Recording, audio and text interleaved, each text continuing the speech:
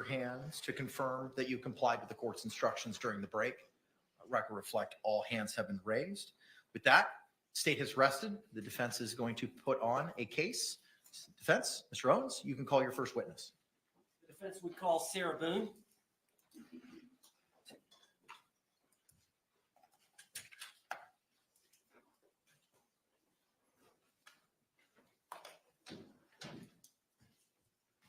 Raise your right hand, please. Sworn, please. Do you swear or affirm that the testimony you should give shall be the truth, the whole truth, and nothing but the truth, so help you God? I do. All right, ma'am, you could take a seat. And if you could, state and spell your name for the record for us. Sarah Boone, 101077. And could you spell your name? SARAHBOONE. All right, thank you very much. Sir, you may inquire. Ms. Boone, would you please tell the jury where you were born and raised? Atlanta, Georgia. You were born in Atlanta? I was born in Atlanta. And how long did you stay in Atlanta before you moved here to Florida? I was 3 years old, 3 or 4. Okay. And from that time, y'all moved, you and your family, your mother and father, moved to Orlando? And my grandparents. Okay. You all moved down from Atlanta down to Orlando? Yes, and my 2 brothers. Okay. And were you raised here essentially from that time on? Yes, And you resided here in Orange County, Florida that entire time? yes. And where did you go to high school here locally? I did. Where did you go to high school? Edgewater. Okay. And tell the jury, how old were you when you graduated? I was 18 years old. Now, I know you lost your mother and father. Overruled. I know you lost your mother and father in your teens and in your 20s. Is that true? I lost my grandfather when I was a sophomore in high school, and I lost my father when I was a senior. And then my mother passed away a few years after that, and then my grandmother passed away after my mother died. All right, so you were in your 20s when all that was going on? Yes. Okay. And then at some point in your 20s, you met Brian Boone? I did, yes. All right. And how long did y'all date before you married? A good handful of years. I helped my family with paying mortgage and bills for the house since my father had passed away and my grandfather. So So you worked outside the home? I did. Okay. Can you tell the jury when you said you and Brian Boone dated for a while? Do you remember when y'all married? I do. Could you tell the jury when y'all were married? The year? Yeah.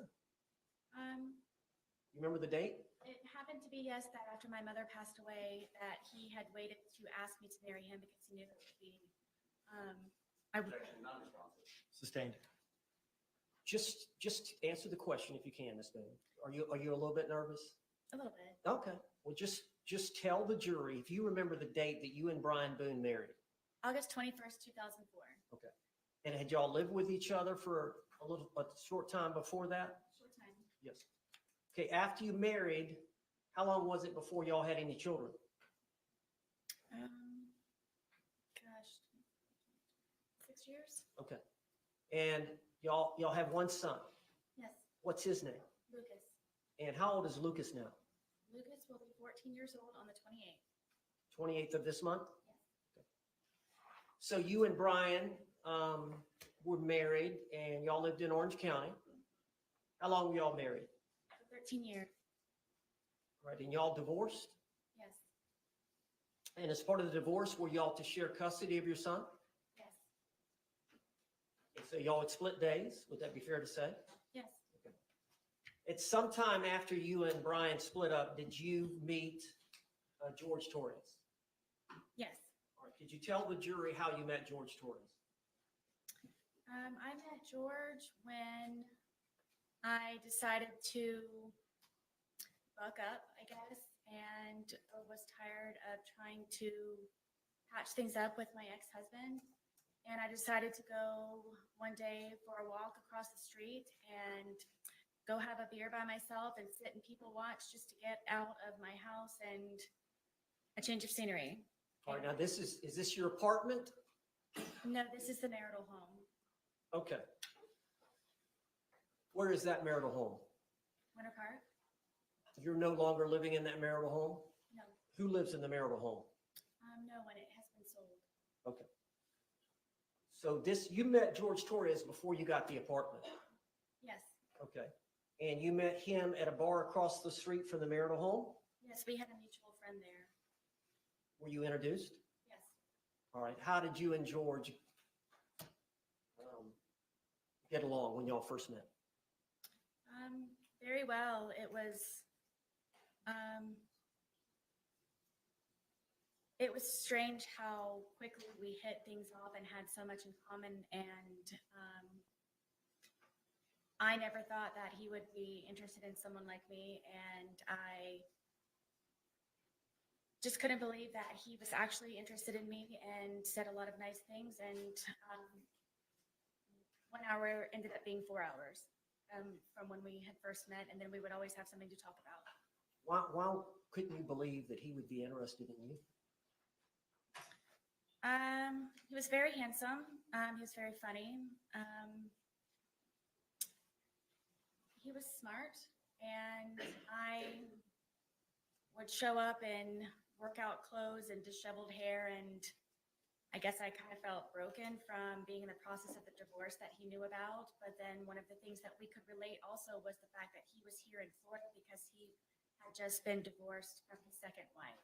So that was another topic that he and I could compare notes on. So eventually the divorce was settled. Did you get your own place? Is it fair to say that after at first you lived in your parents' home, correct? Yes, until I was married. And then you moved directly in with Brian, Yes, and then y'all lived in the marital home, correct? yes, And then you got this apartment. yes, So that was the first time in your life that you actually had your own place. yes. And what was the address? 4748 France Court, apartment number 3. And what city is that in? It's in Water Park. How far is that from here? 20 minutes? Okay.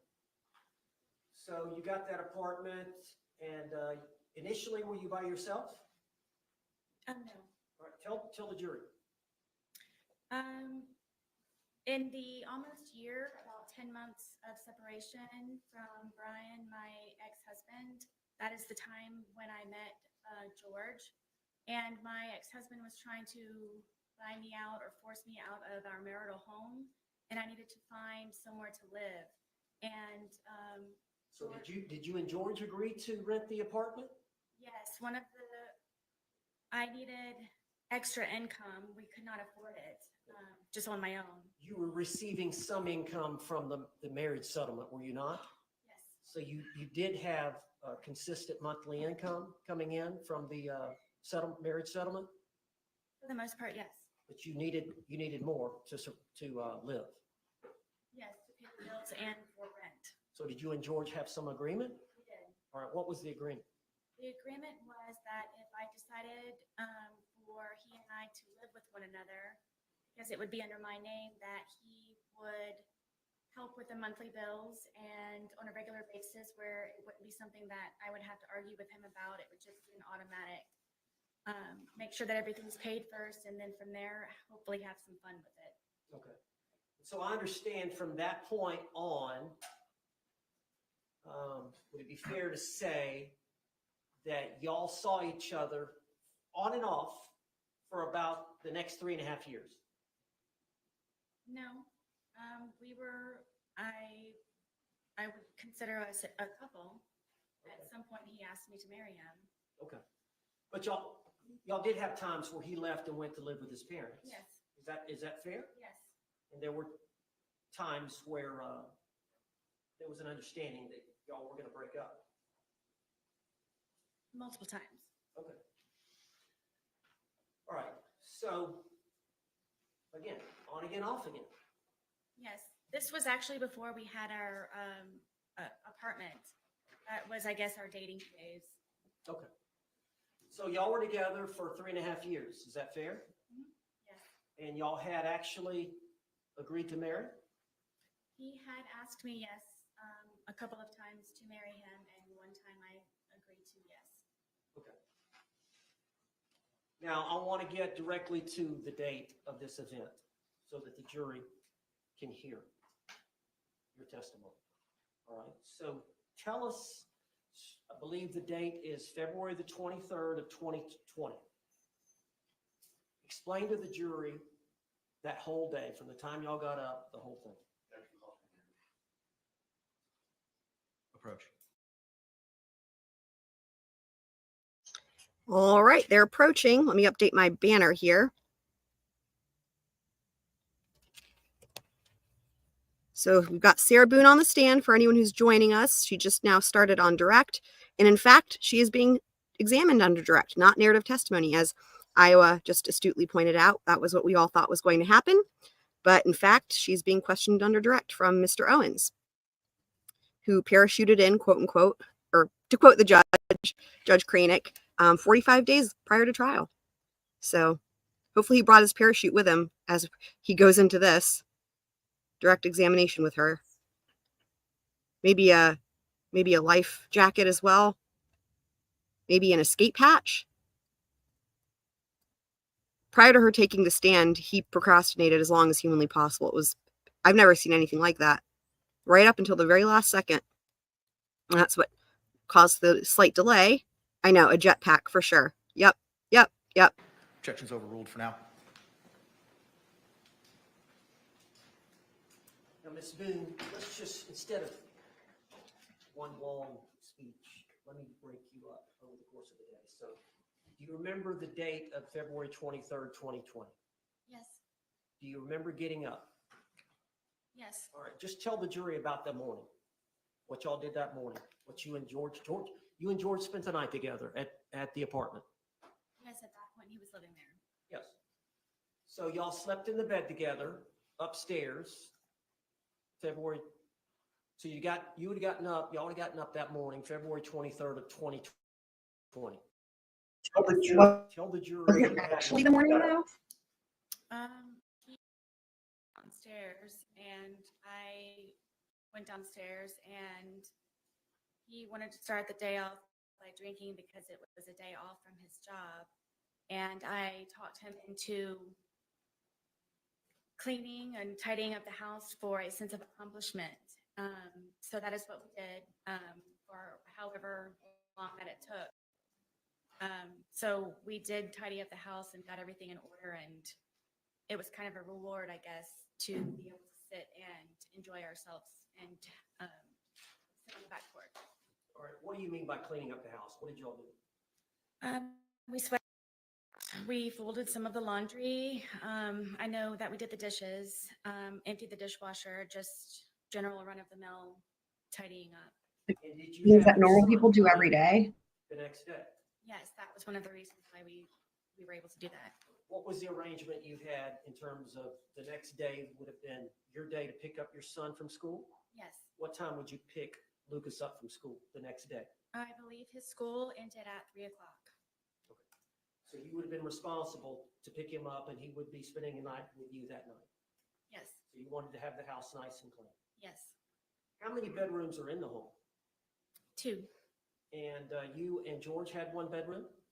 Yes, And who had the other?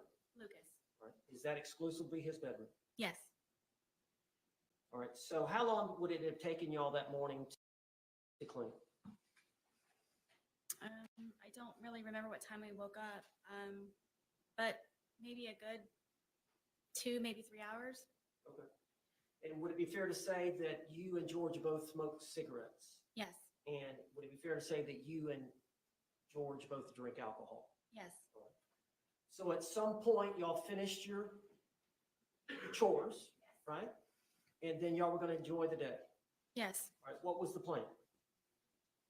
It was just kind of, we've got the day to ourselves. Let's just kind of relax and go with the flow. Did y'all make a decision that y'all were going to start drinking? Yes, we had a half of a bottle that was already in the Here we go. refrigerator, and I did not want to go out afterwards. I again had Lucas coming the next day, so we went over to Publix to purchase another bottle of wine, so we could not have to go out later on that evening.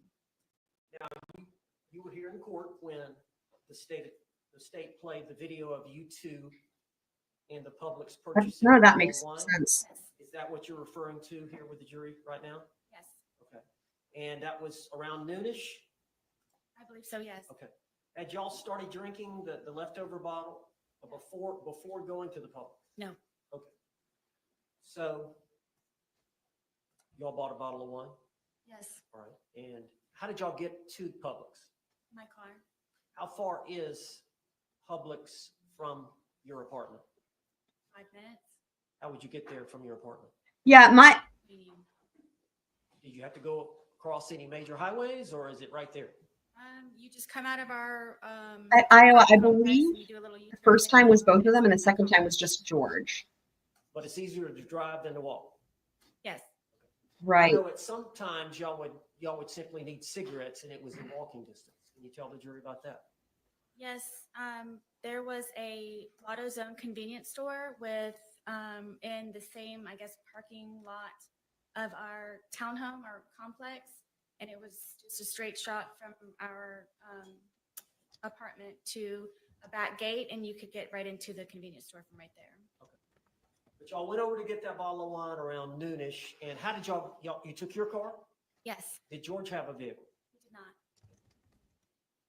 And how did you pay for the wine? With my debit card. And then y'all came back and started drinking? Yes. Okay, tell us what you did when you got back from the Publix. Just went on the back porch where we usually spend our time because we're able to smoke cigarettes outside as opposed to inside. And Is cigarette smoking not allowed indoors? it is not. Okay. Do you have pets? Yes, I do. Well, did you have pets? I did, yes. Okay. Were they with y'all there that day? Yes, my dogs were with me all the time when I was there. How many dogs do you have? I have 2, And just what are their names? Penny and Tess. And what is the breed? They are red Boston Terriers.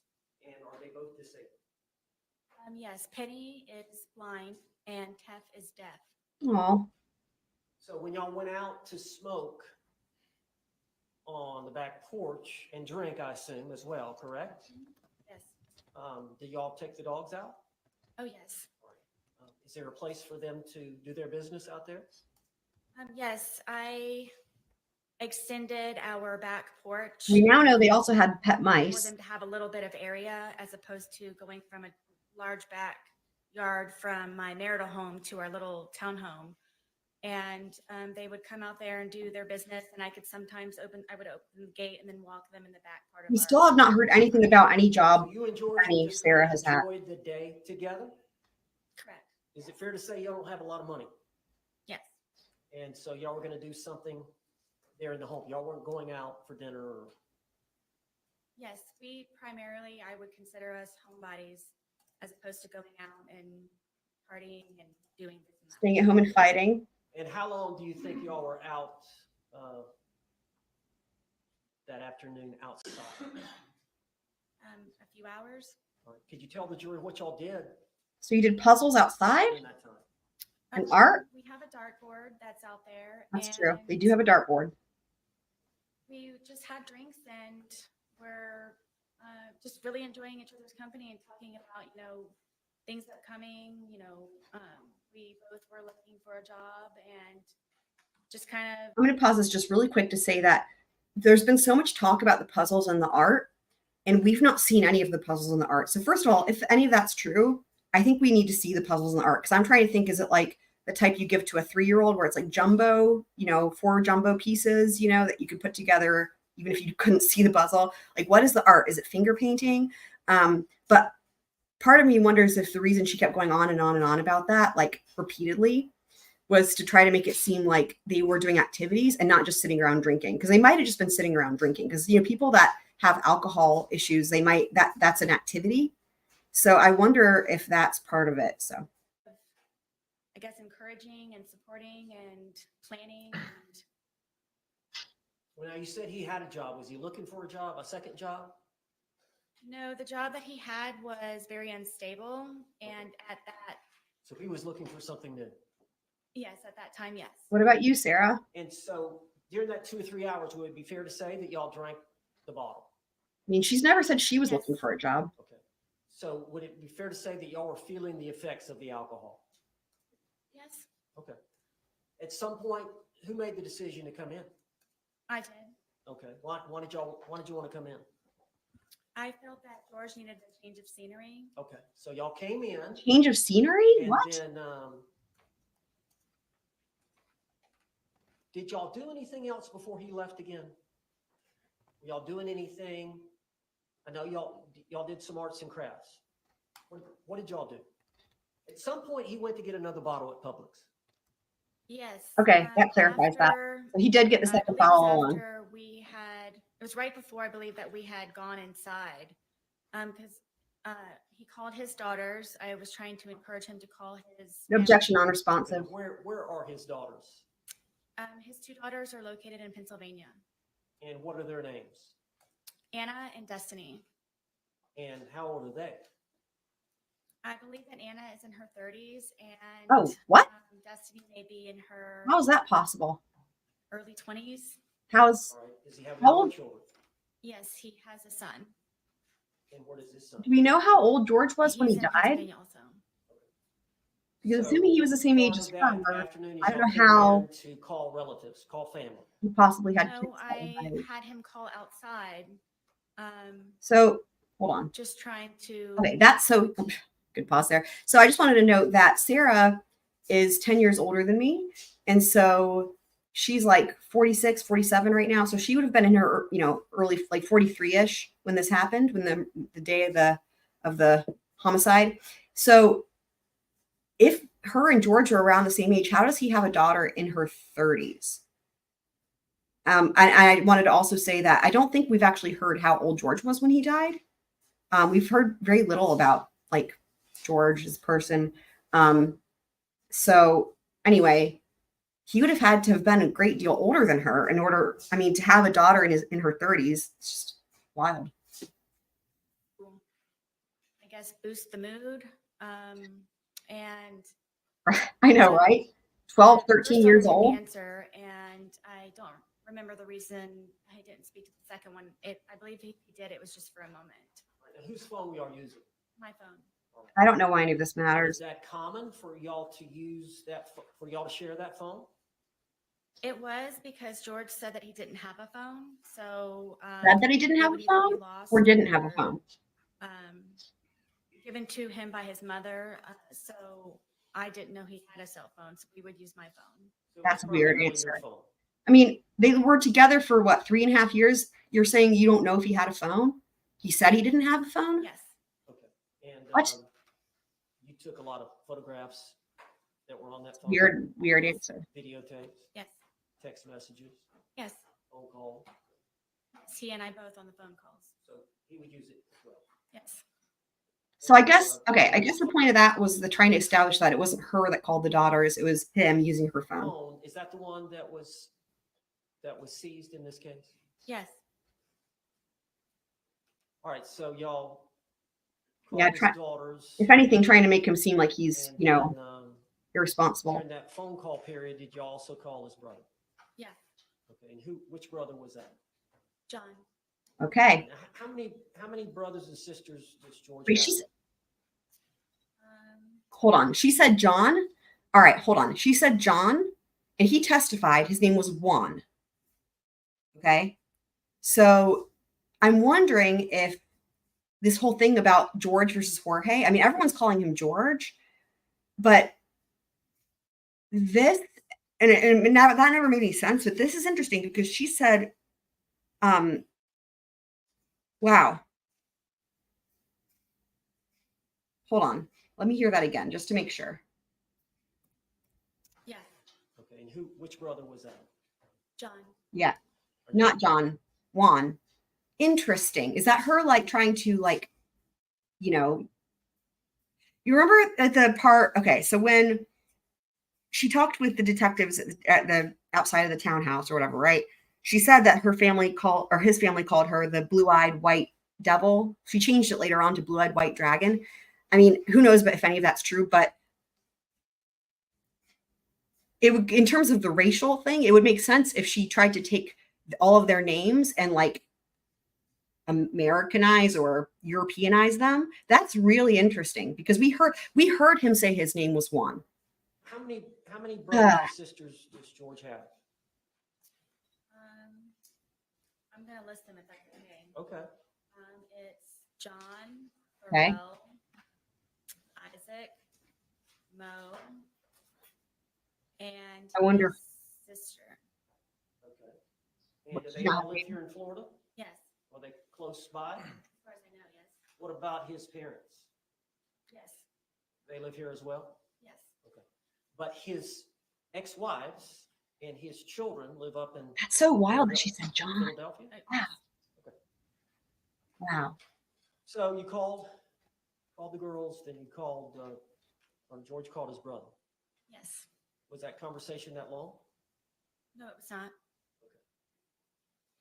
And Why then she after called that him? phone call, Dude. what did were y'all inside by this time? Yes, at When is this? this point, I believe that it She should, even if she did call him John back in the day to be a dick, she should at least hear on the stand say Juan after the jury's heard him testify and say his name was Juan. was a good time to get a change of scenery. So I thought George would be better off inside, and frankly, I didn't want to be outside any longer either. Why? None of this makes any Just sense. get an idea. Change of scenery? About this time is when he went to get the second bottle, or did y'all stay inside for a while before he left? No, from what I I recall, wonder- I thought the day was over. I wonder, okay, the change of scenery thing doesn't make sense. She's said that now twice. I wonder if they were starting to argue or something, and maybe there were other neighbors that we haven't heard from that weren't, interviewed at the time. Maybe there were other neighbors out there that were, seeing them argue, or she didn't want other people to see them argue. Because this doesn't, at the very least, what she should say is, well, we wanted to do puzzles and art, and that's indoors, right? Because we still haven't heard anything about puzzles or art at this point, which is bizarre to me. And it was going to be get ready for the evening, for the day. What do you want for dinner? Evening do in you the have a day? load of laundry that you need to throw in. Oh boy, I kind thought of you already did thing, laundry. and that was my understanding. Oh, yeah. And This was about 5-ish or something? I don't remember the time. Okay. At some point. Evening, during night, that day, morning, it's all the time same. period, did George go to Publix again? Yes, I thought he was going to be walking to the convenience store, but apparently, Oh. when he Oh. returned, he had Oh. gone across the street with my car and my debit card to buy another bottle of wine. Okay. That's why that's why now this whole narrative about him going to buy cigarettes, that's why she said that. Because she's trying to make it seem like she didn't expect him to go get another bottle. It wasn't her decision. He pulled a fast one on her without her agreement and even used her debit card. Like she's the victim and he's spending her money on wine that she didn't want. Amazing. What was your understanding of where Wow. he was going? To the convenience store, walking. For what? Oh, for fuck's sake. And this can't be You proven learned- one way or you the other. learned, obviously, that he came back and you Okay. learned that he'd used your vehicle Yes, and he'd used your debit card yes, and he'd brought back a bottle of wine from Publix. right. That could be a source of an argument, couldn't it? Maybe the fact that he used her card to pay for it.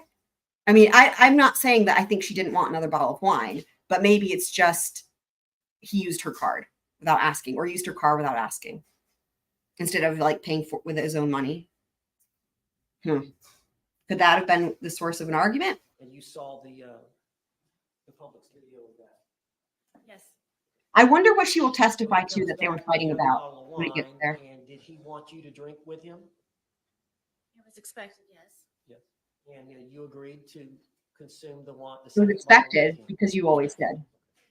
So over the course of that evening, drinking the wine, what did y'all do for time-wise? Watch a movie, music, just kind of. Well, we know. What you remember. I know it's obviously been a while. She remembers. She was drunk. It was kind of a regular thing where I would always try to come up with entertaining activities for George and Oh my God. for The thing is that Brian seems like a guy that it seems like he doesn't even drink. I mean, they seem very different. I wonder if when he gets called again, if more we'll learn more about their life, because that's what I wanted to hear. They were married for 13 years. Was she always an alcoholic? Was she always wanting to play hide and seek? You know, it's just interesting because that's a long time to be married with someone, and you know, he's got all the tea. I bought a puzzle. We started off at one point doing a smaller puzzle, and then we did that very quickly. So then I right, 'cause it was purchased for a larger children. It puzzle. was a and I baby believe it was puzzle, like I 1,000 thought. pieces.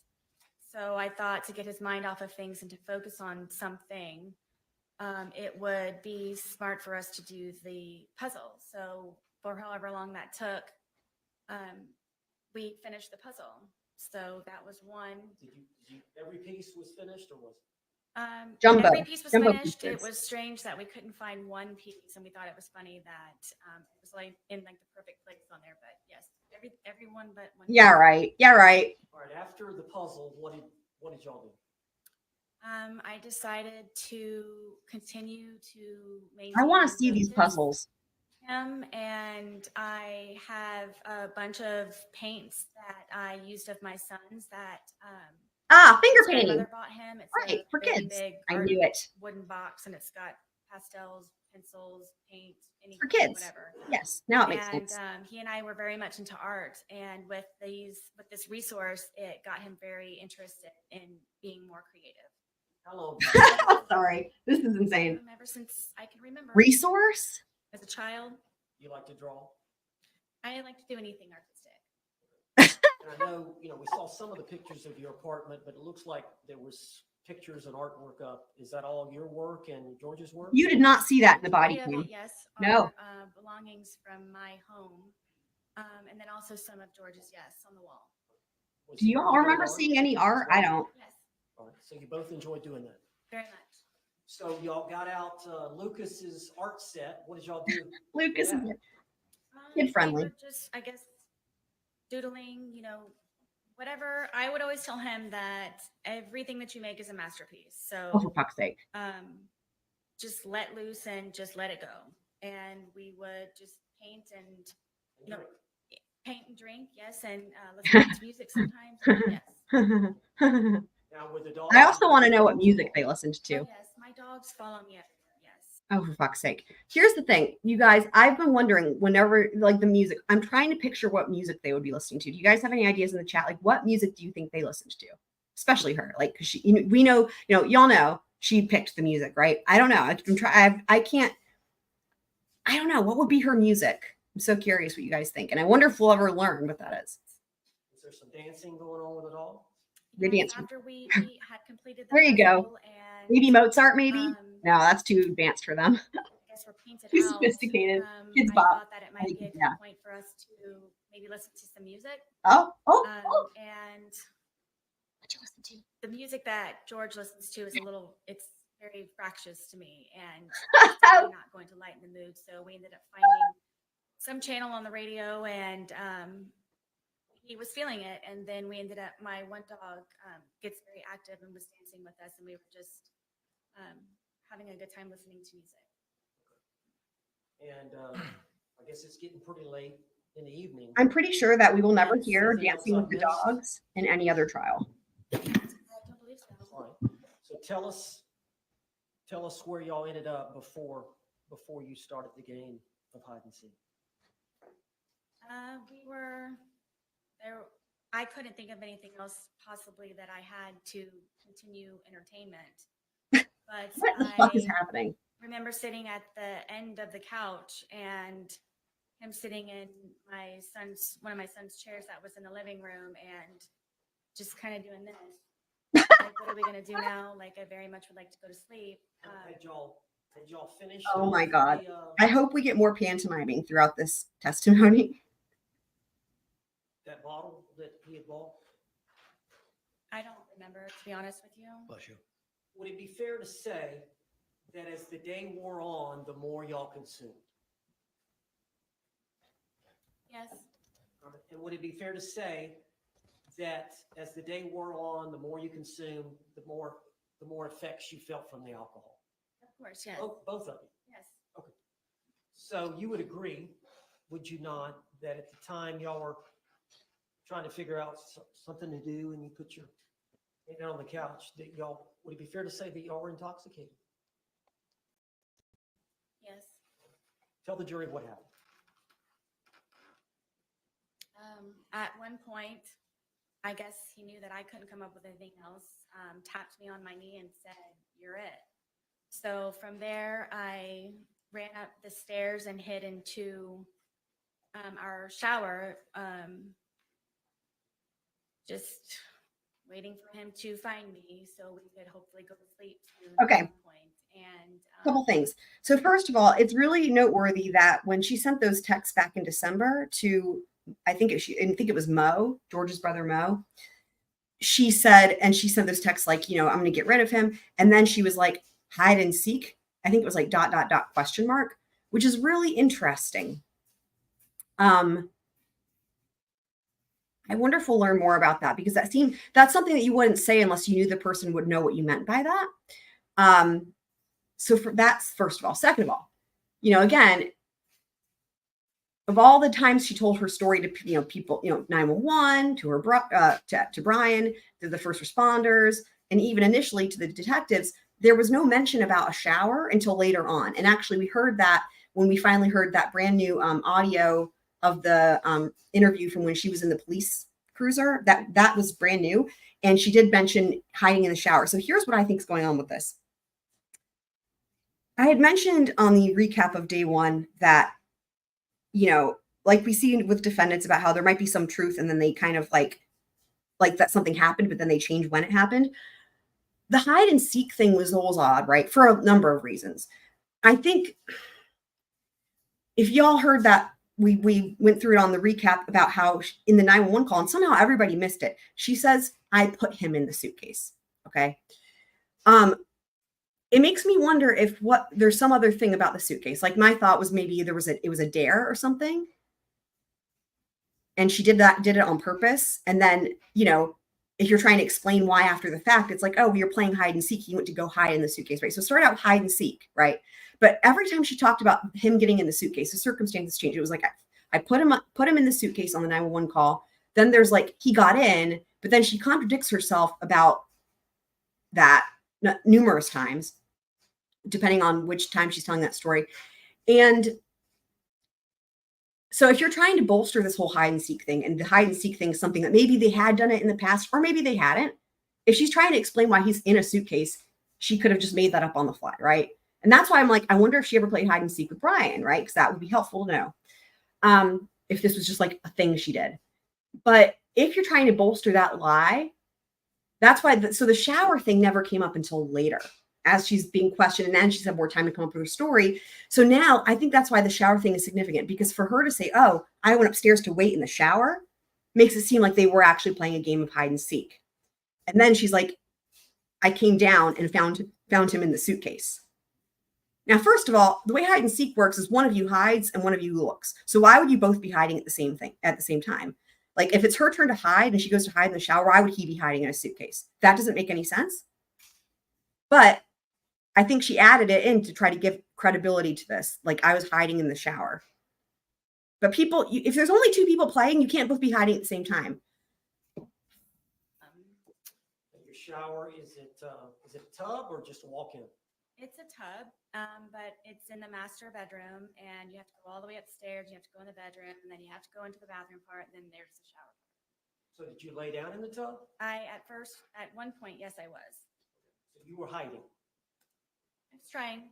So how was he hiding? And did you believe that he was going to come try to find you? Yes. Did you wait? Yes, for quite some time. All right. Then what did you decide to do? That I decided that I need to go to sleep. I'm picking my son up the next day, and we need to start wrapping up the evening. Yeah, I wanted to just, because I've seen a lot of people think about this. And this is a theory that a lot of people have, but we talked about this on the day one recap, because someone else, I think it was Angel Baby, had mentioned this. So here's the only thing. First of all, I think it would be really hard to get him to fold up into that position if he was unconscious. But the other thing is this, the bat, so we know he had blood, right? The bat had no blood on it. But the other thing that's really crucial is the timeline via the neighbors, because the neighbors heard the arguing before they heard the loud thud. coming down the stairs. So if he was unconscious before he got in the suitcase, I mean, I guess they could have been arguing and then she hit him with the bat and then put him in the suitcase. I'm just trying to think if this is possible. And then zipped it up and then threw him down the stairs. But again, but then this following comment is exactly what I went through logically on the day one recap. The fact that he was talking, right? My thought was, if he was unconscious and she put him in the suitcase, first of all, again, that would be really hard to do, but let's just say that happened. Then she throws him down the stairs. That at the very least, you would get some sort of head injury from that. She throws him down the stairs and then leaves him in a suitcase where he's, the air is restricted, right? At this point, it would have to have already been zipped up, right? Otherwise, he would have fallen out of the suitcase before it was chucked down the stairs. So I thought to myself, what are the odds, though, that someone's unconscious and then gets chucked down the stairs in a suitcase, and the suitcase is zipped up and there's very little air? What are the odds that they would come to in that situation, right? I just don't think those odds are very good. Which is why I could go back to, I wonder if it was like an I dare you to see if you can fit in the suitcase thing. As like, that, and then he gets in. And the other thing too, like I mentioned before, is that the way he would have had to have been crammed up in that suitcase in a position where it could be zipped and where he would fit. That to me, the only way that would happen is if someone's really trying to do it. Because that would be really hard to do unless you were trying to prove a point or win a bet or whatever, right? So that's kind of where I'm at, is that he willingly got in the suitcase, but I don't know about the hide and seek. I think that's her trying to make it seem like it was totally his choice and not that she dared him to, potentially, because then that would, remember, the whole thing is like, well, even if he got involuntarily, it's her fault because she left him in there and zipped up, blah, blah, right? But she doesn't understand how things work. So I could see her thinking that she wanted to make it seem like she wasn't even there when he got in the suitcase. It was totally his idea. And that's why she's upstairs in the shower, versus maybe if she dared him to get in, then that would put the liability on her that he got in the first place. And this would all speak to premeditation, right?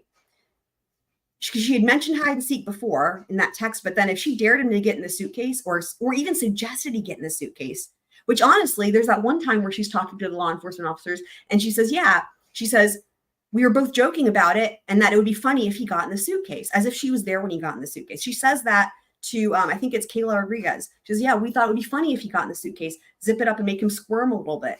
Actually, no, that's what she tells Detective Koepsell. She says, we thought it would be funny. We were both playing around with it, right? But then she changes her story to, I was in the shower and he was playing around with the suitcase. And then she changes it to, I was in the shower and he was in the suitcase. And I went downstairs to find where he was. And what The thing is, so that's the only real explanation that I can think of. Because again, I think that it would be impossible for him to get him into that position with him being unconscious. I mean, she's not a bodybuilder. And even if she was, and just think about how much she would have to bend.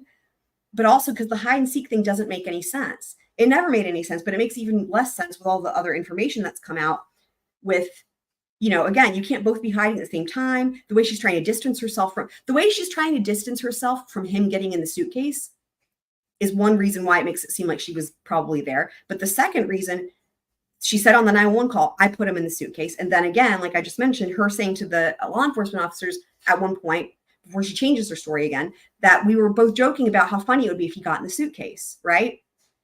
We were playing around, she says, as if they were both talking about the suitcase. And that does put her there when he gets in the suitcase.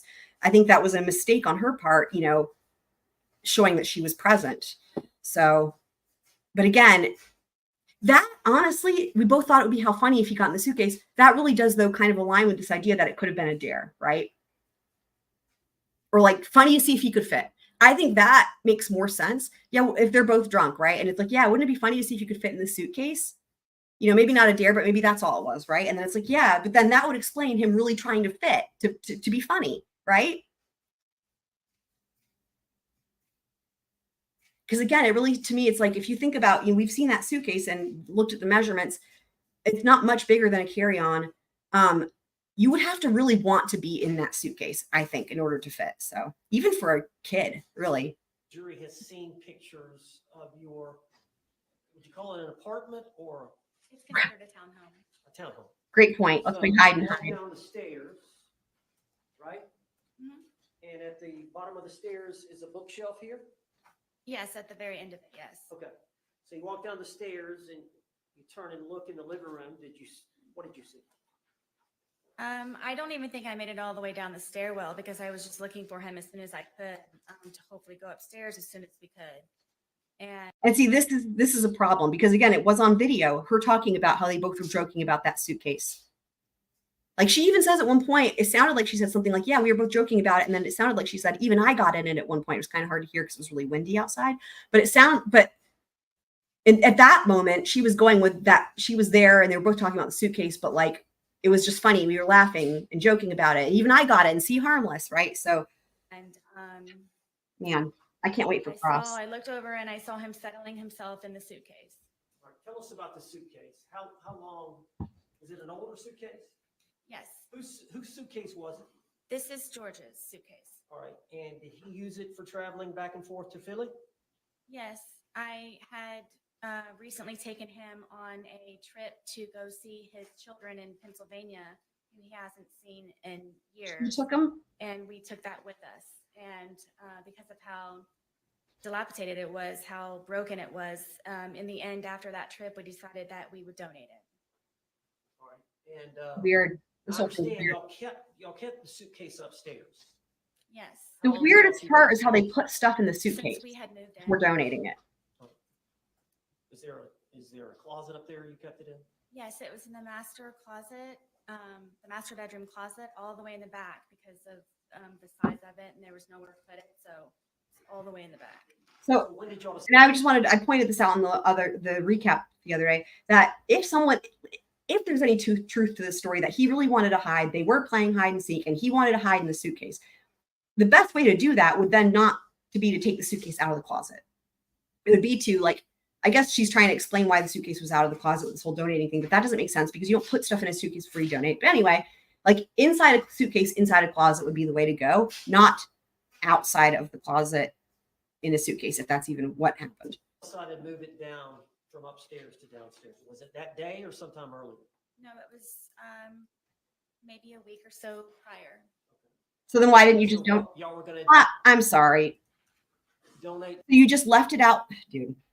It was a week or so prior, but you didn't donate it during that time? I don't understand. To Goodwill? Or? No. Yes, we were going to do, I guess, a spring cleaning. Anyone who has children understands that they grow quickly, and there was a lot of clothes that I needed to go through of my sons, and then also from George and I moving in and just kind of putting everything in there, at one point where we just needed to actually go through it and organize it and get things more in order. So is that the reason it was downstairs? You were going to donate it and a bunch of things that you were going to put inside of it. Correct, yes. Okay. But there was papers inside It of had it. been down there a week, so it was already down there. Yes, George brought it down. Okay. So you said that I wanna know you what got this down there, you're looking for him, you see him settling into the suitcase. Yes. What did you do? In my head, I said, oh man, In her head. we're obviously not going to be going to sleep anytime soon. And What? I walked over. Were you playing hide and seek though? I don't He know. himself flat, so I couldn't tell. Okay, well, this doesn't make any sense because weren't you just hiding in the shower playing hide and seek? So you're actively playing hide and seek. So what she's saying is this is just contradicting. Like, she's like, oh, we're not going to go to sleep anytime soon. Well, why would you be thinking that if you're playing hide and seek? That Boy. he was in there, and then Now, let me stop you there. The suitcase, Yes. is it the suitcase over here in the yes, box? You've seen it, you saw it. yes. It's a pretty big suitcase. No, shut up. Stop. Stop. George was my height, How and tall are you? I'm 5'3". Okay. They said he was 5'2" at autopsy or the I medical thought it exam. was 100 pounds. Okay. And how much did you weigh? I was 98 pounds. No, you weren't. Lies. Lies. Put on some weight. Since I've been incarcerated, yes. Okay, pointless because we all saw her in that body cam, the body cam. We all saw her.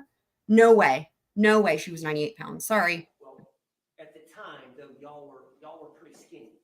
Yes. So from the pictures, it looks like y'all were both pretty thin. Yes. All right. So because of his thinness, Is that how, and he's a small man. Yes. I'm sorry, Candace, that He was that's able to get in the suitcase on his own. Yes. part of your life. He willingly get in the suitcase. He was already in there. Okay. When you got He was to him, settling he in. see you. I swear. Yes. All right. Tell us what happened. I mean, I just kind of, I zipped him up. We thought it was funny. And we're joking about how he was, I guess, small enough to fit inside of the suitcase. Ah, there it is. Y'all, my theory. That's my theory. I don't know about anything else in terms of when he got in and blah, blah, but that's that. There it is. Joking about how that he's funny, small enough to get in the suitcase. This is not hide and seek, though. This is not hide and seek. This is him being like I said, joking around. They're both drunk. See if you can fit in the suitcase. It's funny that you can fit in the suitcase. That makes so much more sense, but that's not hide and seek. From there, it was just. But that makes more laughing about sense. it, and, That makes more sense.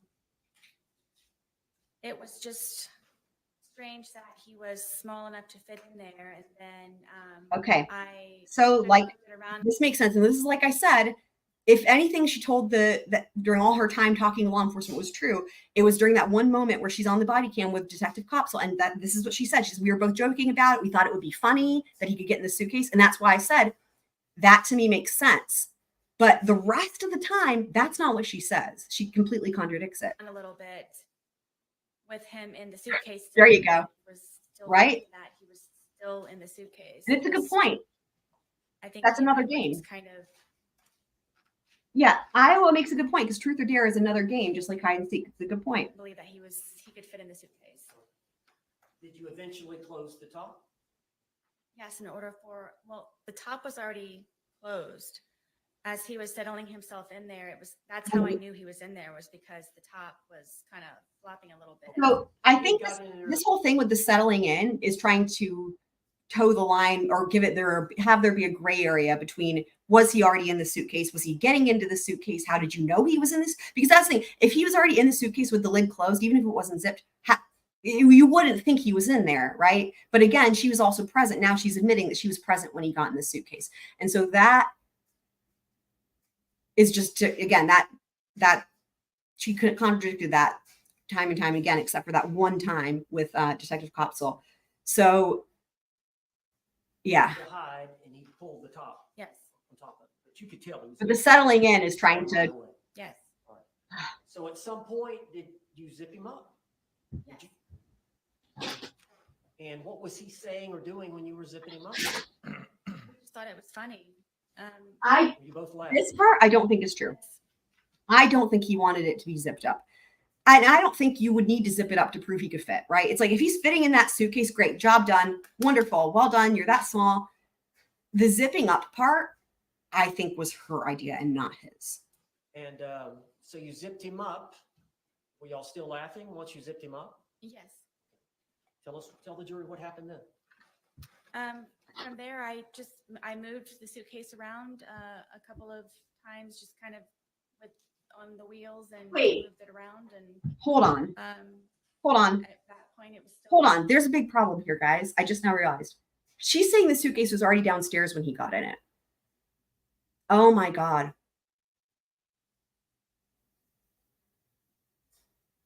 So they're going to try to say that loud noise was something else, or they're just going to ignore the loud noise. Holy fuck. Because that makes sense though. I mean, it doesn't make sense because this is not going to work, but they don't want it to seem like she threw, right. They're trying to make it seem like she didn't throw him down the stairs in the suitcase. Wow. So that's why she's saying the suitcase was already downstairs when it was usually kept upstairs. And that's why I thought it was weird. And wow. They're going to try to make it seem like she didn't throw him down the stairs in the suitcase. Holy fuck. It was funny. We were joking and laughing about it. So you're right. So she's saying this was already downstairs. She's saying it was downstairs because they were going to donate it. And that's why it was downstairs when they normally kept it upstairs. They're trying to make it seem like she didn't. Oh my God. Did you wow. sit down Wow. on the couch and get your phone? Yes. Wow. Did I miss something? Well, Oh boy. The suitcase had,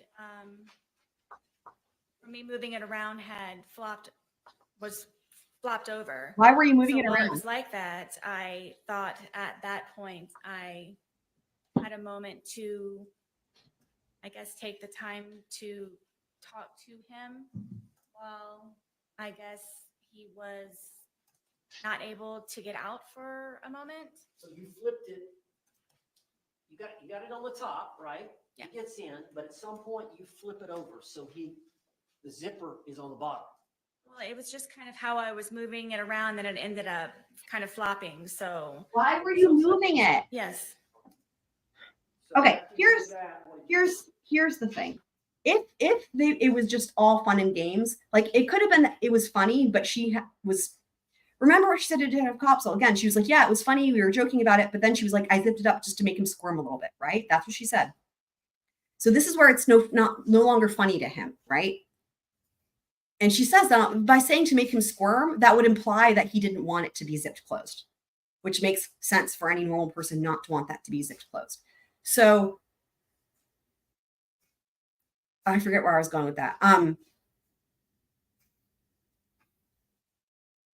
So this whole thing about I thought now I would be a good time to talk to him. But this is what where we're getting to is the taunting in the videos, right? That's what they're referencing here. With it zipped closed, with him from, in her own words, squirming, right? And her taunting him. The part that's being left out of the story, well, among other things, is that she tossed him down the stairs and hit him with the baseball bat. That's being left out.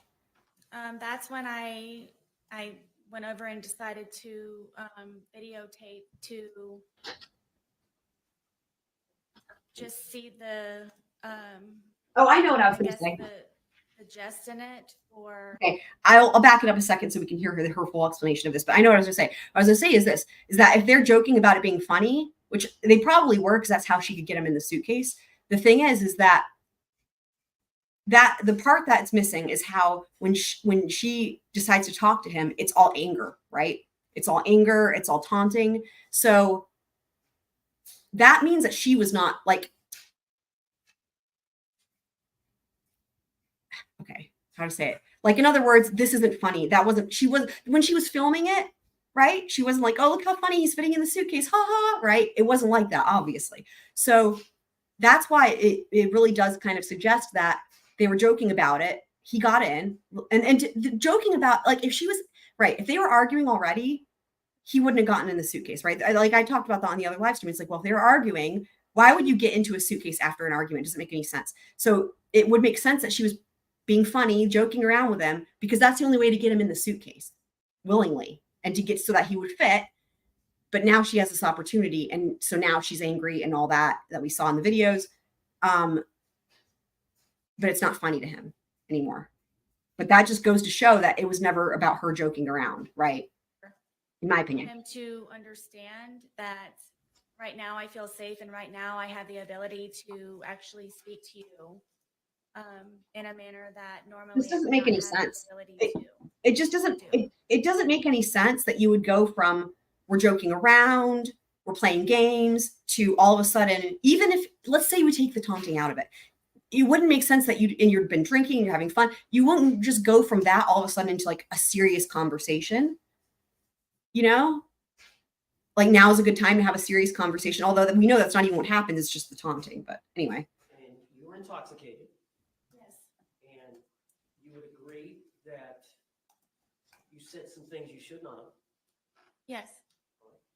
but you realized he could not get out and get at you. Is that fair? At that moment, Why yes. would you think that he would do that if you guys were It was on joking for around about having fun? 10 minutes. Yes. You heard it here today, did you not? Yes. You heard his voice as he was speaking from the suitcase. Yes. That was wasn't his today. That voice was on the video and audio. Yes. And you heard your voice on the video and audio. Yes. That was your voice. Yes. All those things said by the man were said by George in that 2-minute video. Correct. All the words said by the female were said by you in that 2-minute video. Correct. Were you intending on showing him the video the next day? Yes. At the time or the next day, Is it fair to say? I don't believe that. She doesn't remember. She didn't remember taking the video. Yeah. So from what you can tell from watching it, did that refresh your memory about that event? It did. She had already watched this before this trial started, sir. Why did you say all that? Yeah, this is, okay. While they're approaching, I'm gonna let Fur out real quick. Let me update my thing.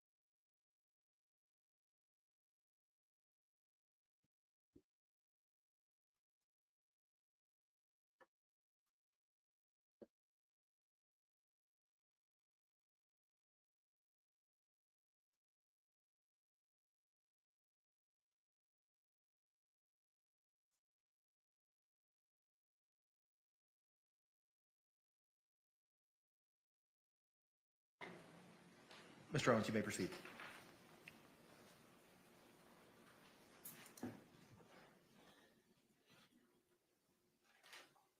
All right, I'm talking Yeah, about it's not just- like the Ezra trial where they always put on the record what they talked about sidebar. Could you just tell the jury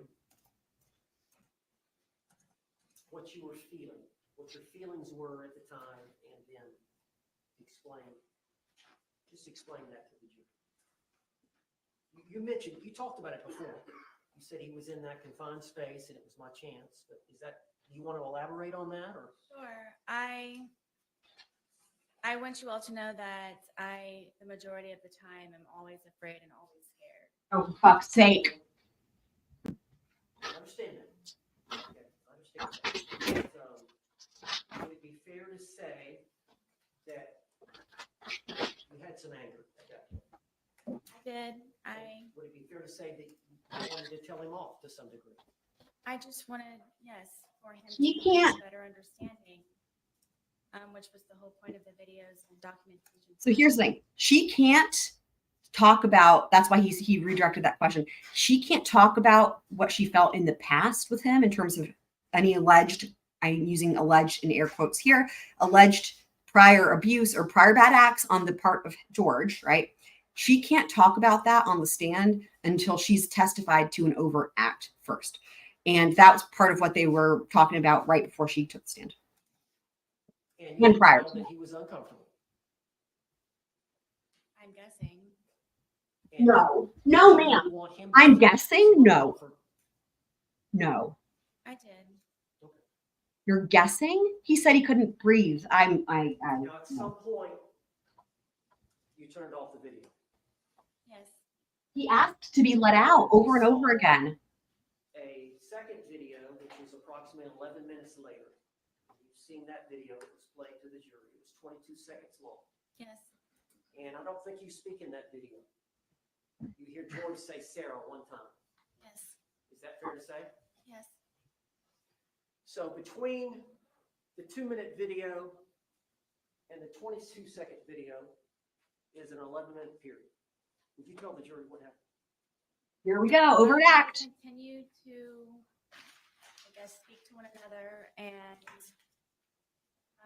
his tone changed, and I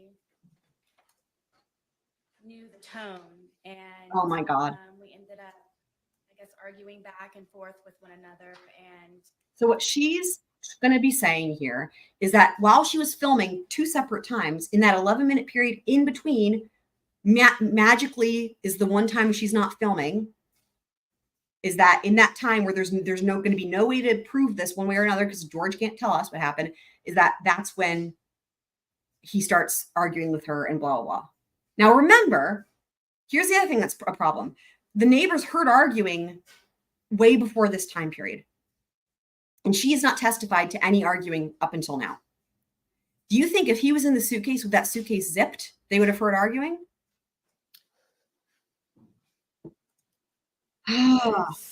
My God, I can't with things this. that he was saying very much frightened me, and cursing at me and threatening me. And Not to mention they heard the arguing before the loud thud down the stairs. I'm sure so. Go ahead, tell me. And it got very heated very quickly, and he continued to push on the suitcase. And my fear was that he was going to break out of the suitcase, knowing that it was a broken suitcase. No, And it wasn't broken. Just the zippers were broken, but they had pulled. His hand started to come through. His hand started to come through this way. I know. This is And ridiculous. So I Ridiculous. shook the suitcase. trying to get his hand to go back in, shaking it. Stop. And No, you telling hit it with a him bat, that, dude. Please stop doing this. Please stop doing this to me. Please stop doing this to me. I can't. So his hand actually got out of the suitcase, Yes. and you went to the suitcase. She says in one of the interviews, the one with in the car, she says his little fingers were sticking out. Yes. And shook it. Little Yes. fingers. Did that force his hand to go back in? No. So you're shaking it. Were you shaking it I to try just- to get the suitcase? I just want to note for the record, she keeps trying to make it seem like the suitcase is worse off than it is. She called it broken down, dilapidated. We saw it. It was in great condition except for the zippers. But remember, they'd attached like paper clips that you could use so you could use the zippers. They were difficult, but you could still use them. But it was not it's not like it was had a big hole in the side. It wasn't dilapidated. She's trying to make it His hand back in? Yes. How long did you shake it? I don't know. But his hand was still out. Yes. Was he trying to get out? Forcefully, yes. Was And he the thing angry at is- you? The thing is, this is all stupid because the thing is this. The zippers are on the outside, right? The zippers are on the outside of the suitcase. I mean, this is something I don't know that anyone's ever pointed out, but like the idea that he could unzip it, it would have to have not been fully zipped in order for him to then reach outside and reach the zipper from the outside to unzip it. And we know how difficult that was because we saw her in court. Like so the zippers were functional but difficult. But that's if you're from the outside of the suitcase. If you're inside of the suitcase, it would be really difficult. And that's assuming there was enough space for you to reach around and get to that zipper from the outside. But she's not even talking about the zippers here yet. Yes. Were you in fear? Sorry, I'm going to back it up a second so that we can hear this without my talking. No. So you're shaking it. Were you shaking it to try to get the suitcase, his hand back in? Yes. Makes no sense. How long did you shake it? I don't know. But his hand was still out. Yes. Was he trying to get out? Forcefully, yes. Was he angry at you? Yes.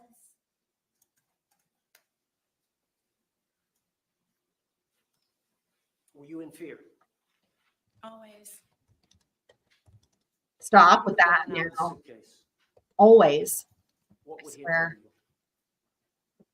Like he used to tell me. I'm sorry. She's saying she was always in fear. But like, so you were in fear when you guys were playing? You were in fear when you guys were playing hide and seek? You were in fear when you were hanging out on the back? I can't, He dude. probably would have made me unrecognizable, or I would have lost my life.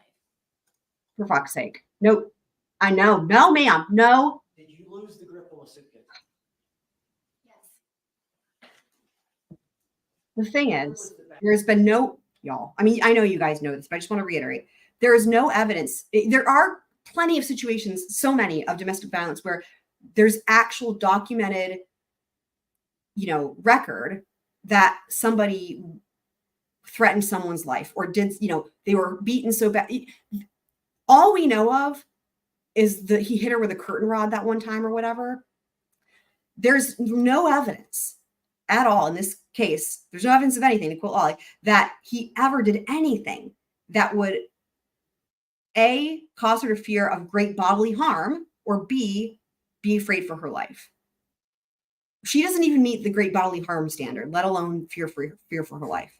That in relation to It was leaning up against the dining room table right there.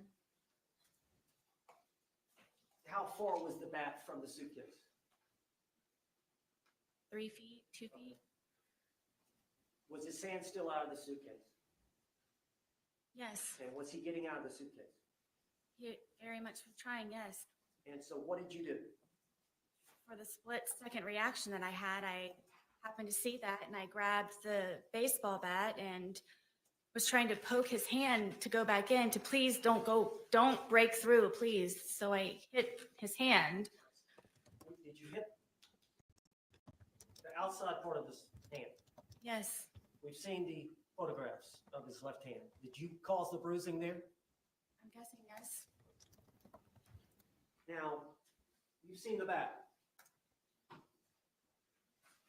It's a youth bat.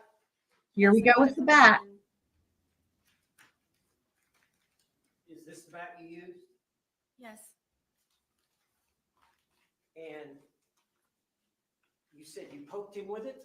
yes, I kind of pushed, like I held it with the skinny part here and then So the grip here, brought it at it. Yes, you grabbed it with both hands here, yes, and then the barrel of the bat, the big part of the bat is here. correct. So in case anyone's wondering where this bat came into play, right? We heard nothing about the bat until right before trial with the motions in limine. Okay, here's what I think is going on with this bat. So, because she never, like, you might think to yourself, no one would have known that a bat was used on him had she not said so, right? Because there was no blood on the bat. There was no video of her using the bat. So there would have been no way to think a bat was involved had she not said something about a bat, right? So you might be wondering, well, when did she say this and why? Well, this came out when she finally met with that doctor. I forget the doctor's name right now, but this was recently, right before the trial, and this had to do with all these motions in limine regarding battered spouse syndrome. She was the one who said she hit him with a bat. She volunteered that information to that doctor, and the doctor was the one assessing for battered spouse, okay? She testified about using the bat, and then that has since been discussed after that came out. Otherwise, they would not have, but why is she admitting to this? Here's why. Because part of the battered spouse defense thing, right, is she would have to, I guess her goal, we'll see how successful. Her goal is to show that she used the least amount of force necessary to stop the perceived threat, so that it's like okay, so under normal circumstances, right, if it's not where you live with somebody, it's expected that you would leave the premises, right? And she didn't leave the premises and she lives there, so that's not, wouldn't really be expected, especially when you're living together as a couple. So, but in other words, before zipping the suitcase all the way up, which I assume is what she's going to end up saying, you have to show that you tried to get the threat to stop. So that's why she's saying, I shook the suitcase trying to get his hand to go back in. Okay. And now what they're getting at is the hand didn't go back in. So now she's going to try to use the bat. Now hasn't said she hit him with the bat. She's saying poked and prodded at his hand to try to get it to go back in, which this makes no sense again, because I don't know why using a bat versus using your hand or shaking it. Why would you poking with a bat if you're not hitting it, right? If you're just poking at it, that's no different than poking with anything else. Again, it's like a half truth, right? It's like she used the bat, but not in the manner in which she's describing. But the only reason she's even testifying that she used the bat is because she's trying to show she used a less forceful method to stop the quote unquote threat. Oh, thank you, Iowa. Jezza left camera volume off and aimed at Seal. Right. Okay. So what this is about is that before like during the lunch break or at the beginning of the lunch break, they went off the record and had to do with this suitcase, but people who were in the gallery still could see what was going on. So that's what is being reported through Jules, who a lot of you guys might know, who's there in court. So judges left camera volume off and aimed at Seal. Right. So because it was off the record, defense lawyers and Sarah Boone looking at the bat in the suitcase. My understanding is the lawyer picked up the suitcase and shook it. Maybe something fell out. So I wonder if what they're trying to get at is if you picked it up and shook the suitcase, would something fall out? Right. Because it's like, would he have fallen out of the suitcase if she picked it up and shook it? If they're trying to prove, I wonder if the state is trying to say that if she had actually picked the suitcase up and shook it, he would have actually fallen out. And so this is a lie. Interesting. Okay. Then threw the suitcase on the floor after that, people in the courtroom. So they're trying to test it out. This should have been done ahead of time, right? They're trying to test it out. They're trying to test the durability. This is my opinion of the suitcase. If the suitcase has things in it and it's zipped and you shake it, what happens? That's a great question. This is a great question. I don't know why this wasn't done before. But so this is though saying that the defense attorney picked it up and shook it, or the state did. Maybe something fell out and then threw the suitcase on the floor. So it matters, to me, it matters who picked it up and shook it, and it matters if anything fell out. But maybe we'll get some more information from Jules on this to this end. Into the different areas of the suitcase? I started with his hand, and his hand, he was still Okay. trying to get out. He was still trying to do that. So I started to push on the suitcase around it, hoping to have his hand retract and go Right. back inside. Pushing with the bat. It doesn't make it pushing with the bat. Why would you push with the bat? This is her admitting she used the bat, but not trying to say she hit him. This is ridiculous. Pushing with the bat. You could push with your hand, dude. I can't. A bat only works if you hit something with it, ma'am. That's the point. I Who swear. made those injuries? I did. From pushing, stop it. There. Can you see Okay. So they're trying to say those injuries came from pushing with a bat, not hitting with a bat. I can't. The bruising. I can't. Is that from that bat? I can't. Yes. I can't. Eventually, did his hand go back inside from you doing? Yes. Finally, he had subsided and retracted his hand. So in your Decided. mind, did you prevent him from attacking? Interesting. Absolutely. He acquiesced. Split-second decision. He didn't want to get. Once he retracted his hand, He didn't want to get beaten anymore, so he put his hand in the suitcase. do you remember zipping it up some, or what Ah, did you do in relation? Because he was Mil- upside down. $1 million question. At that point.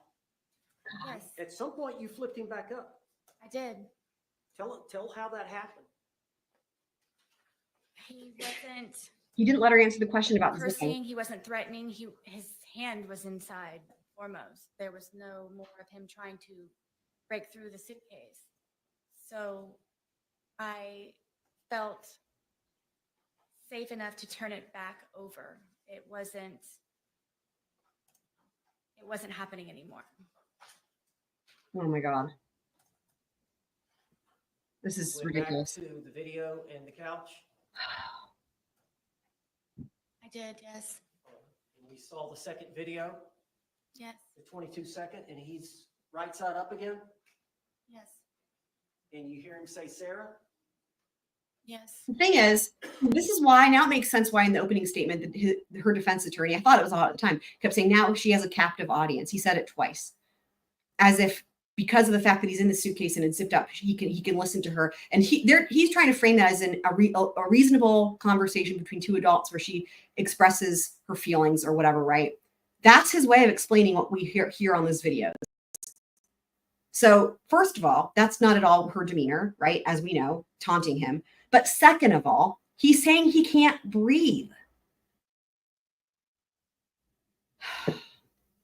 That's why, even if you buy everything else that she's saying, even if you say, yep, she was abused, there's no evidence of any of these, right? Even to go with this whole line of logical thinking here.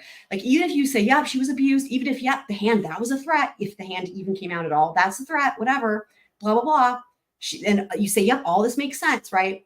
Where it doesn't make sense anymore, even if you believe all of that, is that him saying he can't breathe and then her not opening the suitcase and her leaving him in after that and her taunting him after that. That's where it turns into a reasonable person would expect that person to die and suffocate, and that her actions support that that's what she wanted to happen. Had you left enough room for him to get Right. Thank you. Yes. zipper to zipper? That's exactly right. And it wasn't, and the thing is, it's not even, and it's one-sided, right? Because it wasn't, this is not only is that not how you would have an actual conversation, but it wasn't a conversation. It was her taunting him and him saying he can't breathe. So very one-sided, right? That suitcase has 2 zippers, doesn't it? And they meet at various. I mean, he was places along the captive. line. Correct. Captive audience is bullshit, but he was captive. How much room, when you flipped it over, how much room was between zipper to zipper? I don't know specifically. I mean, it was enough to where his No. hand was coming out. You zipped it more. After you had hit him with the bat, was he not trying to get out anymore? No. Interesting, because he made a mistake and he said hit with the bat, even though she said poked him. Oops, Mr. Owens. Oops, you done fucked up. You said hit. Even though we all knew it. Did you believe that he could breathe in there? Yes. He said stop. Did you ever believe he could die in there? Stop it. No. Stop. Oh. Okay. I'm gonna lose my mind because how many times does he say he can't breathe? I never counted. I should have counted. He says he can't breathe over and over again. I can't. Never. Did you want to kill him? I did not.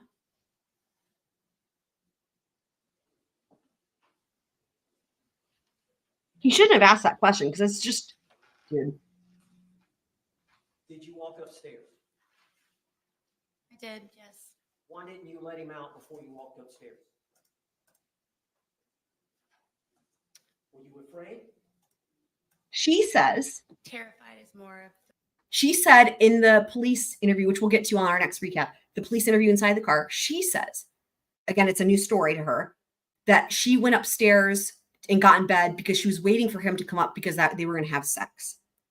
And we're going to talk about that on the recap when we get to that. But she says she went upstairs because she was expecting him to come up and them to have sex.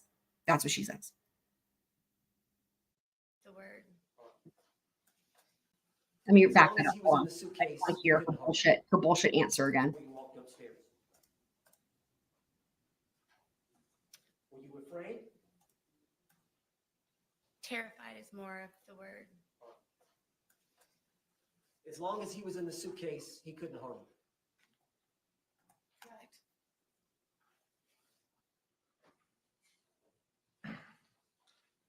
When he's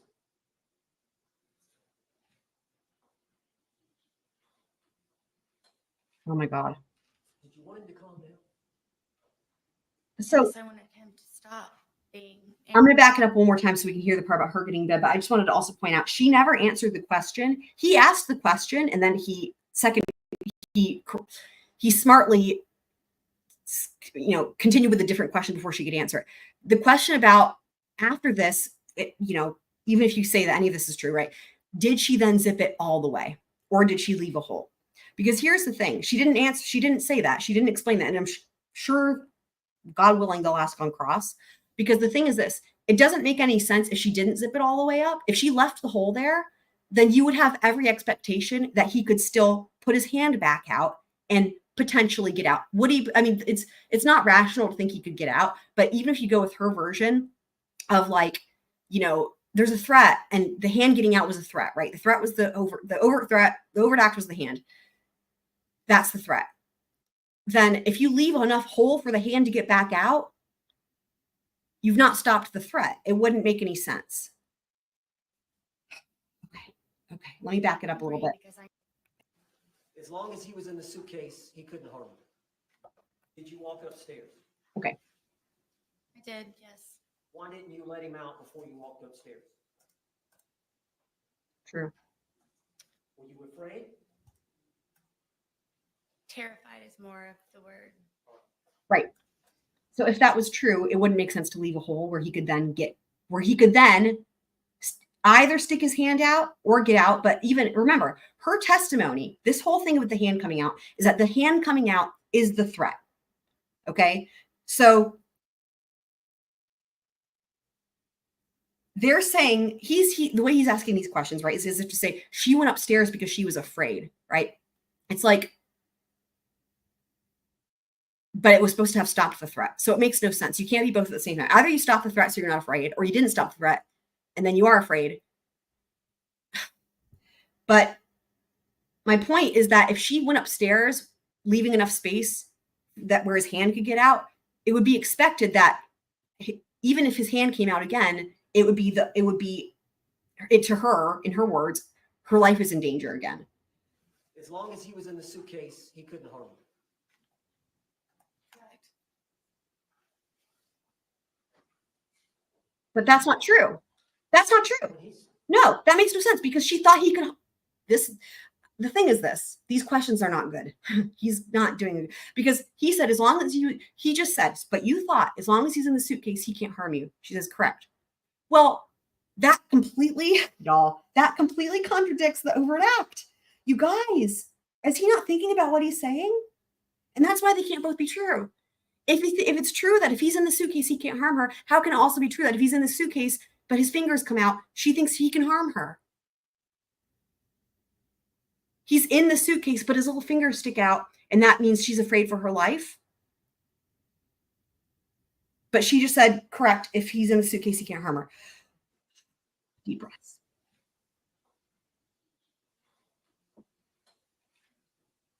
did you want him to calm down? Yes, I wanted him to stop being angry because I know what it is for him to be angry. And there's no evidence of him being angry, only Went you. upstairs.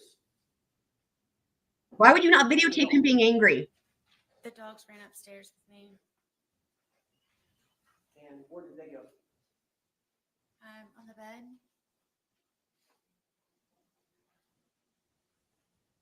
Oh boy. Did you have the phone with you? Yes, I know at some point you called your husband, Brian, did you not? I did. Oh boy.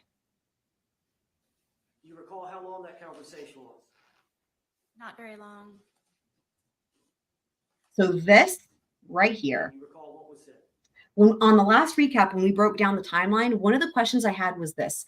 Because Brian says she called him at 11 something. Now we all know that at some point he was interviewed and they went through the phone records, and there is an exact time that exists. But when he testified on direct, from what he could remember, he said 11 something. And I was like, that matters, right? Because my thought was this.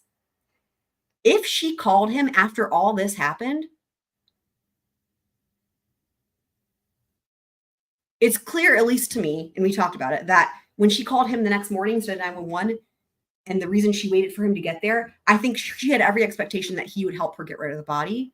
And when he walked in the house and said nope and got out of there, and then she called 911, you know what I mean? So did she call him this night to ask him to help her with the body? Because if she did, it means she thought he was already dead.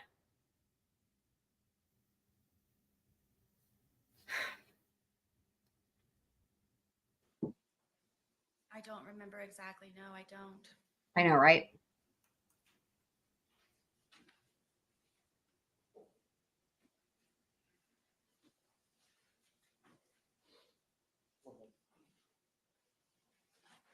So you guys, we haven't recapped because it'll be on the upcoming recap with the medical examiner. And I feel like I heard all that testimony, but at the same time, I feel like I must have missed something because I don't remember her weighing in upon even an approximate time he would have died. So anyone who watched that, do you guys remember what she said? Did she, because I didn't hear that. And I'm like, did I miss something? Because my thought is like, was she able to say, yeah, he'd been dead for 12 hours, or he'd been dead for 5 hours or 6 hours or 2 hours or whatever, because that would help understand what, I mean, having said that, even if he was still alive and the medical examiner said, yeah, no, he would have been alive and he would have died in the morning or whatever, she still could have thought he was dead, right? If he stopped talking and he wasn't moving, and after he said he couldn't breathe, she still could have thought he was dead. Either way, this whole thing about calling Brian is so interesting. I mean, why else would she have called him?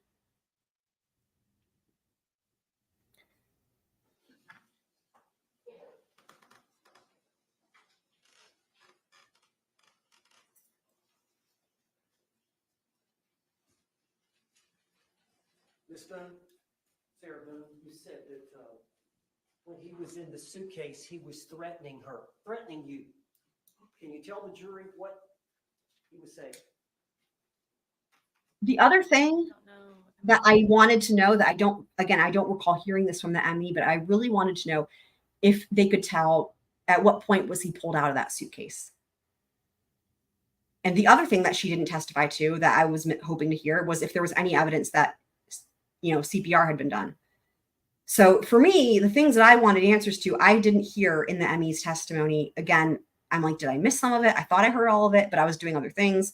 What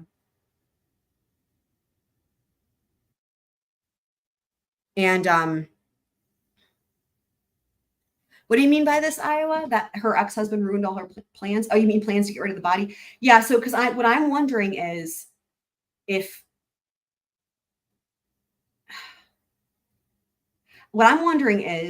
in the morning. Okay, what I'm wondering is if, like, she wanted Brian to help her move the body. She called him that night. He didn't answer, so she leaves him in the suitcase, goes to sleep. Next morning, calls Brian. And,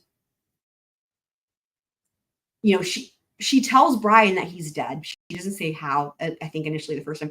She tells him that he's dead. I wonder if at that point, that would be when she dumped him out of the suitcase so she could try to make it look to Brian like she did CPR. Like, I wonder if Brian hadn't just noped right out immediately, I wonder if she would have given a story of something else that, like, to make it seem like she tried to save his life. And, like, because the thought is this, like, she would have got him out of the suitcase to make it look like she gave him CPR to try to save his life.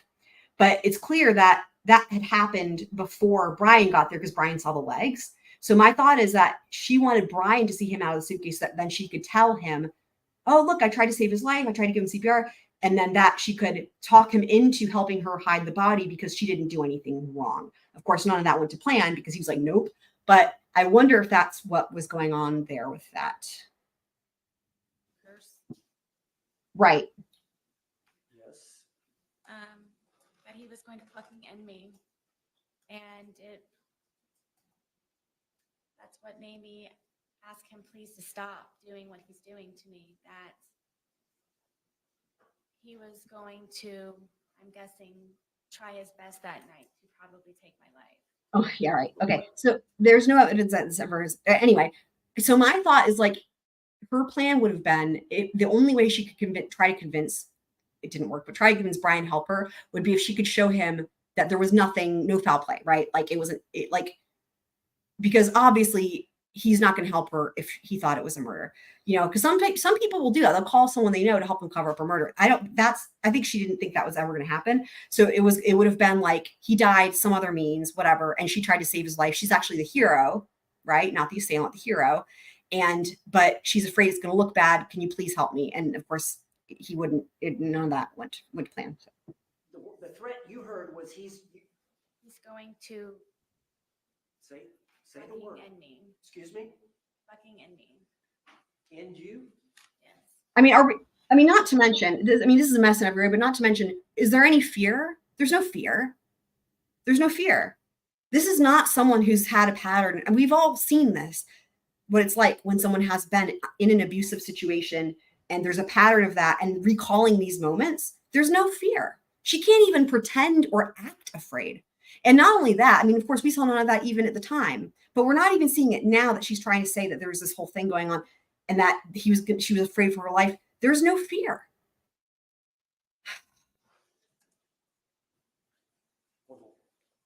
Yes, sir. Oh, that face was funny. I wonder if he's done. Is he going to sit down? I can't. Right? Judge, can we approach the bench? Yes. And actually, we have a little bit of room to zoom because I'd paused it. So yeah, Brian the Fixer, as I've been calling him, Brian the Fixer. He pays her rent, he pays her bills, he pays for everything. There's been no testimony or evidence that she ever had any job ever. And what's interesting is too, earlier on in the beginning of direct, she said she had a job, but she doesn't say what the job was, and he doesn't ask her. So, it's just it's amazing to think about if there's any human who literally is Members of the jury, it is 2:14. I have a matter that I have to discuss with counsel at this point in time outside of your presence. All right, Again, let's go forward to that matter. Tell me. All right, matter time. Judge, I believe that's pretty pretty close to what we already knew from the deposition testimony, from the doctors relaying what she said for the proffer. What we have here is testimony from the defendant. Her timeline is she comes downstairs after Oh, having boy. gone up to the shower and hiding, laying. Thank God he's going to do it. He's going to point out all the things I was just going crazy over, including the stairs bit. Down, Holy fuck. being declared to be it. She comes back downstairs, and before she gets back to the bottom of the stairwell, she can see that the victim is in the suitcase trying to get flat because the lid is flopping, and he's not hidden just yet. And so she comes over, and I believe she testified she was moving it around before actually zipping the lid shut, but moving it around, everybody's laughing. It's all fun and games still. And then she zips it, and it's still fun and games, and everybody's laughing. And then at this point, she testifies that this is now her opportunity to get on her pulpit to express her true feelings about everything. Captive audience. And that's when she sits down on the couch and opens up her phone device and begins recording what later turns out to be IMG _1062.movie at 11:12:45 for 2 minutes and 3 seconds. During this period of time, the decedent is expressing meekly that he can't breathe. The only time he ever curses at her is, Sarah, I can't fucking breathe. Babe, I can't fucking breathe. He is demonstrating under the law that he is in fear of losing his life. She has committed an aggravated assault. She has committed false imprisonment. So I just wanted to point out, because the state is talking first, this means that this is their motion for something, or they're, they were the ones that wanted to approach, and they're moving for something to happen here. She was the initial aggressor. There was no overt act to justify these actions that she took against her boyfriend. She then goes on to say that during this period, We're saying it's not an overt act. End of the movie at 11:14. I think what's going on here is they're trying to argue that does not count as an overt act because she was the initial aggressor. Because at this point, this is where there's a fork in the road, right? Is that going to be an overt act? And if so, because all this other shit that's been talked about over and over again prior to trial is there has to be an overt act established, and then they can get into prior abuse. Then they can do this and that other thing for the whole battered spouse defense. Like, this entire defense hinges on this overt act. So right now, that's why there's a pause here. And Sarah's face said it all too, didn't it? They're saying they're trying to say that it's not an overt act because she was the initial aggressor. If their motion is granted here, and the judge goes with what the state is saying, and this doesn't count as an overt act, they're done. There's nothing else left. They can't even bring in their experts. They can't do any of it until, it was always like after remember, the whole thing all along has been she has to testify to the overt act. So she's testified to an overt act. But now what's happening here is they're intervening and saying that wasn't an overt act because she was the initial aggressor. This is important. 8 here. seconds. Make or break the case.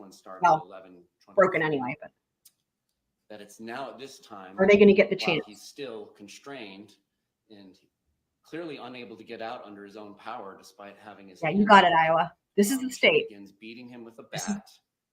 This is the state saying, okay, because we got to this point where she testified to an overt act. Okay, that's what there's been so much discussion. She's testified to an overt act. So now we're at the point where the state is saying that's not an overt act because she was the initial aggressor, and you can't let that. You can't. This is huge because if this is not an overt act, if this is found to not be an overt act, then there's nothing else they can do. That's it. Hands poking the suitcase.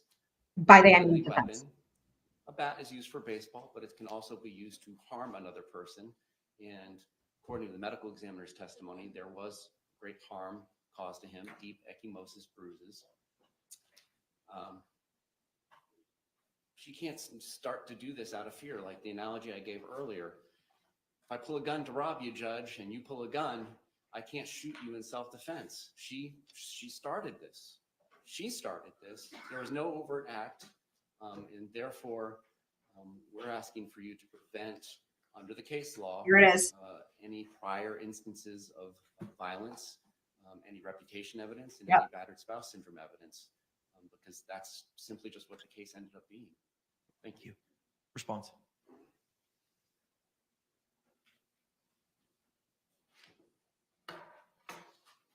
Judge, this was a game by two Huh? intoxicated people. When No. people are drunk,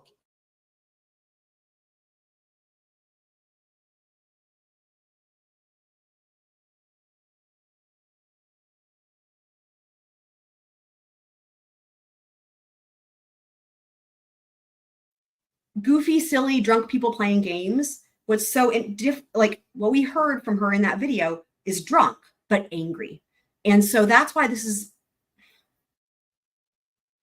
where to me it goes more to premeditation, because it's like trickery, because clearly he thought they were playing and she wasn't playing. That's I guess what I've been trying to articulate this whole time. I think the whole thing about, oh, it's so funny, can you fit, blah blah, she was acting like she was playing. He thought they were playing, but it was really a trick to get him in the suitcase because she wasn't playing. That's really my read on this at this juncture. the evidence is uncontroverted that George Torres willingly, by his own choice, elected to hide in the suitcase. No. By their No, it's not anymore. Dude, this is a mess. Because she just testified. Remember, like I said, I was like, oh, I was right. She didn't testify that he was hiding in the suitcase, right? That's the thing. Even though that's what she had said all along, apart from that one time with Detective Koepsell, it wasn't that he was hiding in the suitcase. He hasn't even updated his story. This attorney, Mr. Owens, has not updated his story because she said they both thought it would be funny to see if he could fit. That's not okay. You guys see what I mean? This is completely different. It's just, and it's a shame that he can't even update his argument here, you know? their interaction between the two of them, giggling and laughing at each other, he consented to It's not hiding. her zipping up the suitcase. It's not hiding. And the playful nature of what Joking to was see if going he on could fit in the during suitcase those is not hot. few minutes prior to the video. When the video is turned on, there's a 2-minute period where they're talking. He's saying, I need to get out. I can't breathe. She's not taking him seriously, as you've seen from the videos. I don't know what the Thought point it is of was a this. Boy crying He's wolf. just simply arguing the same thing that they've said a billion times over, although he's not even updating it to include what she just testified to. But none of this, dude. I'm gonna go out on a limb here, guys. I'm gonna go out on a limb here. I think this is not gonna be let in. I think the judge. If what the state, I haven't seen the case law. If what the state is saying is correct about the case law in terms of the overt act and their initial aggressor, this is not going to be that's it for this. That's it for their defense. This isn't going to happen. I think that the judge was being very careful, as he should, to give them every opportunity, right? Every opportunity to present this battered spouse defense, you know? And we're going to wait to, and then it was like, we're going to wait to see what happens after she testifies. Blah, blah. That's happened. And now it's like make or break time. And he's just arguing the same old bullshit, except again, he's not even correcting his argument to include what she just testified to. But this is, I'm going to go out on a limb and say that Judge Kraynick, after all this, is going to say, you know what? Yep, state's right. Like, the prior bad acts can't come in, and that's it. Not appreciate Right? the fact that he could Hide and hide. actually having trouble breathing. And this was a chance for him to be heard by her about how she felt about some things involving their relationship. A short time later, the video was turned off, and then that period has been testified to by my client. And that period is uncontroverted. That's a second period of time. We've got that time for the video. We got the 11 minutes. We got the 22 seconds. And there's no video, there's no audio, there's no eyewitness, there's nothing but Sarah Boone's testimony. And she's testified here today that they had words, there were threats. He got his hand out of the suitcase. She knew by the threats and him getting his hand out of the suitcase that he was about to get out of the suitcase and he was going to hurt her.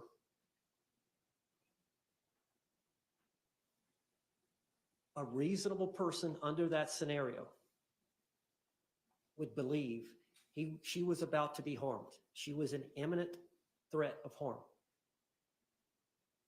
She blocked that attack by grabbing the bat, hitting his hand. When that didn't work, she started poking him with the bat in the suitcase. Eventually, she poked him several times. He put his hand inside the suitcase. She put the bat up. When she realized he was not going to do that any further. She flipped him A lot over of right thinking. side up. She still had a fear, knowing that if he got out, she would be home. You know, I've not heard anyone weigh in on the flipping up right side up of the suitcase. You know what I have to think about with that?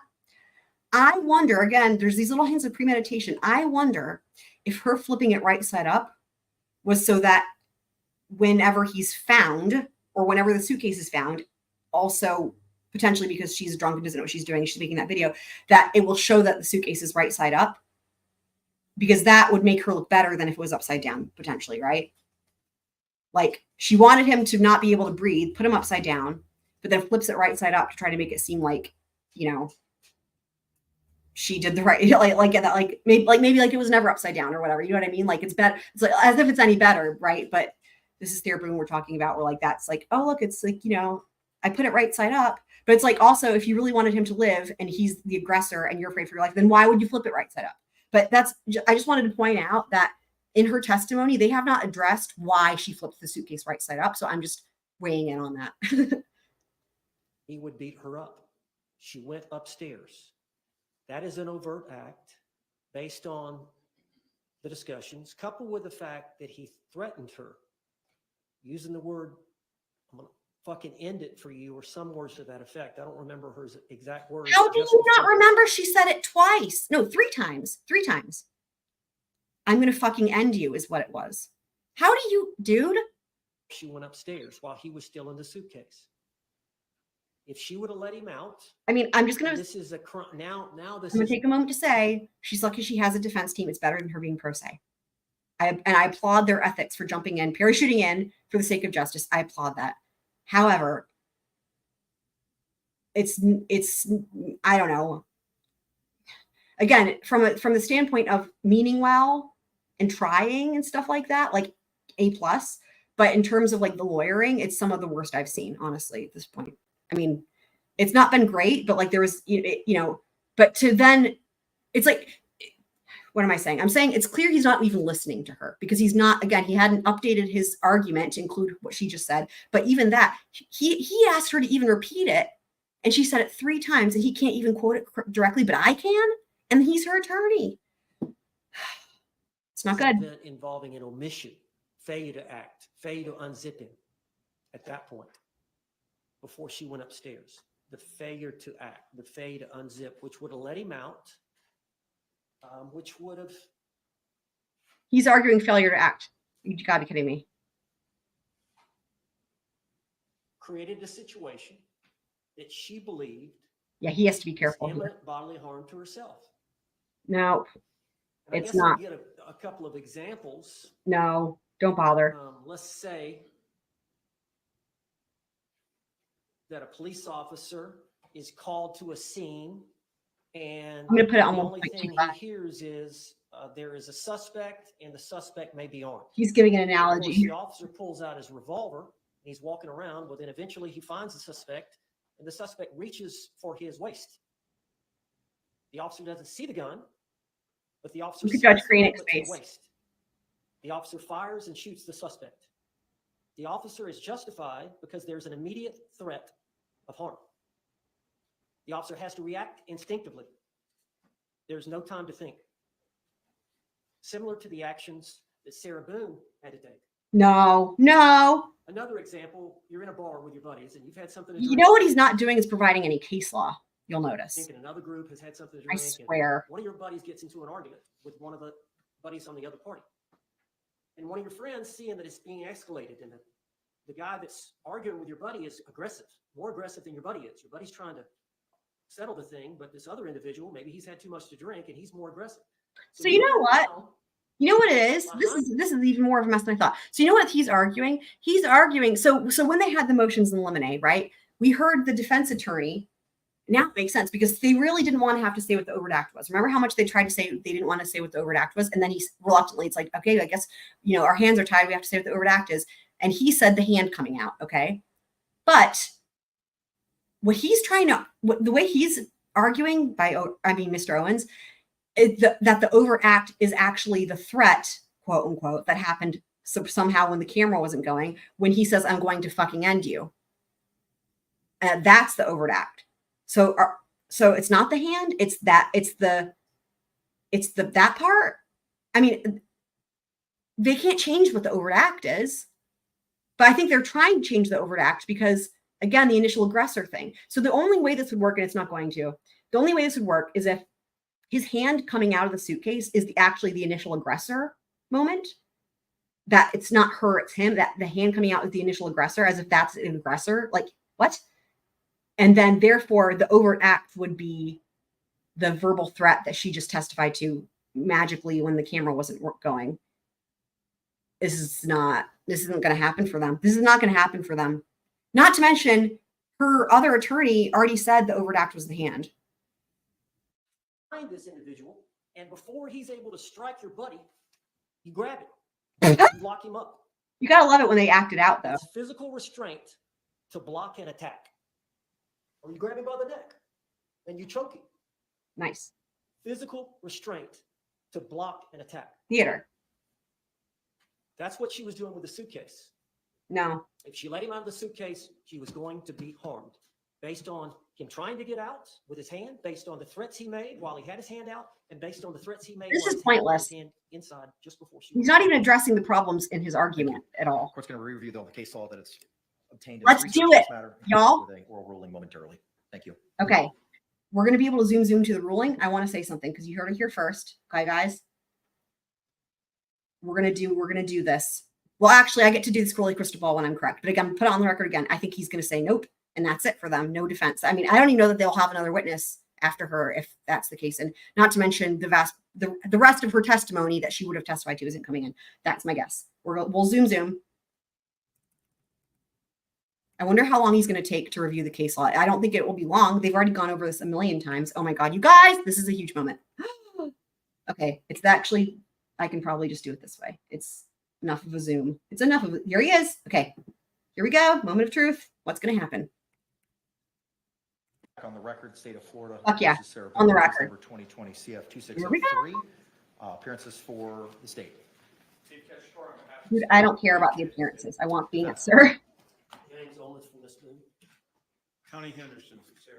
Review the arguments provided by both the state and the defense. Do this. Court finds that a overt act has been established. Oh. Case law is clear that a scintilla of the providing of I was an overt wrong. act is sufficient No to scrolly provide crystal ball. the self-defense jury instruction.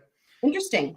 An overt act is not something that's specifically defined in Florida case law. It's something that's from the totality of the circumstances, seemingly under the authority Okay. the court has reviewed. As such, the court is going to find I am shocked. The overt act it's coming in. I'm shocked. I'm shocked. that under I mean, I guess the scintilla of evidence that, yeah, I guess I forgot that was the standard, but scintilla of evidence, then yeah, that does make sense. Holland, a Wow. overt act has I been know, I'm established shocked. and will allow the defense to proceed. The state could have argued it better as to which one was the overt act, because that's the thing that I'm picking up on is like they changed the overt act. I wonder if the state will say something because it's like, With which overt evidence of act? reputation and specific They changed it. conduct and battered spouse And he evidence, didn't deserve that the when necessary predicates Mr. are Owens. established for those. He did not deserve that. He did not Questions or argue anything. clarifications with regard to the court's order. He acted out a bar fight and provided no case law. Defense. I think it would help if we went through my exhibits. Oh, for fuck's sake. all the photographs and these other photographs. He's got to be really happy, though. He's got to be really happy. That was the best they can do. It's not going to be enough, but it's the best that he could get. This is a miracle for them, honestly. One at a time in front of the jury, or whether we want to ahead of time so that we know. Are there any objections to those items? It depends Oh, on the yeah. items. I've shown a lot of different things, including like a rap sheet between the victim and the defendant stuff. I'll take that. I'm happy to take care of some of this stuff in advance. I'd rather do it now Yes. so that it's not up, down, in and out with the jury. Up, down, in and out. Like, Go ahead, Mr. Owens. Suitcase. What do we got? Well, I had the court go ahead and mark everything. Some of it is it. okay, I'm actually going to skip this because I want to get back to the testimony. They're just going to go over these exhibits.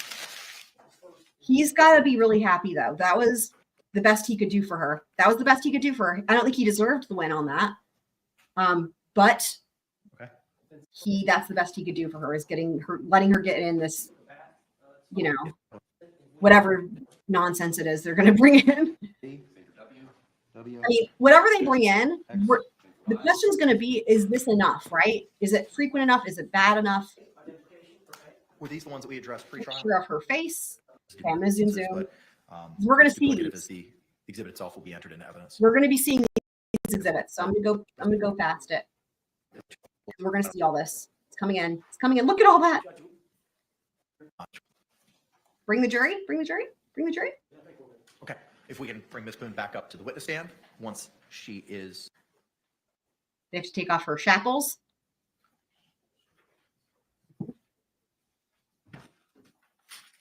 Let's go ahead and stand and bring back in our panel. I have something for that.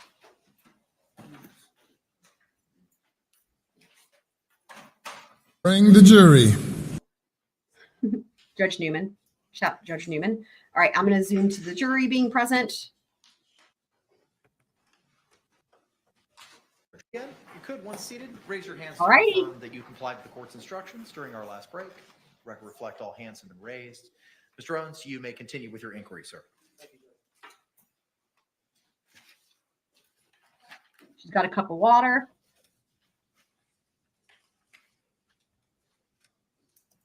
I wonder if they'll get to cross today. What do you guys think? How far behind are we? I'm going to put it. No, I'm going to put it on. Ms. Boone, I wonder if they'll I get to. think we left off. You had called your ex-husband. Yes. All right. After you called your ex-husband, what happened after that? I ended up falling asleep. You'll notice she doesn't say why she called him. She's never said why she called him. He didn't answer the phone, so he can't possibly know. She's not saying why she called him. I want to know why. I mean, I think I know why, but I want to hear it. Confirmation. Do you remember waking up the next morning? Yes, Did you sleep in? not intentionally. Okay. What? You didn't get up What? at 8 o'clock, did you? No, Oh, for fuck's sake. Did you wake up closer to noon? I believe so, yes. Did you check the time? No, Now, did you hear your phone ringing? yes, my phone was ringing. And did you answer it right away? No, Do you know approximately how many times it rang before you answered it? I believe the call was about 3 times. Did you know who was calling? I figured it was my ex-husband. And why would he be calling? To make sure that I was still on schedule to pick up her son. At 3 that afternoon? Correct. He goes to school there close by? Yes.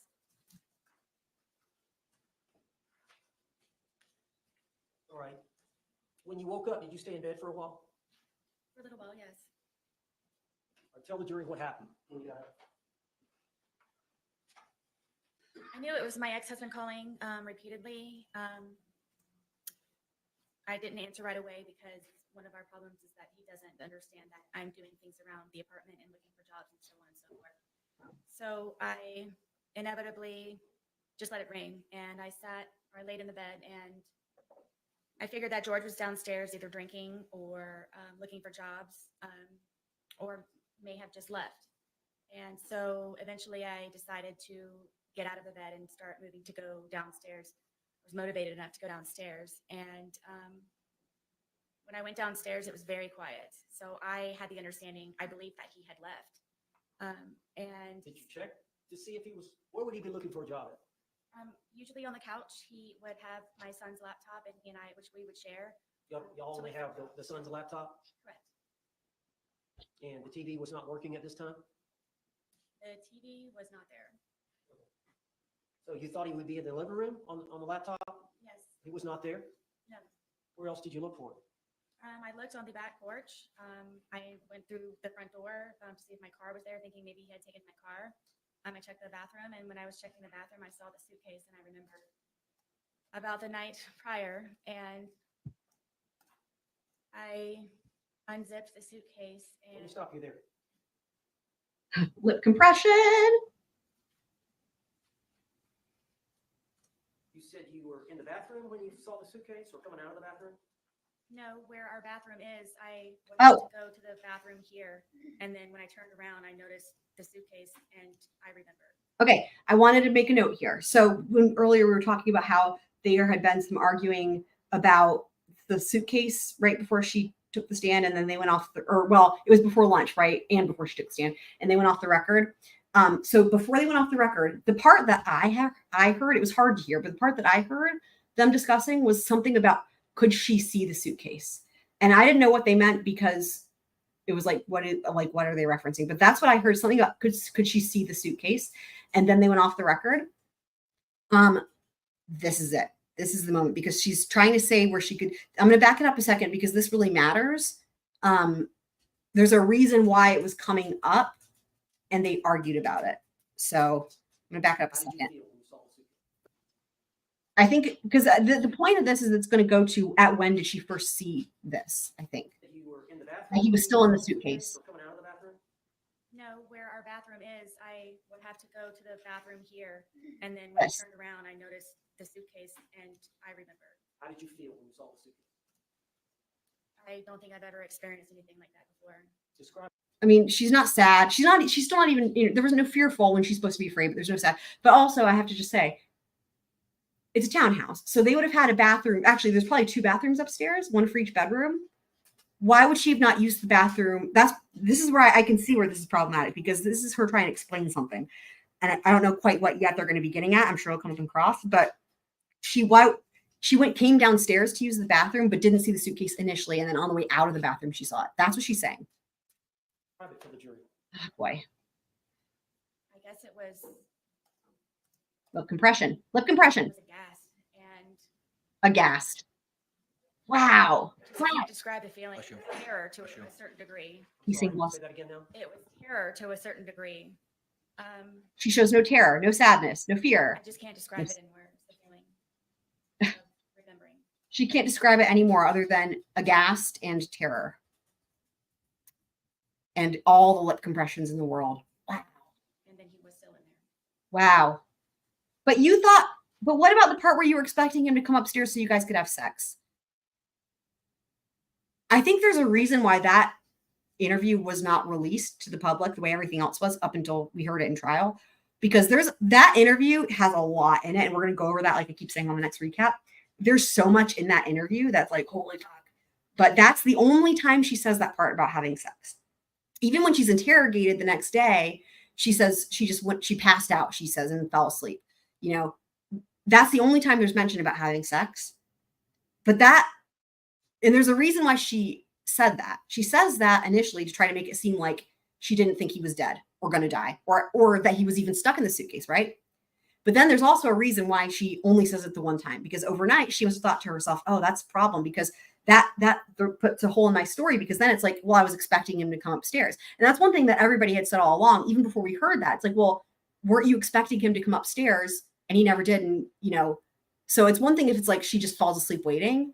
But the problem is that whole thing about having sex is she was expecting him to come upstairs to have sex, according to her that one time she said it. And it just, none of this is adding up for me. This is, again, really, it's not good. So what did you do? More lip compressions. I immediately unzipped the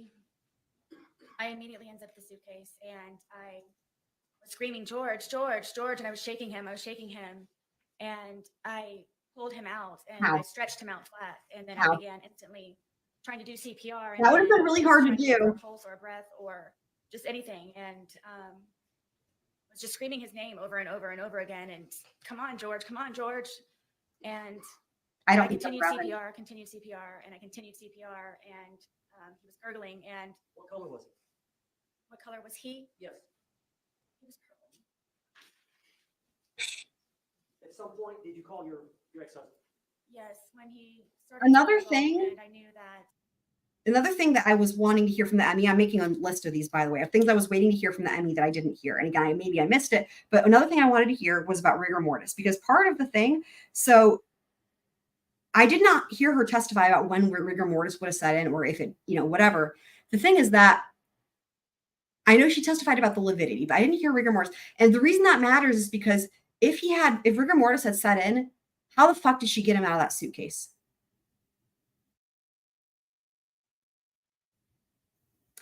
you know, it almost makes me wonder if she got him out of the suitcase, well, earlier. Because again, she would have been anticipating Brian coming over and wanting to make it look like she tried to save his life or whatever. But if he had, if you're, dude, think about in the Ezra trial, right? Remember how she tried to get Alex out of the car? Think about this. Okay, let's look at this. She couldn't get him out of the car. And in that case, here's what I can say. Okay, when it came to Ezra's trial, it was only a matter of like an hour or two at most, because all those events took place in 2.5 hours. That included getting to the road, that included the stabbing, that included her carving boy in her arm and all that, right? And she tried to, and here's the thing, when she tried to pull him out of the car, she couldn't, because rigor mortis had already set in and his knee was locked. And that's why she couldn't get him out of the car. And that was always my theory. And then it was actually testified to about, I can't remember when it came out at this juncture, but that was why he had the scrapes on his knee, and the knee was bent and she couldn't unbend it because of rigor mortis. So that would lead me to believe that it actually can, see, I'm not a doctor, right? But that would lead me to believe it sets in kind of quickly, right? But my point is that if you imagine any amount of rigor mortis for someone, so with Alex in that trial, he was laying down, but he just had the one bent knee and you couldn't straighten it and she couldn't get him out of the car. This is someone who's in a suitcase curled up to fit enough to fit. Unless the rigor mortis would have made it to where you can't unstretch it, like, although he was laying stretched out.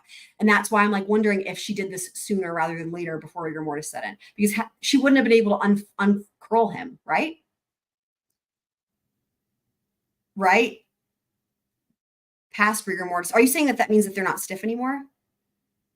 It was easing. Okay, I see what you're saying. Okay. Thank you. So I appreciate that, guys, because like I said, I might have missed some of that testimony, and that's one of the things I was listening for. So, okay, it was easing. Okay. I wonder then also if she maybe tried to get him out and then she couldn't, and then she tried again. The thing is that the fact that we heard them talk about this whole moment, the first moment she saw the suitcase thing, and that they went off the record, makes me think that there's something more to this, that maybe there's evidence that will come out on cross that we don't know about yet, that she would have either seen it earlier or that she couldn't have seen it at that moment from where it was. Like maybe they're going to be like, here's your bathroom, here's where the suitcase was, you couldn't have seen it from there. Like I think she might have discovered this sooner. And maybe she didn't even sleep in that late. Remember she said it was morning? Ooh, it's just dawning on. Remember she said it was morning? And she's like, no, I woke up, I stayed in bed. Maybe she found the suitcase sooner and was trying to figure out what to do. Got him out of the suitcase, freaking out, or maybe not freaking out, depending on when she knew he was dead. But she calls Brian to try to fix everything. Anyway, it's interesting. The timeline on this is crucial. My ex-husband is notorious for bringing my son over in very inopportune times when Stop. George is possibly drunk or doing When George is drunk and not you. not appropriate for my son to see. And oh my God. I just didn't know what to do. It was just a quick knee-jerk reaction. Ryan was kind of my go-to person because of my family being deceased, and I don't have anyone else that I can call. And I just wanted to ensure that he would not bring my son over in the process of all of this. So you called him. I called him. Isn't that funny? She's saying he was always bad about bringing her son over inopportune times. The plan was for her to have her son the next day. I can't. She's trying to discredit Brian as a witness, which is not going to work because he seems like an immaculate human being. But what the fuck though? The jury already knows you were scheduled to have him and that you were the one who was always flaking out and not doing what you were supposed to do. The plan was for you to have Lucas. Dude, I can't. Did you ask him what to do? I know. It's even for her. I just told him to come over. She's stooping to levels that I didn't even think she would stoop to, in my honest opinion. And how far? You said it's 5 minutes from house to house? Yes. Did you call him back? Yes, because he was taking so long. It felt the seconds were hours. Yes. I'm still doing CPR at the same time in the process of it. CPR, I don't know how many times. She's like, oh wait, I have to remember to say that I was doing CPR. Did he walk in? Yes. Did he walk out? Yes. What did he tell you to do? Call 911. What did you do? I called 911. Is that the recording we've heard here in this trial? Yes. You know, the other thing is that another thing I didn't hear that I was listening for, I'm like, did I miss it? I never heard any of the first responders or law enforcement officers testify that they could tell that she had been doing CPR.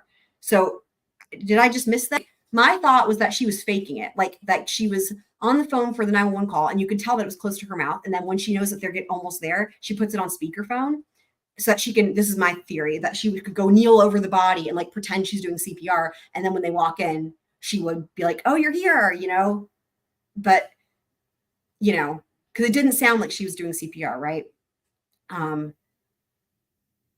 So I don't know. Did you guys ever end up hearing about, was anyone ever asked? It just seems like that would be a question that people would be asked, like, was she doing CPR? And the thing is that if first responders did CPR, which I'm pretty sure that one of them said they did, there would be evidence of CPR, right? Because we all know that actually causes a lot of damage, but then it would be like, well, it was from them.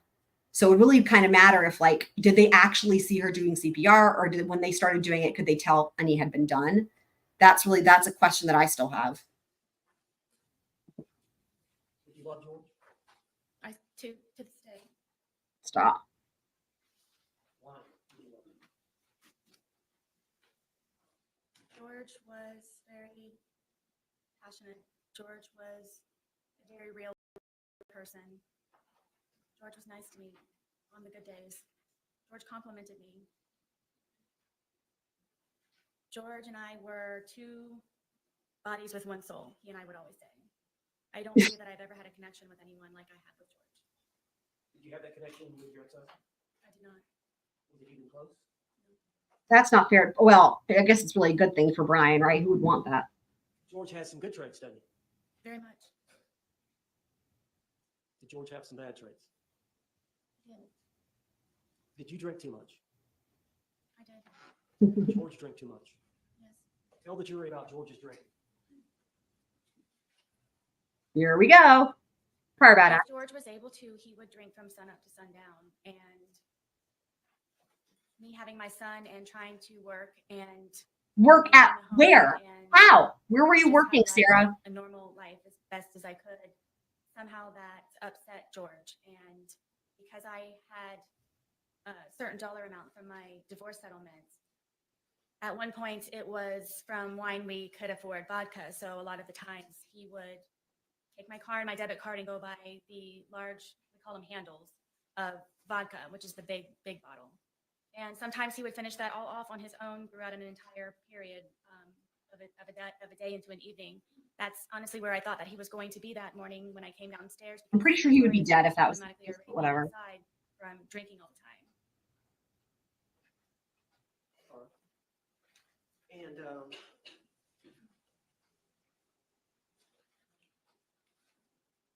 you said you have an alcohol problem. George has an alcohol problem. Yes. There is no evidence that she's ever had a job. I just wanted to point that out again. No evidence of any job. No, she's not even tried How to did George's name a drinking place. adversely affect you? You know, Would debilitate my here's the thing. The truth of the matter of the question is, how did her drinking affect him? And I would submit that her drinking affected him, and the evidence of that is that he is deceased, because the drinking certainly played a part in it. ability to help him the way that I was always trying to help him, because it would be one good day, a day of survival, and then it would be another day where I'm having to peel him off of me and call 911. There would be evidence of this. Will there be? Why would he get that way? Tell us his pattern. There will. As it relates Is there to going to be the evidence? and then Approach. Okay. Yeah. So there would be evidence of this. If she called, so if it sounds like she's saying she would call 911 because he was so drunk that she thought he was dead. It doesn't sound like call 911 because of him abusing her. I mean, also, like I said, if you drank that much, I feel like you would be dead. But regardless of any of it, if she called 911, there would be or should be evidence of it if it happened. But I'm not surprised they're approaching. Objections overruled for now.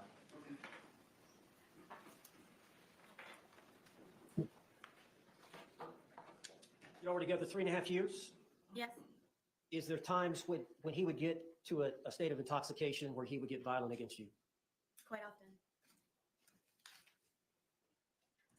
Judge, can I approach the witness? Yes, as long as you show it to the state first, please. Approach. Would you look at those photographs and see if you recognize those? I- Do they say- Foundation. In the hands of George Torres? These are going to be pictures of Sarah. Pictures of Sarah. I don't remember specifically. These may be the pictures. So when we used to go up to his brother's house, one of his brothers and She's confused. All she's supposed to be doing is this is just laying foundation. She's trying to start testifying about what happened. Wow. Yeah. Yep. Yep. Same. Yep. Yep. There it is. There it is. Called it. Called it. You know what happened to, did George cause these injuries?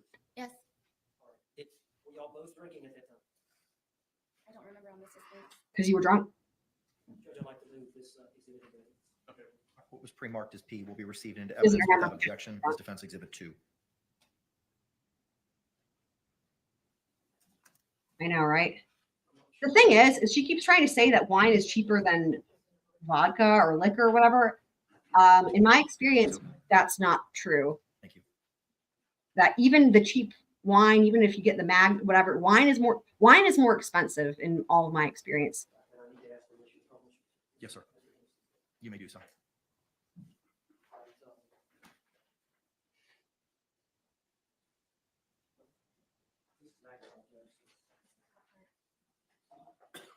I think there's a wheel. I'm gonna make my objection counter a ticker. So that's not as big in case they zoom in on the pictures here.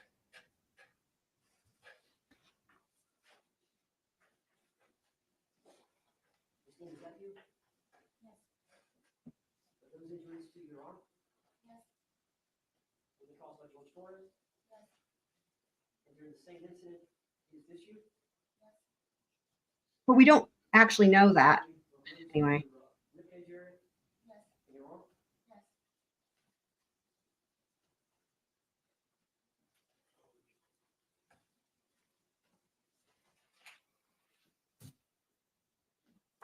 I'll show you identification. Identification Q. See if you recognize that photograph. Yes. Is that your thigh? Yes. Okay. You remember this incident? Yes. Can you tell the jury what happened? I wanted to take my dogs for a walk and get off of the back porch. Were y'all drinking? Yes. And he was upset that I would rather go walk my dogs than sit there and continue to drink. So he slapped my thighs possibly hard as he possibly could and said, "You're not going anywhere." And it was a good smack on my thigh. Is that a fair and accurate depiction of the wound that you suffered as a result of George Torres slapping you on the thigh? Yes. Judge, I'd like to offer Q in evidence. What was pre-marked as Q will be received into evidence without objection as Defense 3.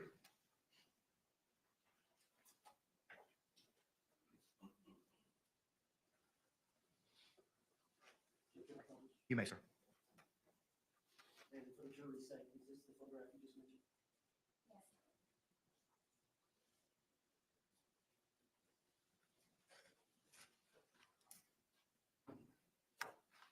Let's show you identification, defense identification S.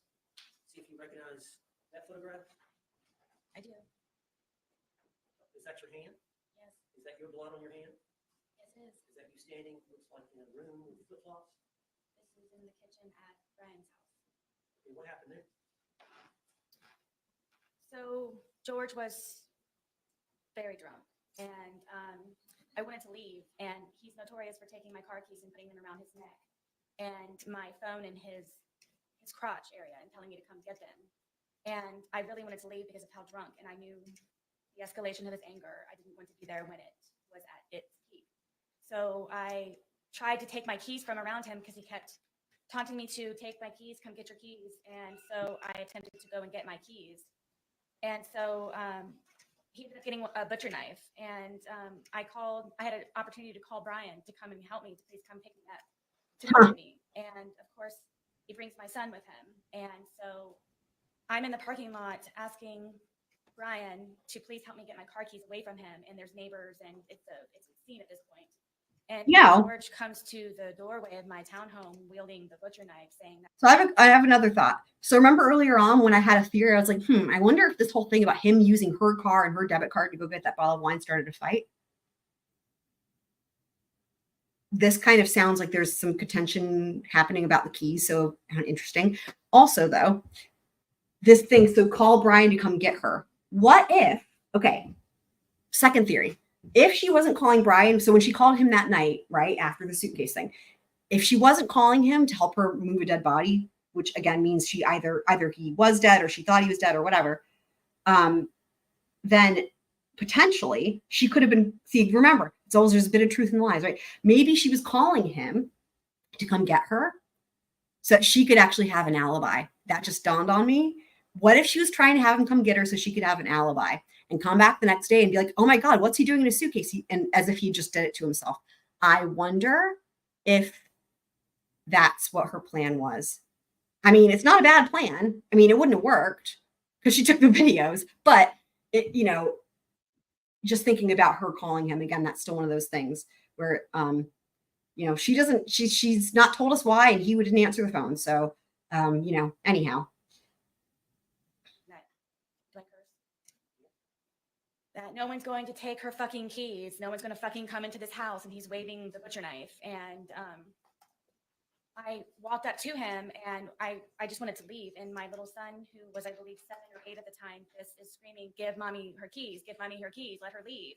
Brian was even trying to negotiate with him, saying, please, she'll come back, just let her leave. So I went up to try and take the keys from him, and he was pulling on them, and I ended up pulling harder. And he pulled them back again to try to pull me in the house, and I pulled them even harder, and it ripped my finger. And at one point, I had lost the fingernail and the tip of my pinky. So essentially, you're saying you did it to yourself. Great. Shout out to Radiohead. What was it pre-marked as, Counselor? I don't know that they'll get to cross today, guys. It might be tomorrow. What was pre-marked as defense S will be received into evidence without objection as defense 4.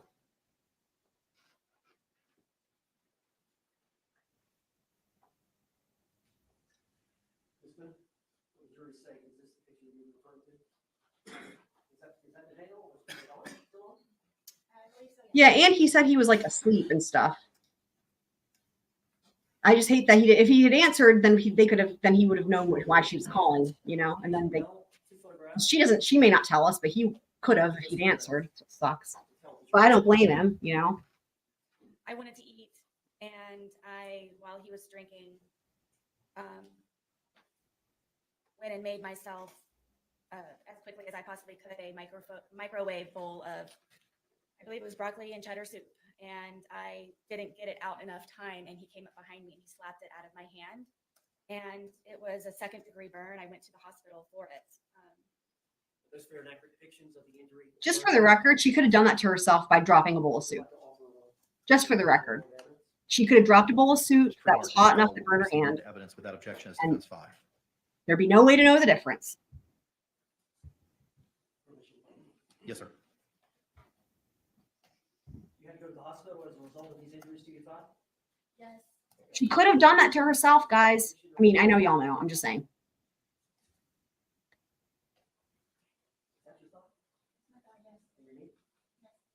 She could have dropped that and caused that burn. She could have dropped, honestly, you know what, though? She could have dropped it because she was drunk. I mean, she could have dropped it anyway. If something's, think about it, right? If you go to pick something up that you don't think is hot, and turns out it's really, really, really, really hot, like human instinct is to drop it. So it could have happened that way. But also, I mean, I'm a super clumsy person. So, could have also happened just because you just tripped and dropped it, right? Or, could have just been that she was shit-faced. Any of those are possible. But the point being, it didn't have to be because George hit her and made her drop it or whatever. Sorry, I'm showing you the positive exhibit for identification. Okay, 4 photographs. Did you look at those all 4 before commenting? I'm going to bump it up a little bit here. I feel like it's slow. This is a longer story, isn't it? Go ahead and go. How long? Lip compression. So, George stabbed me in my leg. I almost bled to death. All right, well, let's go back. Okay.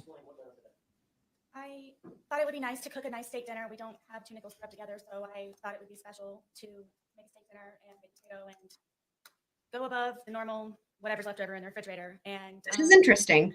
so I spent a lot of time doing that, and George is drinking the entire time, and on the back porch. You were drinking as well, were you not? I was drinking.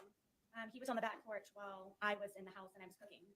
And What if she was drunk and stabbed herself on I was, well, accident? maybe if I start eating dinner now, it will be Just over saying. at a particular time and we can go to bed at a reasonable time. And I even put it in the bedroom and had a movie set up for us to watch. So it would just kind of be dinner in bed. And then he came upstairs and saw that I had made steak dinner, and I don't know how to describe how drunk he was, but it definitely was not George. And had him come lay on the bed, sit on the bed, and, you know, put the, I got the dogs out, and I presented him with the steak dinner and sat down and was getting ready to start playing the movie.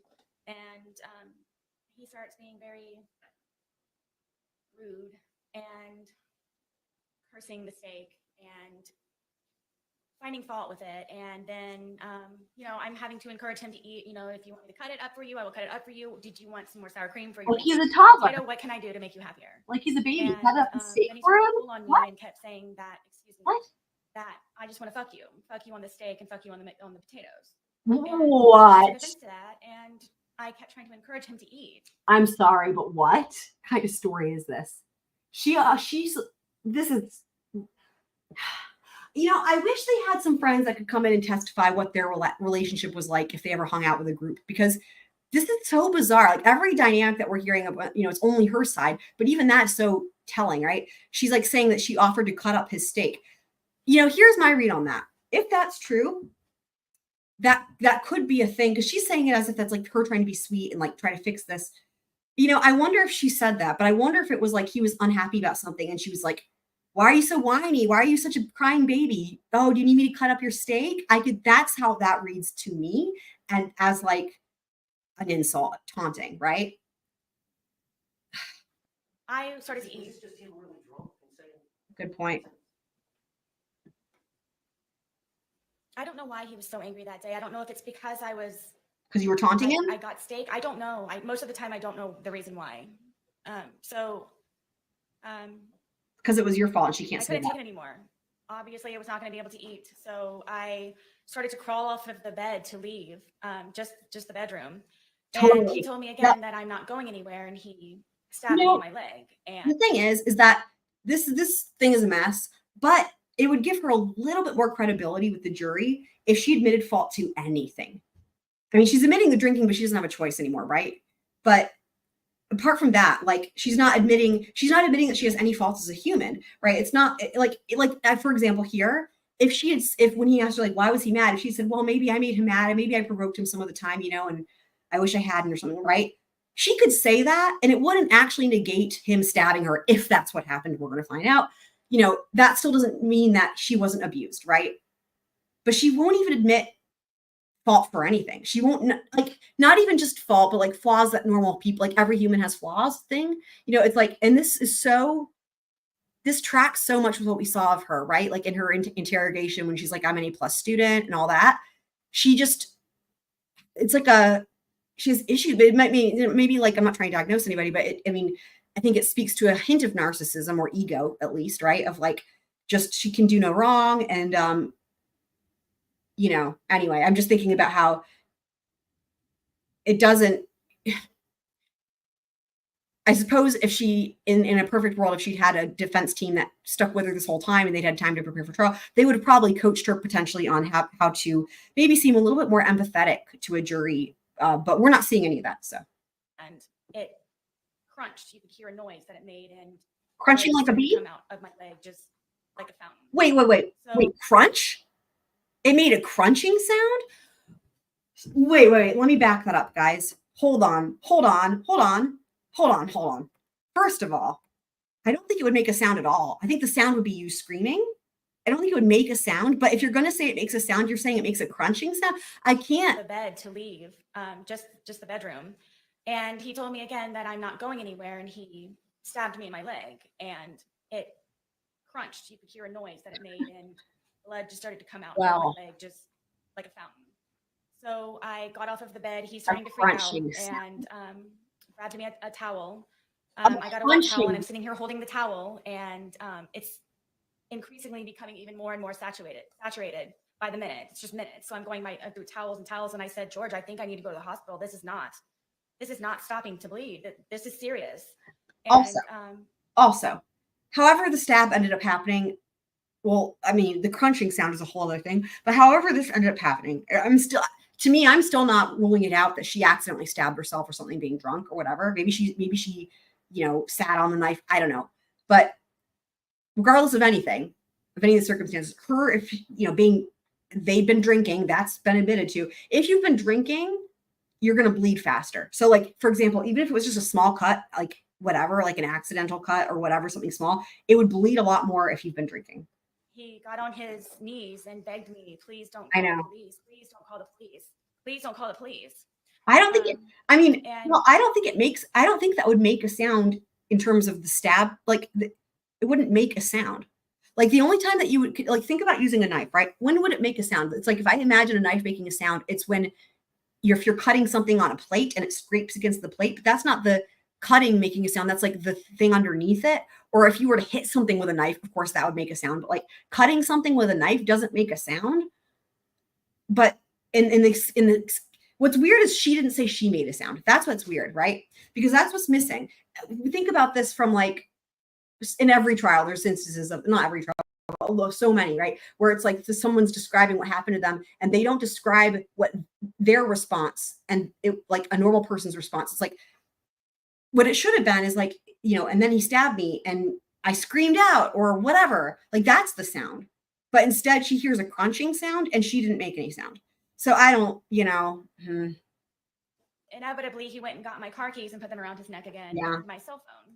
So I was not able to call anyone, and I wasn't able to crunching leave in sound. my car. So I figured Even if you were to stab a person or whatever and it hit the bone, that's a good pause.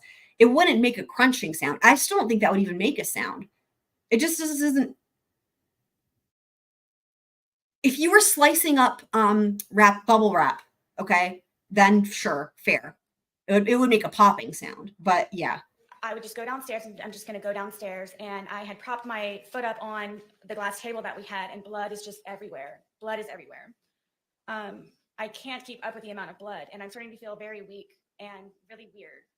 And he comes downstairs and he's still begging me, please don't call 911. Please don't call 911. I kept telling him there's something, this is serious. This is something. Because he knew that he would probably get arrested or something bad would happen to him. So I couldn't take him anymore. He was just all over me and I'm bleeding. I'm bleeding very badly, and he's having me try to console him. And I kept telling him, please, I need to call 911, please. And I said, okay, just give me a moment. And I crawled upstairs to my son's bathroom, which is the furthest bathroom away from everything. And I remember holding onto the sink, and I looked into the mirror and my lips were blue. And I knew I needed help. I needed help. And Her he lips came were blue? upstairs looking frantic for me, calling my name. And then I turned to him and I said, please, I'm going to die. I've lost a lot of blood. There's something wrong. My lips are blue. Please, we don't have to call an ambulance. If you could just take me, I'll drive whatever I can do, please, to go to the hospital for this. And he said that before anything happens, I had to concoct a story in order for him to not be arrested or be in trouble when we did inevitably get to the hospital.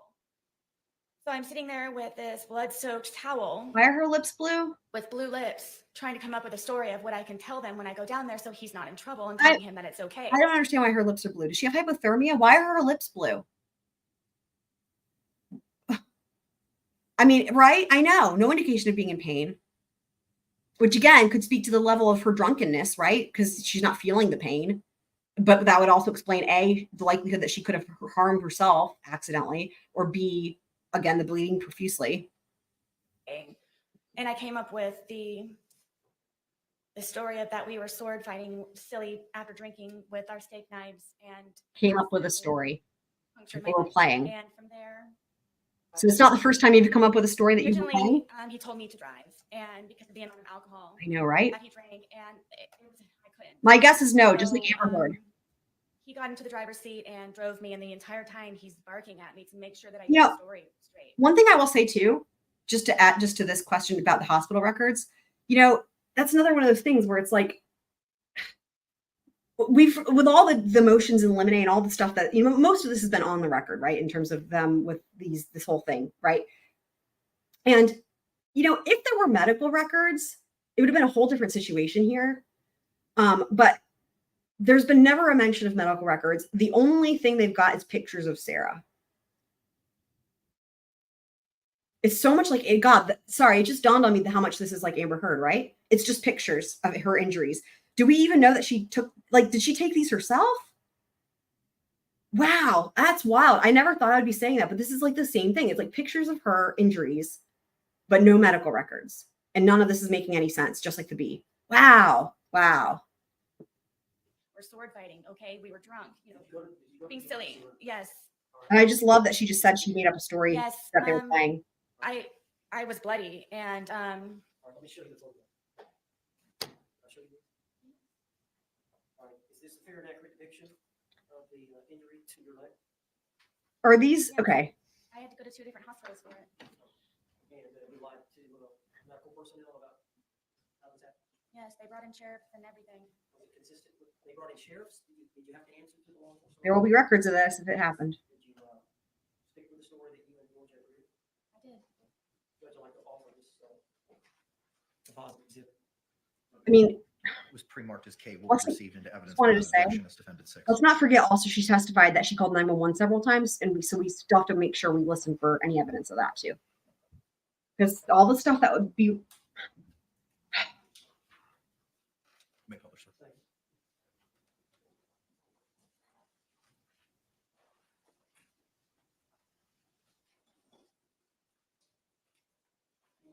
Is this you at the hospital? Yes.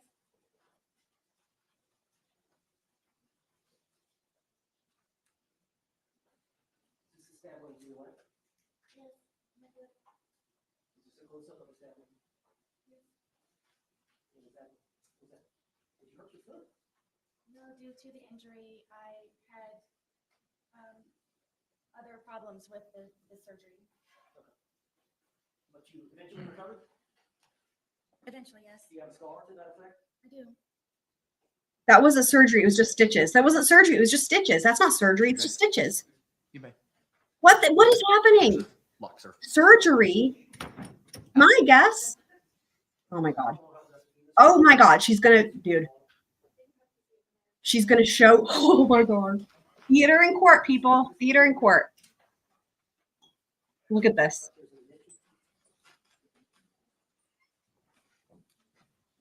I'm gonna go on the record and say my thought is that what happened is, so she didn't have surgery. She had stitches, by the way. And that if she didn't take care of her wound after the fact because she was like drunk all the time or whatever, it would have gotten fucking infected. And then that could explain if there were any complications. Just saying.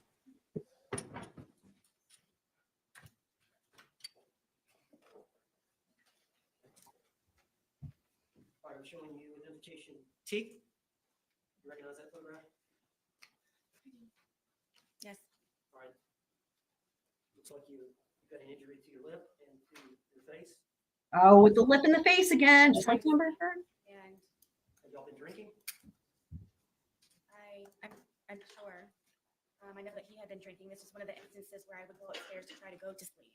But And y'all drank together a lot, did you not? sometimes, yes, So there were times where he wanted to stay up and continue to drink? He wants to get her to admit many times. that she was drinking quite often, more than she'd like. He was not. Correct. Was that one of these times? Yes.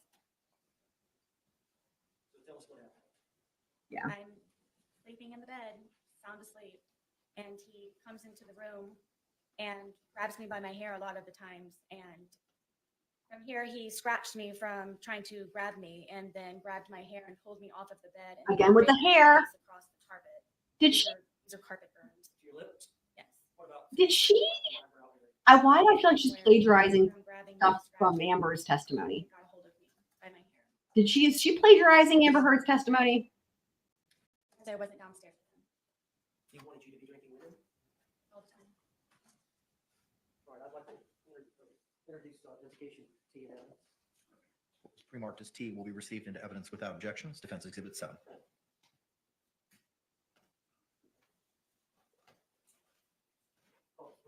You may, sir.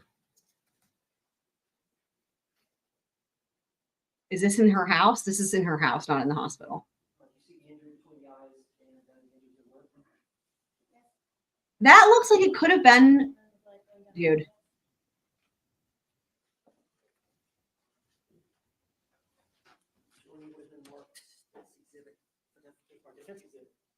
Didn't she said he scratched her in the face, right? Isn't that what she said? He scratched her in the face? Because that's not a scratch like with a long. This Well, was the first time that I ever called 911. Y'all, didn't she say he scratched her? So first of all, most dudes don't have fingernails long enough to make a scratch, but also even if you picture a scratch, it's a linear, like a long vertical motion. That to me looks like, honestly, like it could even be like MRSA or like a pimple gone wrong. I'm gonna back it up just a second to make sure I'm pretty sure she said he scratched her. Georgia.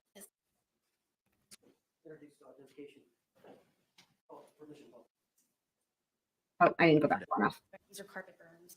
And he comes into the room and grabs me by my hair a lot of the times. And from here, he scratched me from trying to grab me and Okay. then grabbed my hair and pulled Yep. me. So it makes no sense. Just like I thought, makes no sense.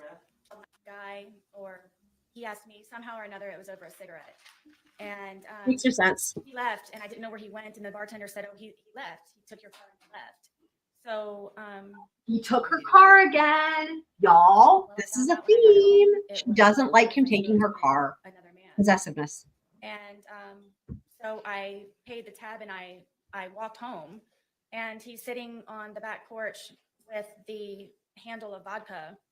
And I was walking on eggshells and terrified and kind of treaded lightly when I came in, and he acted all natural and fine.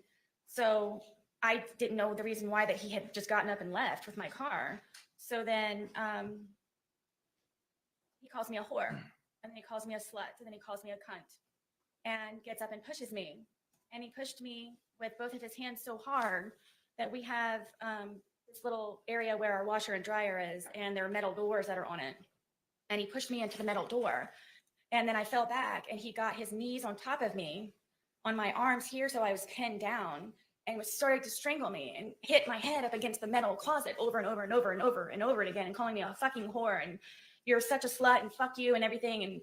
And my tongue was flopping out of my mouth, and I thought I was going to bite my tongue off. And because of the amount of noise I guess my head was making on the metal door, he slid me down and got back on me and then started to strangle me again. And it was on, we have carpet, but it's like concrete. And I was able to get my arms out from underneath and grab his throat and get him off of me. So I got him off of me, and I pushed him off, and he came up and he goes, "You fucking bitch." And he stomped my face. And the next thing I know, I woke up. I obviously blacked out. I'm obviously, I guess, yes. And he was passed out on the floor. And I woke up frantic, looking for my phone, and I immediately called 911.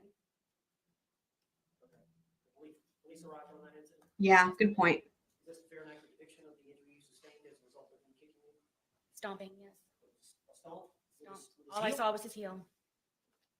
This is, yes, this is the identification you. Did anyone else, was it just me or did anyone else hear her say metal closet? Because I'm pretty sure that doesn't exist, but also we saw pictures of the interior of their bedrooms and there was no metal closet. But I'm pretty sure she said metal closet twice. What was pre-marked as you will be received without objection is defense case. Into evidence.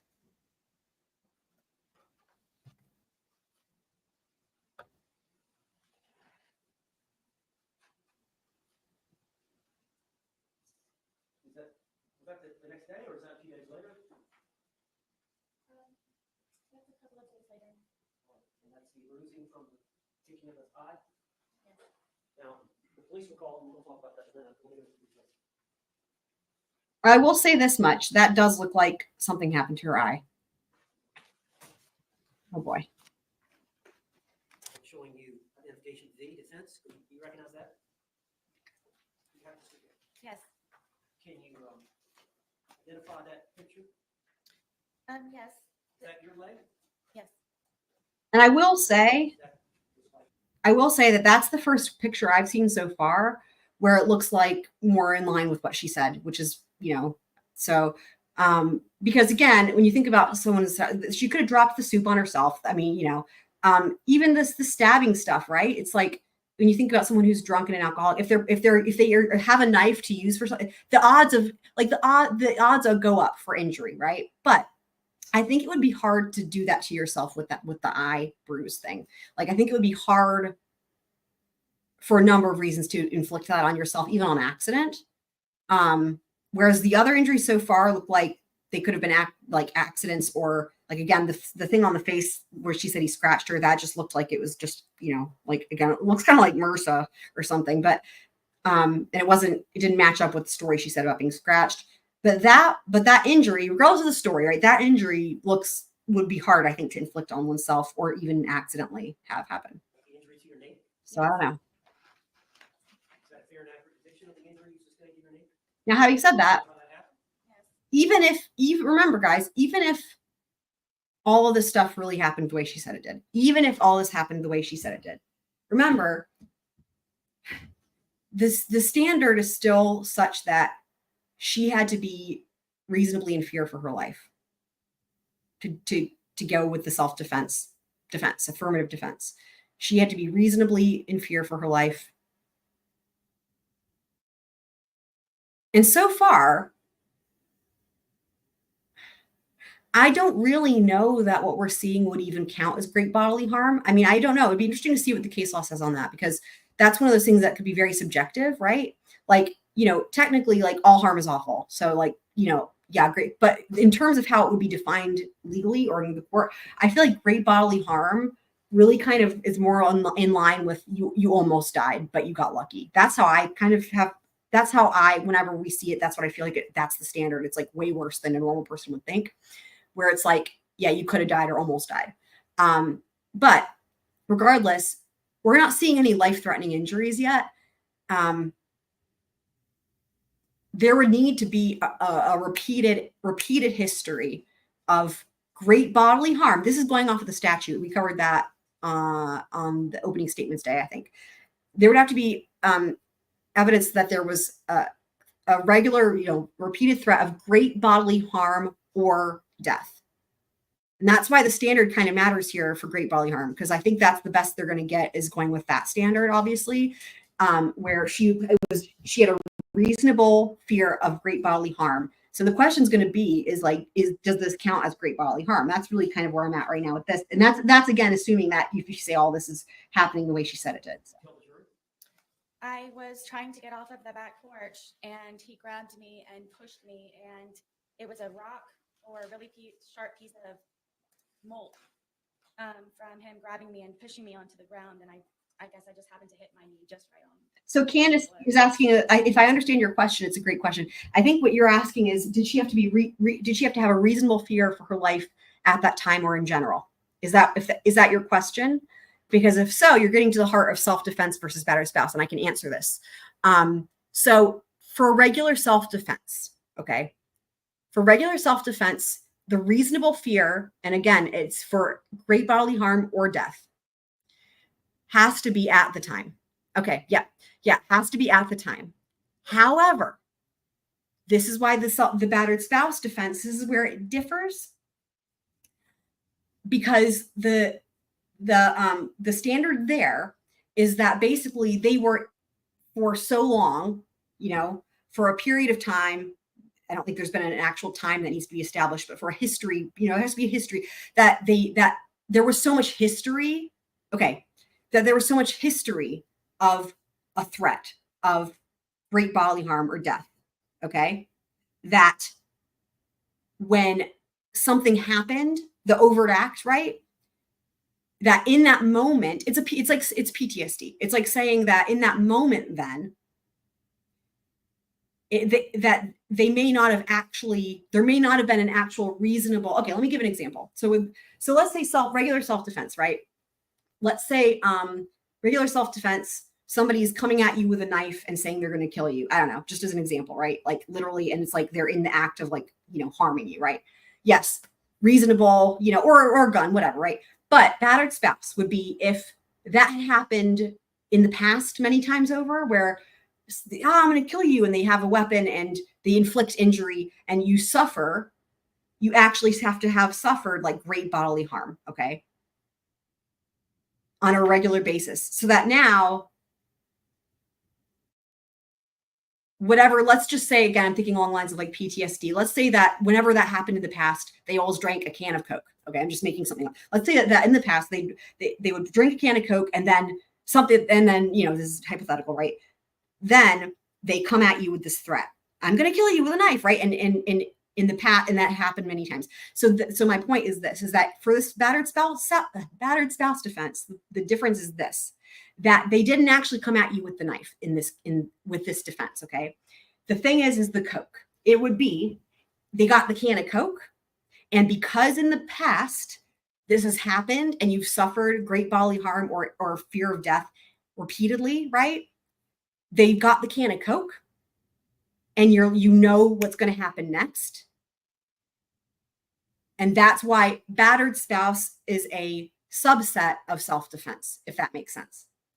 So that regular self-defense could happen with a stranger, right? Where there's no history of anything. There's no PTSD or prior, whatever. It's like in that moment, you have to be afraid for your life, okay? But the difference with the battered spouse is it leaves room for when there's like really, in my mind, it's like, I think of it like a PTSD where they haven't done the thing yet, but you have reason to think they're going to do the thing. And it's an important defense because this is a thing that happens, right? Like this is a legitimate defense, but that's why it's even worse when you see people try to, adopt it when it's bullshit, and that's why it matters. That's why this shit matters with these pictures. It's like, these pictures need to show, and not only that, honestly, there needs to be something else to connect it, and that's the alcohol. So that's what her defense attorneys have been arguing. Her defense attorneys have been saying that the thing that connects it, right, in terms of like the Coke can factor, right, I'll call it. What's the Coke can factor in this case? The triggering thing where you're like, oh, I know what's going to happen. It's him drinking. And that's what they're going to, that's what came up in the motions in limine. So that's what they're going to try to connect. They're going to say that, which it's a problem for me because they drank tons of times and bad things didn't happen, right? So, it's tough because it's like, well, if that's the case, every time he drank, you would think if any of this were true, then every time he drank, you would have felt justified to protect yourself by utilizing lethal. So hopefully that makes sense. So it's twofold here. It's first of all, we have to see evidence that she was really facing repeated instances of great bodily harm at his hands, right? I don't doubt that he was drinking and that they were both drinking. I'm sure that's the case, right? But then the second factor is that the alcohol was the triggering factor. Now, again, there's so many ways to shoot this down. It's like Christmas, right? Because it's like, well, they've been drinking all day, right? They've been drinking all day. Again, if there was legitimacy here, the moment he came home with that bottle of wine, you would be like, I'm afraid for my life. That's how that would go if that were real. Just saying. So yeah. Were y'all drinking? there again. Why did you push? Because I want to get off of the back porch. You wanted to stay out there? Roger that, Iowa. What's the deal with him? I don't know.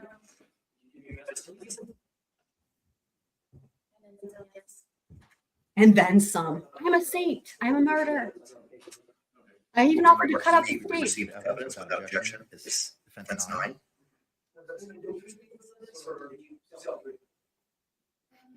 Self-treatment. Self-treatment? Like Amber Heard? No, it's just I got Oh, come on. I said I got the first aid kit that I had for my son, and I just ended up. That could happen from anything right there. Dude.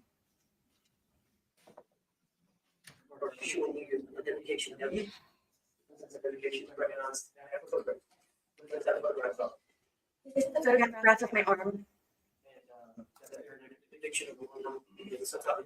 Yes. Remember this is it? Multiple times, yes. This is where I used to stay. Yep.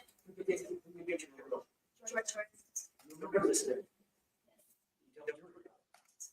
was one of the instances where I would try to pull away from him. And I also want to note something. My arm started to do this, but I also want to note something. Retaliation is not battered spouse defense. I just want to note something. So there's a difference. Battered spouse defense doesn't mean that you're getting back at them.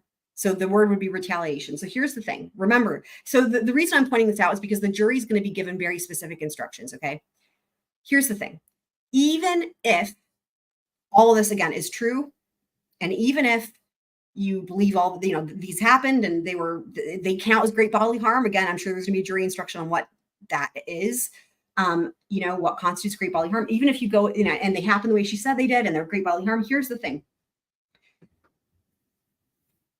They still have to prove her defense team. So there's a little bit of a burden shift here when you run an affirmative defense, because now they have a burden. Her defense team has a burden to prove something. What they have to prove, again, is that at that moment, at that night, via the battered spouse defense, like I just explained, that she had a reasonable fear for her life based on all that. So in other words, and so far, what they've offered is the hand coming out of the suitcase and him saying, "I'm going to fucking kill you." That's just her word, right? And so in other words, but my point is this, is that even if all this shit happened, okay, if he's in the suitcase and she just sees an opportunity and she's mad because of this shit in the past, okay, and she's mad, and so she's like, I feel justified in doing this, that's retaliation. That doesn't count. The other thing I'll note is that when she's making those videos and she's like, this is how I feel when you choke me. This is how I feel when you cheat on me. The cheat on me part is weird because now it's like, so are you saying these are metaphors, right? But also, what she doesn't say is anything about this, what we're seeing here. She says the thing, this is how I feel when you choke me. Well, everything that we're seeing isn't choking, right? She doesn't actually say. Now let's just say, guys, let's say that if she took that video, and let's say in that video, she said, I'm afraid for my life. This is how I felt when you did and she just described these prior instances that she's describing now. If she'd done that, and then she connected that to how she felt in that moment because of things that had happened that night, this would be a different case. I think they would have a really good chance. And I think it would actually have been more legitimate. So yeah, hopefully all that makes sense. But again, for me, best case scenario is like what we saw in those videos is retaliation. And that's even if you believe all this too. So. From him pulling from this way, how hard he would pull. With me trying to struggle to get away from him, it would leave these bloody under the skin splotches. So he wouldn't hit you sometimes, he would just grab you and pull you. Yes, from me trying to pull away from him. That's the point of it doing this, from me pulling away from him. Now, this is one of the many times y'all were both intoxicated. I can't say for sure, but yes, but whenever it would happen, yes, I would be thinking. Again, they have to connect it to the alcohol because the alcohol is supposed to be the overact. Remarked as W One will of be the received into assessments. evidence without objection as defense exhibit 10. Or maybe not the overact, but it's what connects it in terms of why she thought. And again, I heard them argue this. I heard them say it was the alcohol because all these other times he was drunk. Sustained. You said it's just from the grip, him losing his grip? Yes, it was. I don't even see, is it that dot? From him, and whatever under the skin it was, that it was disturbed from the amount of pressure of him. So she had a prior injury and it got disturbed. On my arms.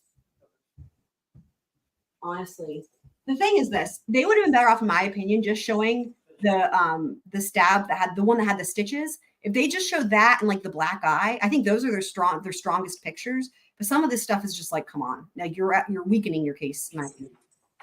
Like if you really believed you had solid evidence, you wouldn't need to throw in shit like that. Where it's like, what is that even? And what is that picture of? This is a picture of my ear. The quantity is not what you need. Quality. Fair and accurate depiction Yes. of the injury you sustained by George Toria? Yes. Do you remember this event? Yes. Were you drinking? I at the time was not drinking. In this event? Of course not. Not consumed any alcohol. I may have earlier. This was another. I was in the bed trying to. Oh boy. Where was George? Downstairs drinking. All right, and so you were wanting to go to bed, and he wanted you to stay down there with him? Yes, I was in the bed. All right, tell the jury what happened on this event. I believe this was the instant where I was in the bed and I used to barricade the door with our dresser. Why didn't you just lock it? All of the locks were broken in my home. All of the locks are broken. At one point, I could seek refuge in my son's room, but he broke that one as well. Tell me, explain how that happens. Tell the jury. We can't. I want to hear more about the metal closet. George wants me, which he has told me numerous times, that I am to be with him at all times and doesn't like to be apart from me or away from me. Yeah, right. I think it's the other way Whatever around. It was even just to go to the bathroom sometimes. Hold on. Sorry. How would he cheat on you if this is the case? Me. And you have to understand, I have a 2-story, 900 square foot townhome, so there's not many places to go. So it just happened to be that it would be upstairs or downstairs, or I'd be in a particular room or not. So inevitably. Did you want some time away? Yes, I did. Even if it were just him upstairs or me downstairs or vice versa. So I rarely got to sleep. This was one of the instances because I had barricaded the door with our, 200-pound dresser that we had. And then I had my nightstand barricaded up against the bed, to where it was even more difficult from the prior times of him breaking in. And he would, I don't know how he would ever do it, but he would get himself in through the crack of the door that he would be able to wedge the dresser in the nightstand. And he pulled me out of the bed and told me I was going to die. And I believe it's this infant, and punched me, and Punched you in the side of the head? yes, in Was my it- temple and everything. You know, I have to just say, the other thing is this. Fist, or do you know? It was Again, going with this whole thing, and I wonder if when the jury deliberates, if it's going to kind of come down to this, right? Going with this whole thing, even if you believe all of this stuff, right?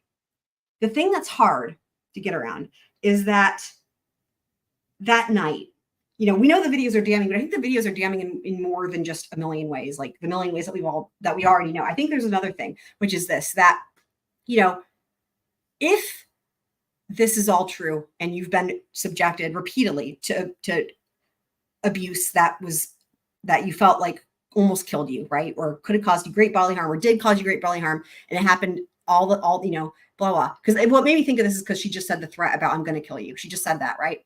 So if that's the case, I think we all know, right? Like if you are in an abusive relationship, most women know you're going to need evidence, right? Like the whole thing, like you're going to need to have it recorded, because for exactly these purposes, right? Because a lot of times it's one person's word against another and whatever, right? For your own safety, right? Here's the thing. We have a situation in this case where she had her phone out and she was videoing it. And according to her, that threat, the verbal threat, happened between the two videos. It'd been different if she said the verbal threat happened before the videos, because then it would be plausible that she didn't have her phone. Why she didn't say that, I don't know. But she said it happened in between. And so we know she had her phone. So that's the first thing. We know she had her phone. We know she was videoing. She found reasons to video that she thought were relevant, right? But you've got somebody, if any of this is true, right? And you've got somebody who, because what I was thinking is this, is that it would make sense, okay? It would make sense that if you're in a situation that's been abusive and you're in that moment that where you feel like something's going to happen, but the person would see you get your phone or would know you have your phone and know you're videoing it, it would make sense that you wouldn't do it because of fear that they would kill you if you tried to video it, right? Or they would break the phone, whatever, right? This is really unique because you have a situation where he's zipped up in a suitcase. He can't see what you're doing. He doesn't know if you're videoing. Like, it's actually the perfect situation for somebody who, if any of this is true, this is like really the perfect ideal situation to finally get evidence of things without feeling like you can get killed for it, right? Because they're zipped in a suitcase. They don't know you're filming it. So if you imagine that because with battered spouse, there has to be this pattern, right? If you're really in that situation where there's been this pattern and now all the warning signs are there, all the things are there, and you're like, yep, I know what's going to happen. I know I'm going to get beat up. I know I'm going to get abused, blah, blah. And you've got the person who's in a suitcase and won't know that you're filming it. That is the time. That is like a miracle opportunity, right? To get evidence, to that proof, and to like that. Most people would never get that lucky where their abuser wouldn't see them filming it, right? So the fact, though, that instead we have those two videos and all that's happening is her taunting him is just, it's like not only was she taunting him, but we know she had the phone. We know she was using it. We know that somehow she wasn't using it when this threat happened, quote unquote. And the weirdest part is like, if any of this was true and you were a battered spouse or, battered woman, right? You would have seen that as such a miracle opportunity where you can prove what he's doing and he can't see you proving it, right? So anyway, just pointing it out. They closed.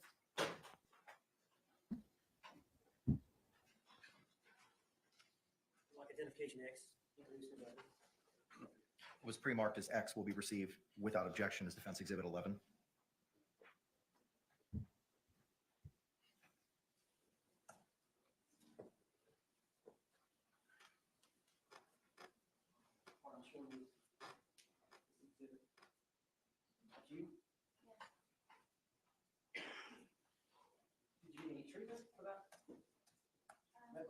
I know the police came, but I don't remember. I remember it hurt for a good solid 2 weeks after that. Was this one of the incidents where the police were called? Yes.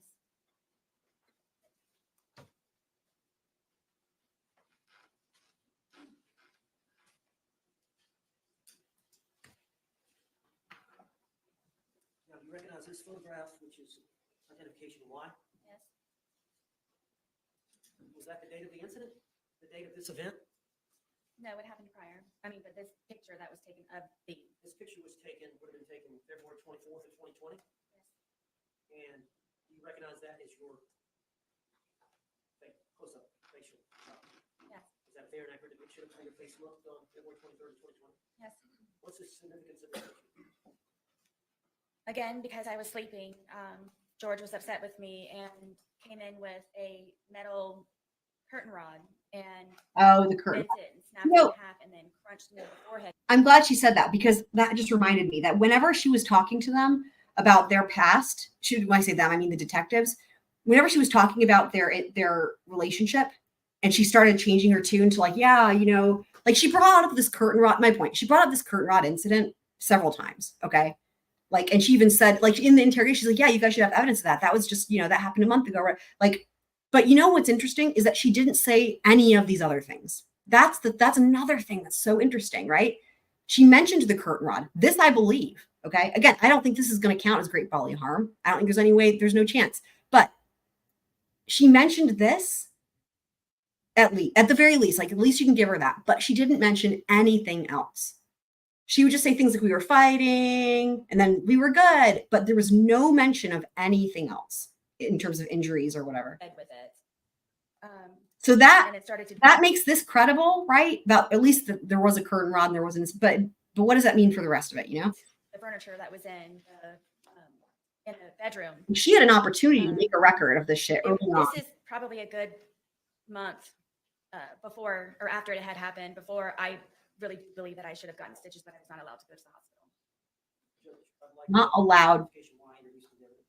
It was a gash. What was pre-marked as Y will be received into evidence. Not allowed to go to the hospital.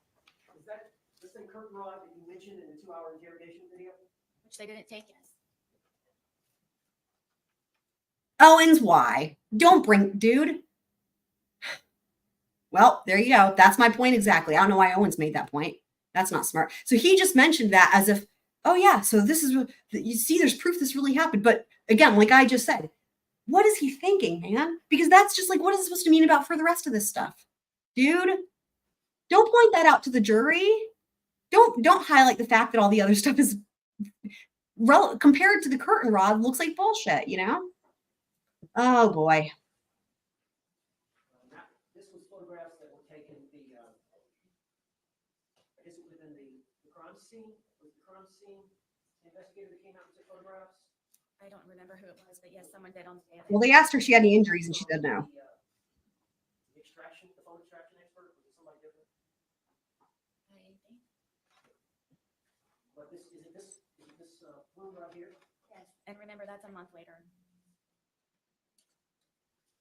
And then on that same date, the same time, they took this photograph as well, which is identification R. Yes. All right, and what does that do? I believe it's from holding the baseball bat, and Is that an injury to your hand? it's a bruise. Was that taken February 23rd, 2020, when the investigators came out on February 24th? I'd like to introduce. A bruise from holding the baseball bat, she says. It was pre-marked as defense R will be received into evidence without objection as defense 13. How hard would you have to be gripping that bat? I don't even see how that's possible. A bruise from holding the baseball bat? A blister, maybe. Yes, sir. But a bruise? Not a great photograph. You can't even fucking see anything. Oh my God, this is not a great photograph. It's pointless. February 24th of 2020, is that what you were wearing? You're kidding me. Is that you? Yes. There's a discoloration up here of your palm. No, there's not. You see that? Okay. Is that from you jabbing him with a baseball bat? Sustained. Do you know how you suffered that injury? I believe it's from holding the baseball bat. Objections. Did you poke him with it? Yeah, I was trying to get his hand back. Yeah, but he said hit after that, dude. I cannot. Oops.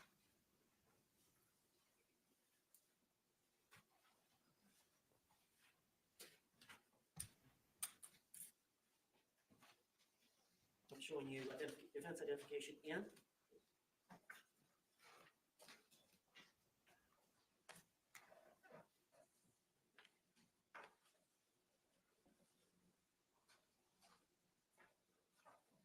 Just like 5 photographs. Can you look at those?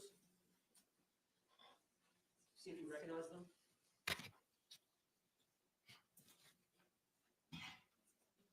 So they're definitely not going to get to cross today. The question is, will they even finish direct?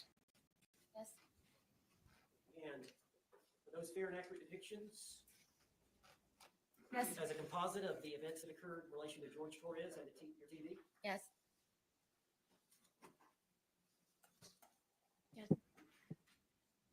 Far behind are we? All right, are those stills of a videotape that you took? Yes. So it looks like That videotape, was it on your phone? Yes. So when law enforcement seized the phone, they would have had access to this video?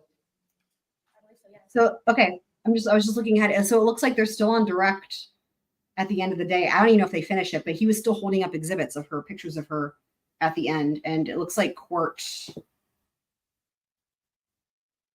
not in recess yet. So I guess he still could finish. But yeah, as of we're about 40 minutes behind, but where they're at in real time is they're still holding up pictures.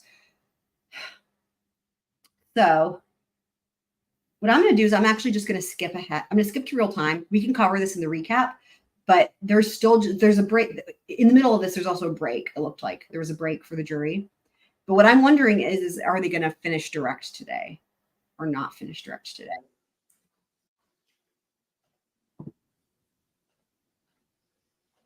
Now, some of the time when this abuse occurred, you called the police. Yes. And other times the police were not called. Correct.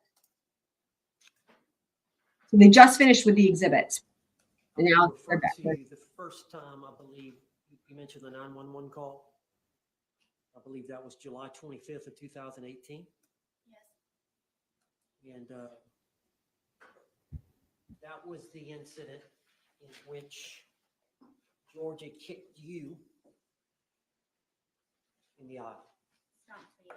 stomped you, and you had grabbed his neck. Yes, I was able to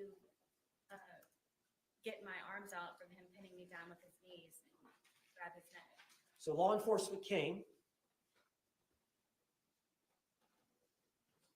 and investigated, Yes. and both of you were arrested. Correct. Oh,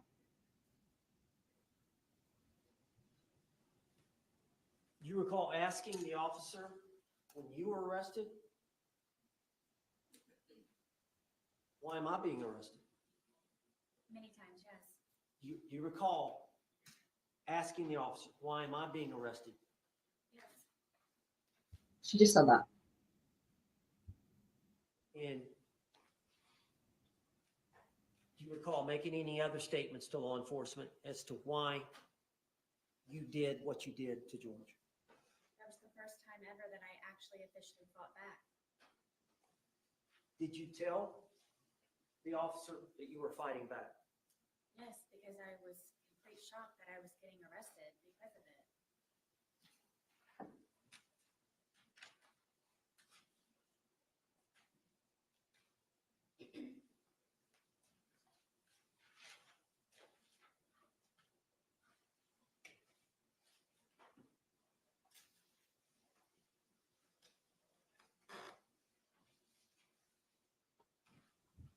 Now, on the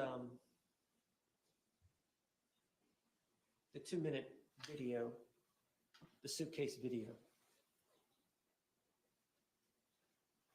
you mentioned to him, I think you said something, I can't breathe. He said, I can't breathe, and you said, that's how I feel when you're choking me. Were you referring to an isolated incident of the night before, 2 nights before, or whatever, or were you referring to in general? In general, the more than 2 or 3, 4 times that he had done it. Okay. And then the part about cheating, he didn't physically cheat on you. No, he did not. Okay. And just, I don't want to go into a lot of detail, but what are you referring to? George He didn't was, I cheat on. believe, addicted to pornography, and a lot Oh of that would be my found God. on my phone from him supposedly wanting to call up a job interview. I can see. And Oh. Oh my God. She's saying that by cheated on her, she meant he was watching porn.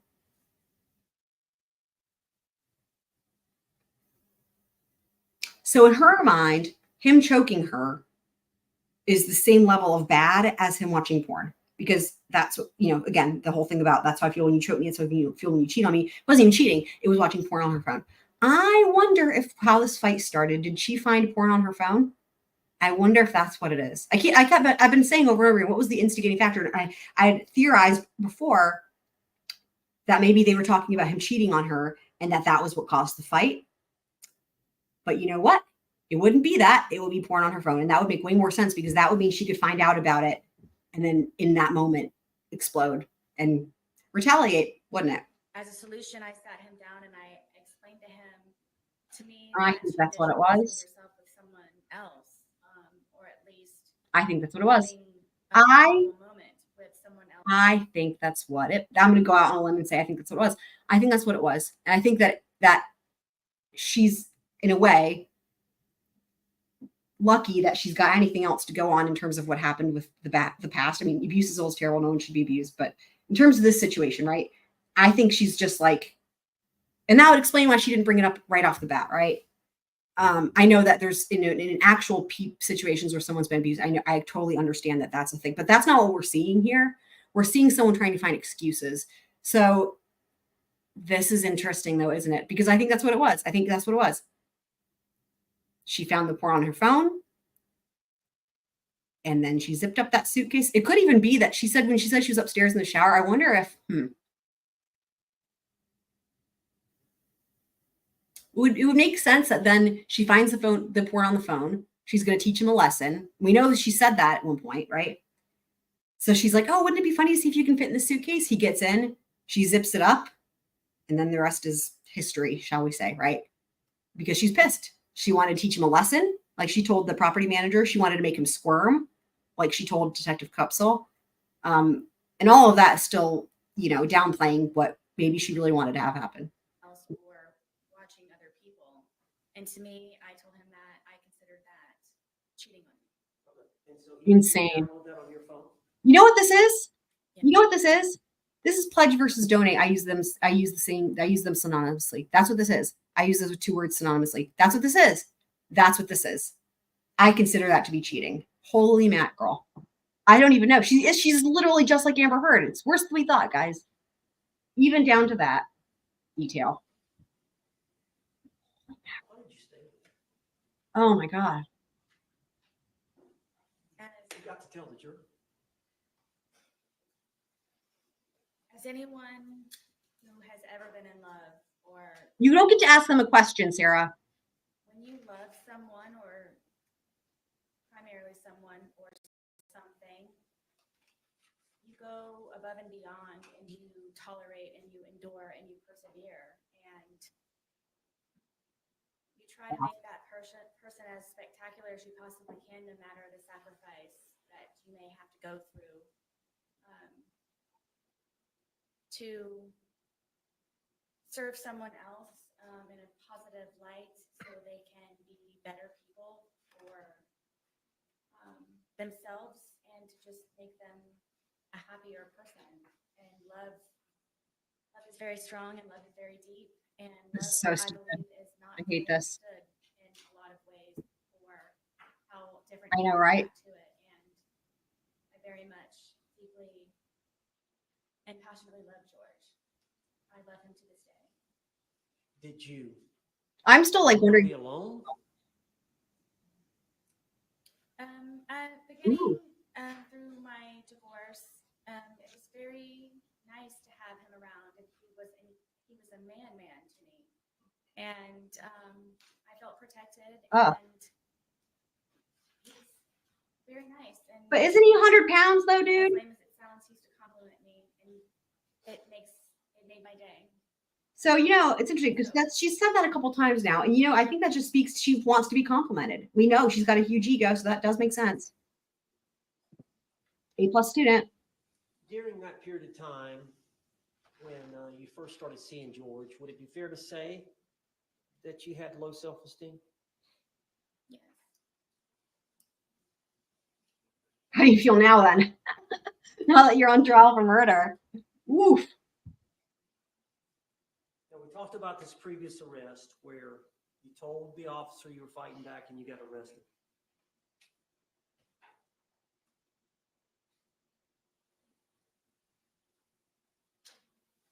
Now, I want to talk about your conversations with law enforcement, but first I want to ask you, why did you go to the police station that day when you were interrogated there and saw the 2-hour video? Tell the jury. The day of the incident, the detective Koepsell gave me her business card with her personal cell phone number on it and said if I happened to remember anything or anything that I would like to add to the day for me to not hesitate to give her a call.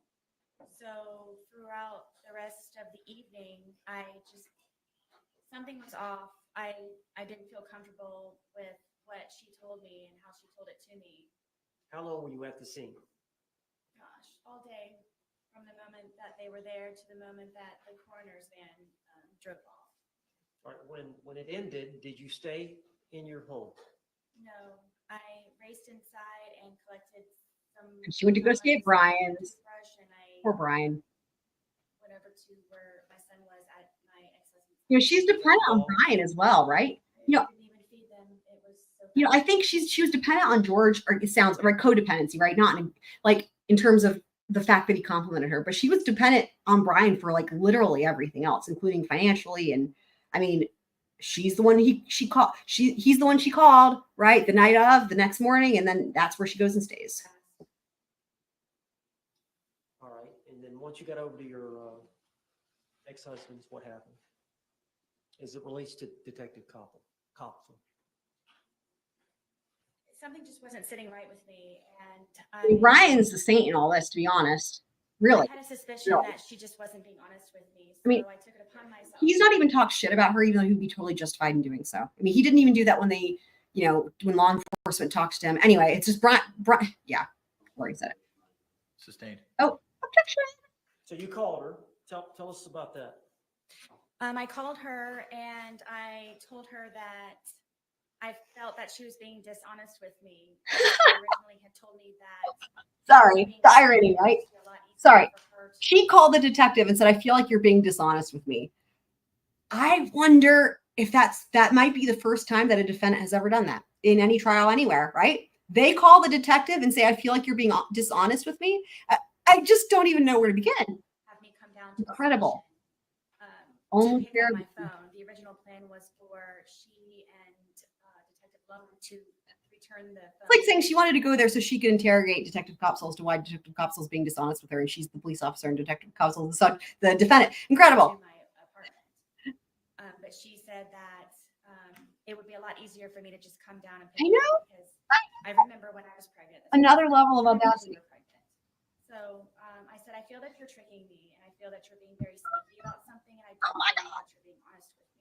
No way. And I said, regardless, I'm still going to come. Sustained. Totally a narrative. So you agreed to come, but you understood it was Incredible. to get your phone? Correct. She's like, I'm doing you a favor because To you're the pregnant. station? Wow. And the original agreement was they were to come to you. Correct. All right. When you got to the station, what happened? I thought I was just going to be picking up my phone.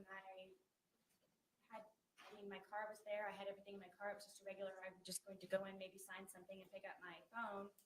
And there's people that are over here at the windows, and I thought that I was supposed to go over there to get my phone. The thing is, there's nothing untoward about this. She initiated contact with them, and they didn't do anything. I mean, while all cops all the time have to use trickery and stuff with defendants or suspects, and it's awful. I hate the trickery. The thing is, they didn't have to do any of that with her because she did it to herself. Shout out to Radiohead. And Detective Lowen came down and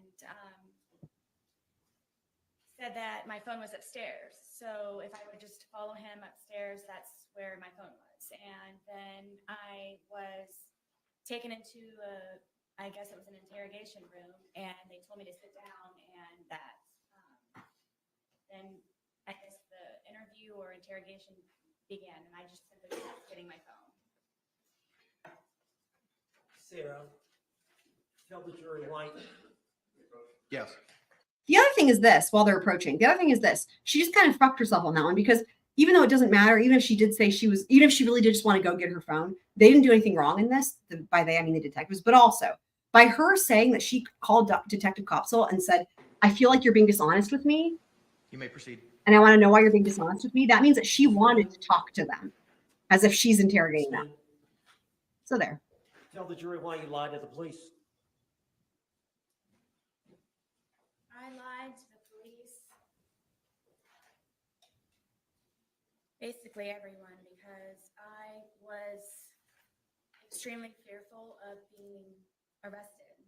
I made the first attempt of me calling 911 by telling them what happened, and I thought they were going to help me, but instead I was arrested for calling 911. No, you were arrested for killing your boyfriend, not for calling 911. So you made the decision to lie. I did. Did you stay with that lie? I did. Are you telling the truth today? I am. Sorry. Let me take you back to the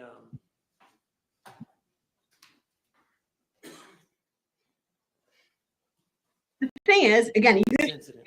even if she's telling the truth today, which no one believes that, even if she was, it's not enough. It's not enough for an acquittal. It's just not enough. Is it fair to say And that's what we mean when we say bad guy. George Lopez is sober? He commits no violence against you. No. Is that fair to say? Yes. Wait, Is it fair to say that every time that he's intoxicated or every time that you're hit by him or harmed by him? this is what he's right. he's intoxicated. This is what I was trying to explain earlier. This is connecting the alcohol, as the alcohol is the trigger for the battered spouse thing. This is it. This is him trying to say every time he did this in the past to you, he was always drinking. So therefore, if he's drinking, you assume he's going to do this.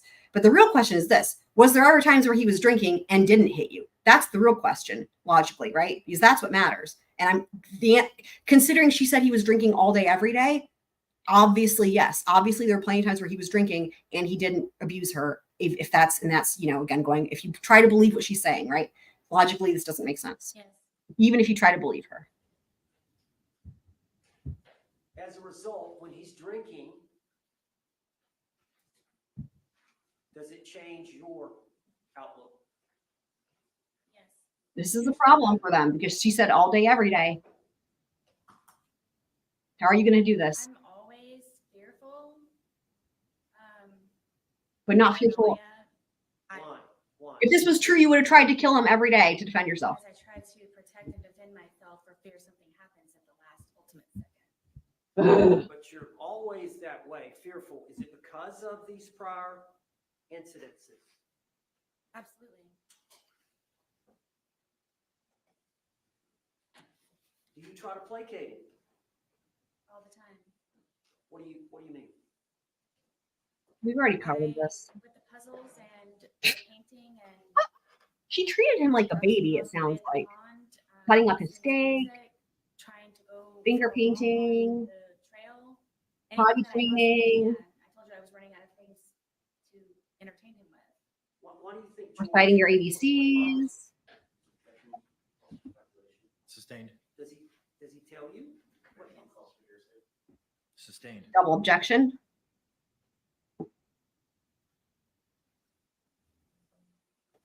As a result of how he behaves towards you in that intoxicated state, how were you feeling the night of this event? Overruled.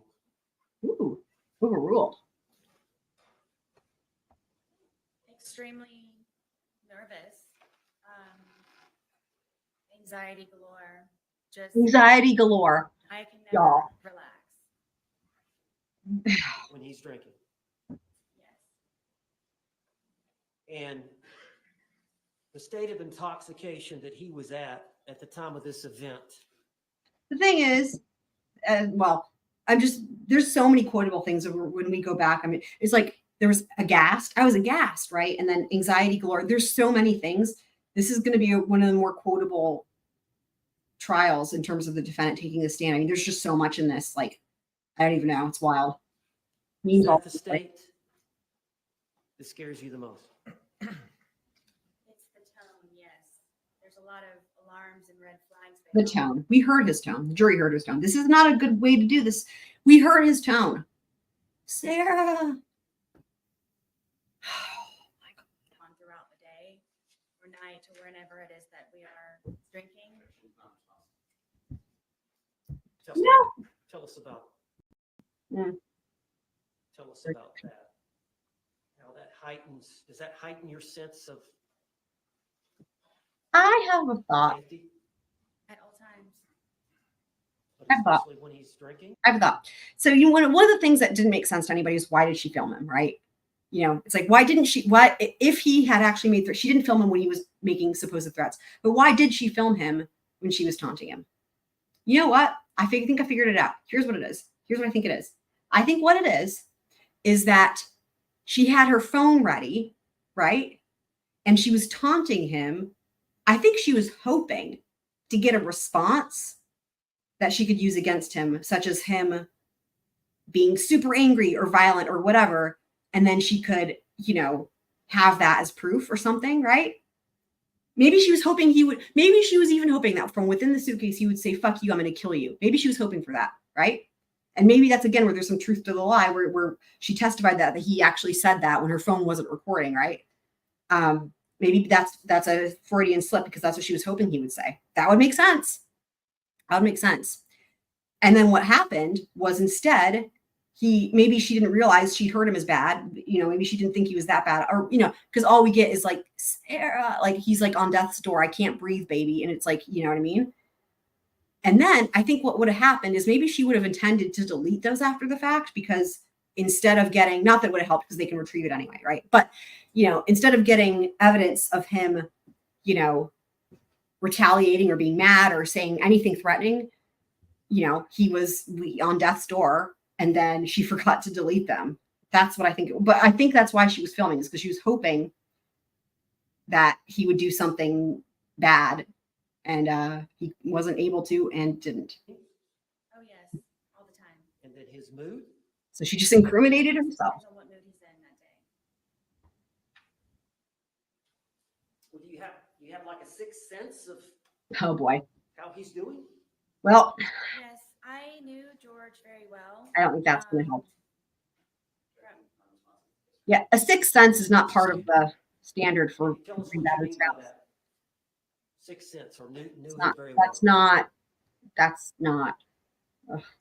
I guess you could say that I was trained by fear with him. Just, it wasn't fun anymore when we would drink and we would hang out on the back porch. It wasn't fun anymore because I believe that. intuitively that something was going to happen to me one way or I another. don't think that's why it wasn't fun anymore. I believe that it wasn't fun anymore because that's what it's like for alcoholics, from what I understand.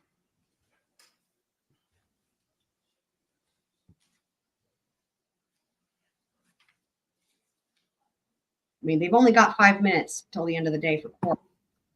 Are you going to finish your case in chief? Or not your case in chief, but your direct? Or are you not? Either way, cross obviously will be tomorrow at some point. Ms. Boone, you know, those bruises that we saw of him, they look pretty deep. What? Oh my God. Tell the jury what you were thinking. From the bat, you're, Yes. Oh, what?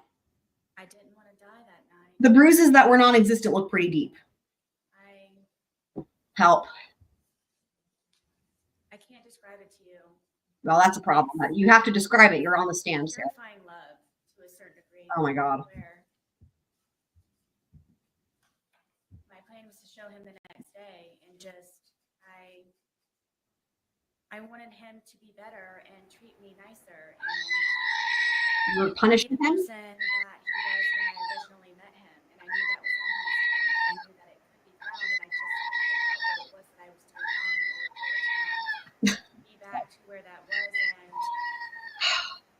I was tired of living in fear and just sick all the time of figuring out how I can entertain him so I don't die, and continue a Entertain him? relationship with my son and try to live a normal life. That wasn't a normal life for me. And just, bottom line is I didn't want to die. I would have died, or I would have been disfigured or maimed, or if it weren't me with the bat, it would have been him if he were to have gotten out. The thing is, well, I know we skipped a little bit of it, but we saw a lot of it. She says that, but from what we saw, there was never any evidence or even a story about him hitting her with a bat.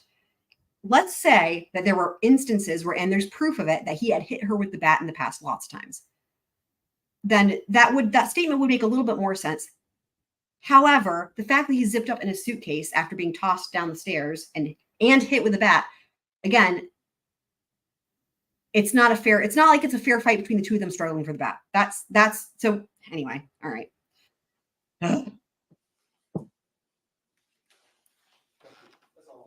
All right, they're done. Sweet. Cross will be tomorrow. Examination. There's no way they're going to start it today.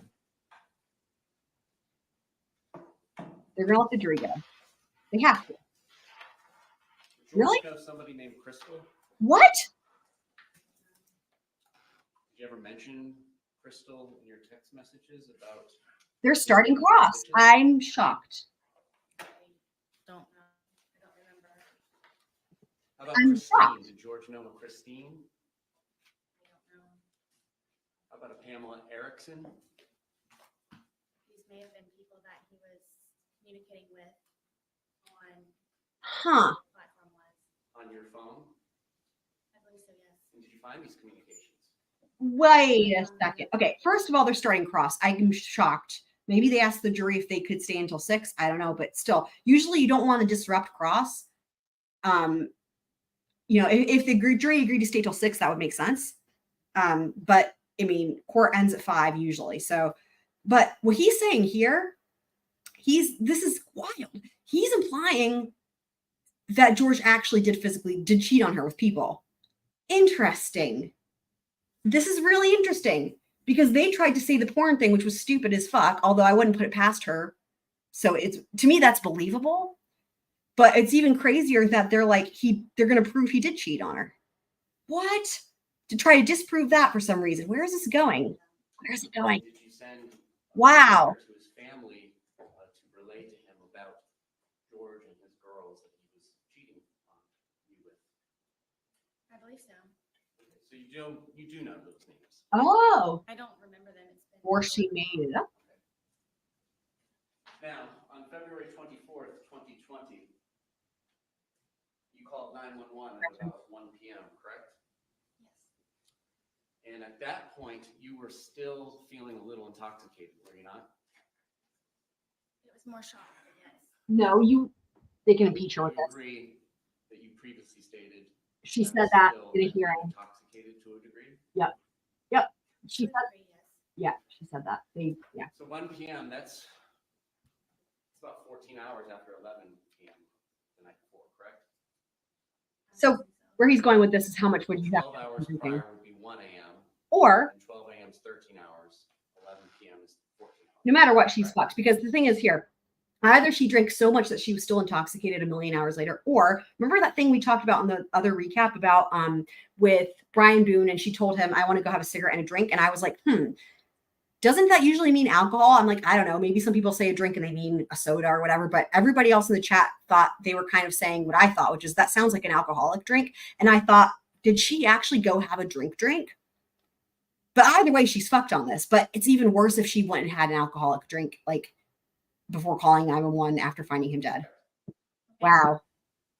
And you were I mean, present they're both here bad. for the medical examiner, Dr. Zadovich, to testify, correct? Yes.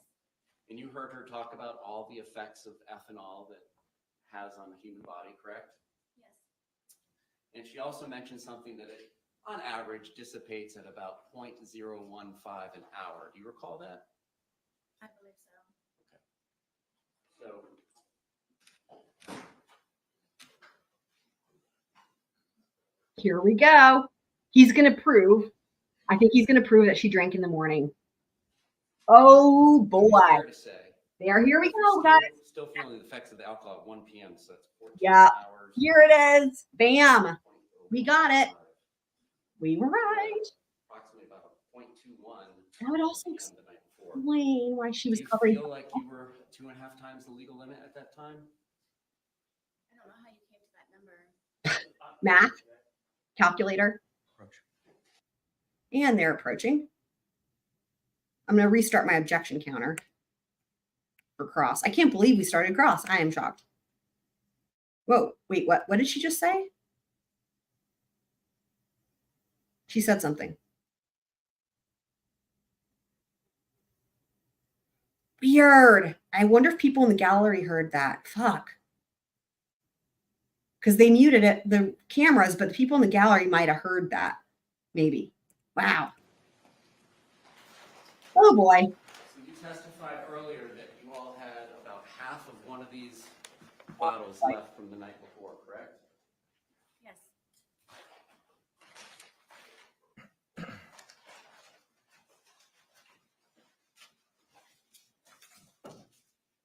Here we go. Beautiful.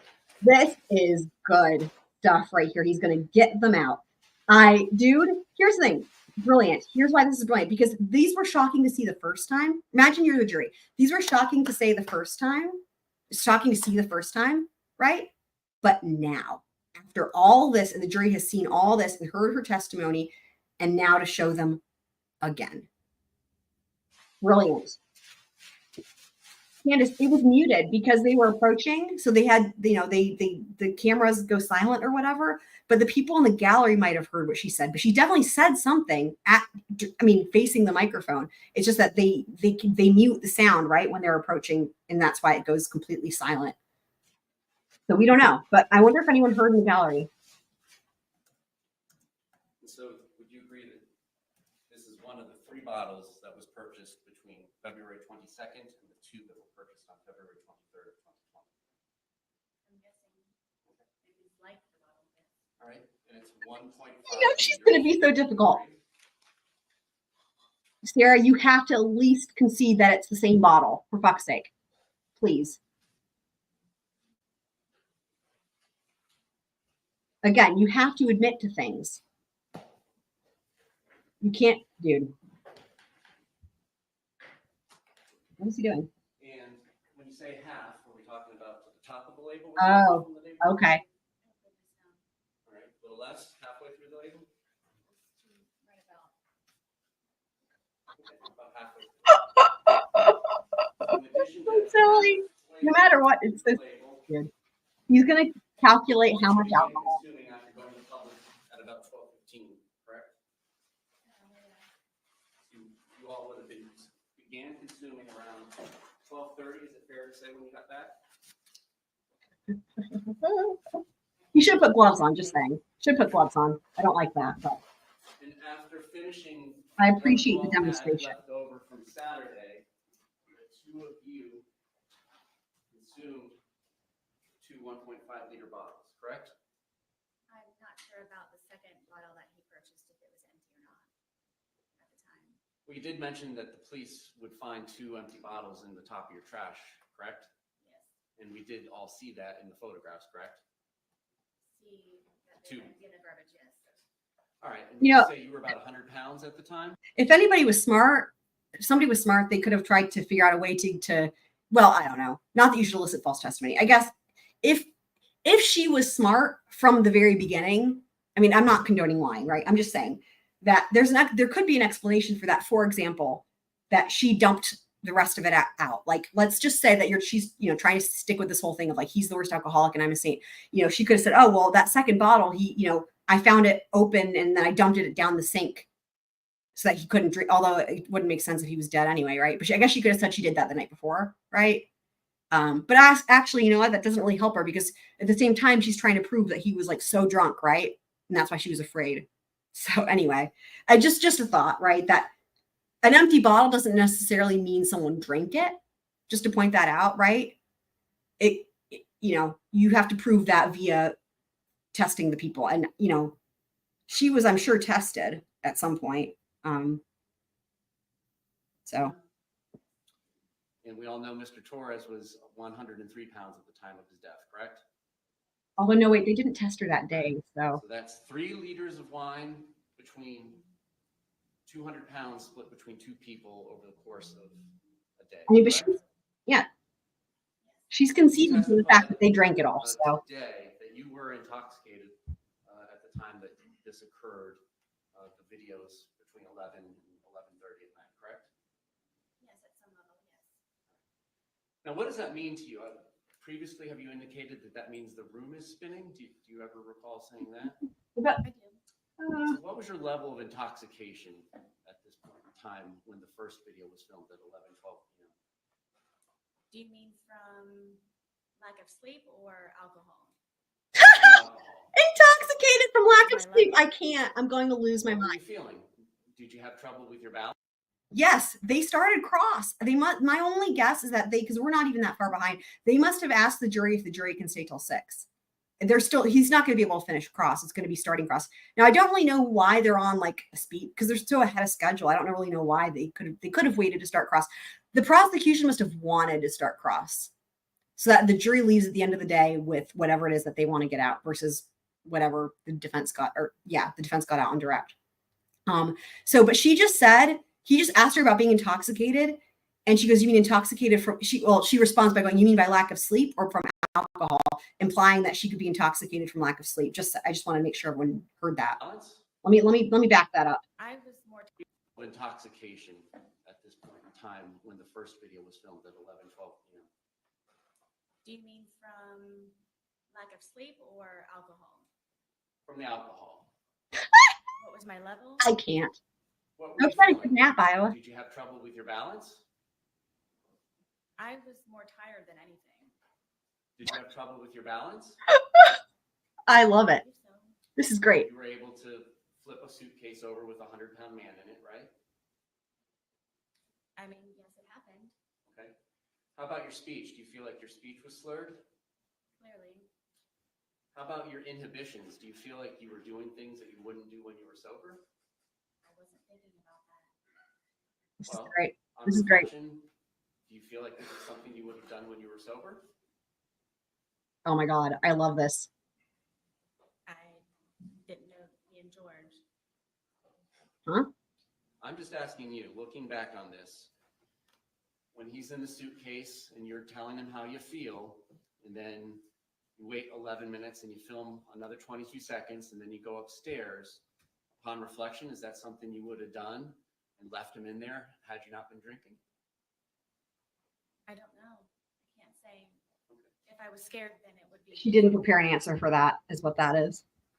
All right, now, today you testified about the time frame between the 2 videos, correct? Oh boy. So you came down from the shower where you were hiding, correct? He doesn't believe As it you're either. coming down the stairs, before you even get to the bottom of the stairs, you can kind of see over your shoulder or towards your right that he's trying to hide in the suitcase, correct? This is what I was talking about earlier, guys. They were arguing about this. Where was she when she could see the suitcase? This is it. Yes. And I was like, it better come And across. Here the it is. lid is down, but it's not closed, and you can tell he's hiding in there. It's not a great hiding spot just yet, right? And so you come over to him, and you're laughing, right? And you move the suitcase around some before Oh, boy. zipping it This shut, is- right? So good.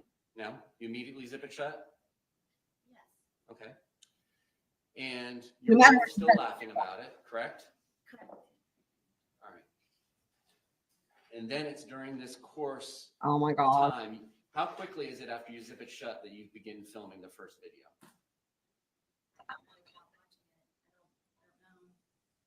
Okay. I mean, the video's not going to catch you zipping him up because you're like 10 feet away, right? How quickly after you zip him up is it before the video starts? Is my question. I don't know. Okay. And then during that 9 minutes and 14 seconds is when he begins to get angry, correct? What, 9 minutes? Between the two videos, there's 9 minutes and 14 seconds between the end of 1061. Interesting, because the defense has been saying 11 minutes over and over again. He must have started at when each video, when the first video started and the last one ended. I mean, I'm saying this is on purpose, right? To make it seem like there was more time that elapsed to where he could have gotten angrier without anyone seeing it. This is wild. He's saying it's actually 9 minutes and something seconds. See, she was like, I don't even know what you're talking about. Oh my God. Wow. So right now, what the jury is understanding is that they've been misled by the defense attorney. One. Row. Not good. 1062 and 1062. You should have done the math. So you the got right the way. 2 minute, 3 second wow. video that starts at 11:12. You've been lied to by the defense attorney, people. I guess. Oh my God. Permission to use state 17. You may. Y'all, my jaw is aghast. I'll just use her word. Y'all, you know what's so great? This is so effective. I love that they didn't correct him. They could have corrected him and said, I object. This is not correct. They let it go. And this is why, because this is so much more impactful, right? They've got it wrong. They lied to you about how long that period of time was. Holy fuck. Did Owens not see this coming? What? Oh, so it's like not only is she a lying liar that lied, so is her defense attorney. Fuck. This is incredible. I hated his opening statements, but this cross so far is really good, I think. Wow. Let her sit there and squirm the way she said she was making him in the suitcase. Woof. Oh my God. Let her sit there and squirm. All right, so we're looking at Oh my God. 3107. Fuck. That indicates, according to the phone extraction, 2/23/2020, 11:12:45 p.m. Image _ 1062 movie begins being captured. We are seeing that is about 2 minutes and 3 seconds. Entry 31113 indicates that image _ 1063.move.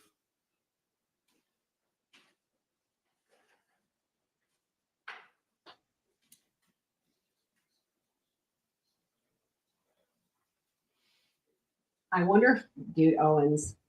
Fuck.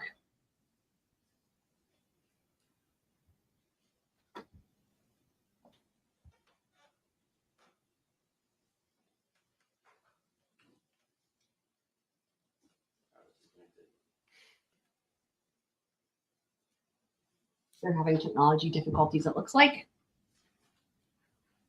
Not uncommon in court. He's trying to get the thing pulled up. Classic court. Classic. 31113. Here we go. A second movie is captured at 11:23:03 p.m. Yeah, this is not going well for her. Your testimony was that after that first video was captured by your phone and you, Mr. Torres began getting angry and trying to push his way out, correct? Oh my God. Say it one more time, please. Between these two movies, of which there's about 9 minutes and 14 seconds, Mr. Torres begins to get angry and try and push his way out and get out of the suitcase, correct? He had been angry on and off throughout the entire day. Okay. You didn't tell us that earlier. yeah, said you it was a didn't. Wonderful fun day. You all day, did say correct? that. But you did not tell us earlier today that he had been angry. Oh throughout the day. boy. When would I say that? No. You described your entire day Wow. doing puzzles, Wow. arts and crafts, and outside by the dartboard, and you said it was a wonderful day and everything was fun until She did. he was in the suitcase. She Did did. you not testify to that earlier today? And she also completely ignored the arguing that the neighbors. My specific question between these two movies is, this is when he begins to get angry. Oh my God. To push his way out and to get out of the suitcase, correct? She's like, where's he going? Again, yes. And he was expressing his anger in what manner? How did he say this? At which point throughout the day? Ma'am, you know very well that I'm talking about between these movies. I'm dead. I'm Please dead. answer my question. I'm dead. Between I'm these dead. two movies, I'm how did dead. he express his anger with you? Told me that I was going to fucking die. Okay.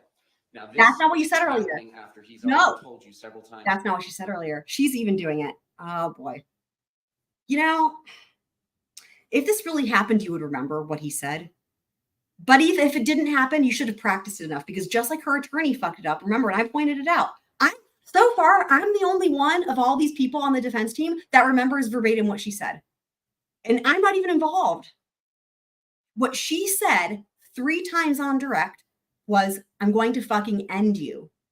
But then her attorney got it wrong, and now she's getting it wrong. He cannot Mother of believe God, these Mother of movies. God.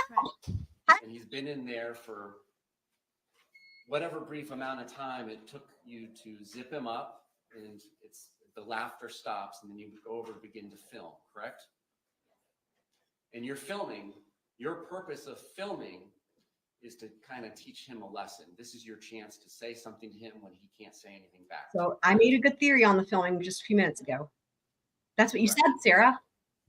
That's what you said. There was no lesson to be learned. It was just I wanted him to try to understand how I felt, so maybe he could progress in being a better person the next day. For the filming. So you wanted him to understand how you felt in the past, and that's not teaching a lesson? I just wanted him to understand. We're trying to understand it. All right, and so immediately prior to zipping him up and putting him into the movie, you had been upstairs, correct? I'm sorry. Immediately before coming down and zipping him up and then filming the first of the 2 movies, you had been upstairs in the shower, correct? Oh boy.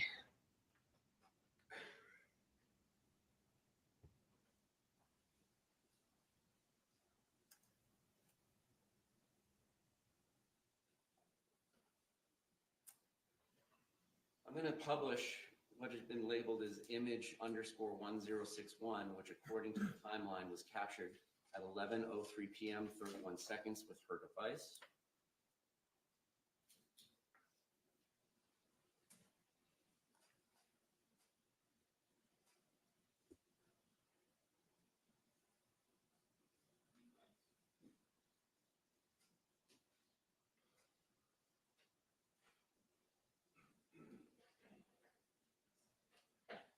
All right. Does this appear to be the suitcase that's in question in the Oh 2 my movies God. at 11:12 Get my and ejection counter down. 11:23 p.m.?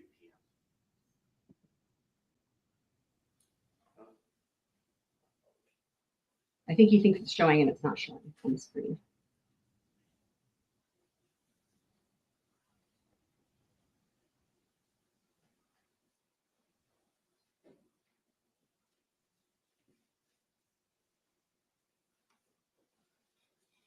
They even have all the instructions. That's why I love it. That the instructions are right there.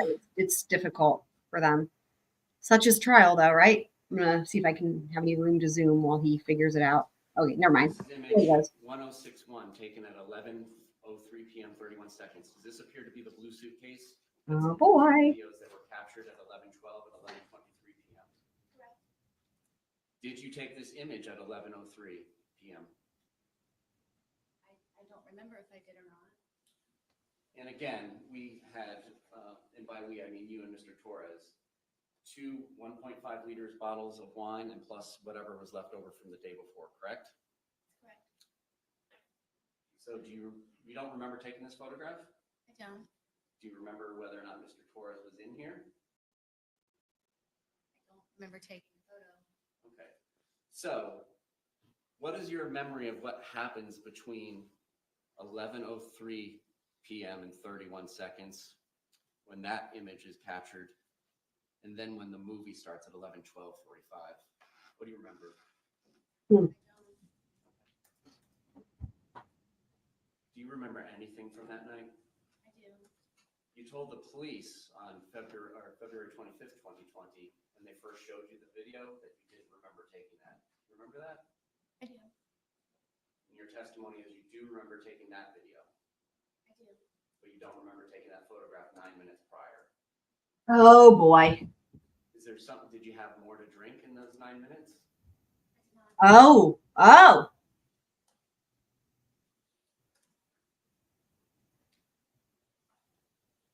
Was Mr. Torres in that suitcase the entire time between 11:03 when that image was taken and then when the second video was taken at 11:23 p.m.?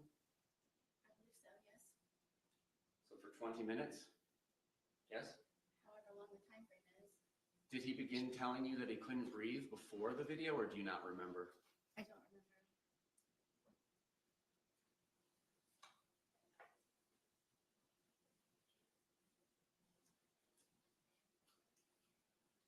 Now, you testified moments ago that your two neighbors must have misremembered which night the loud noise was, correct? Oh.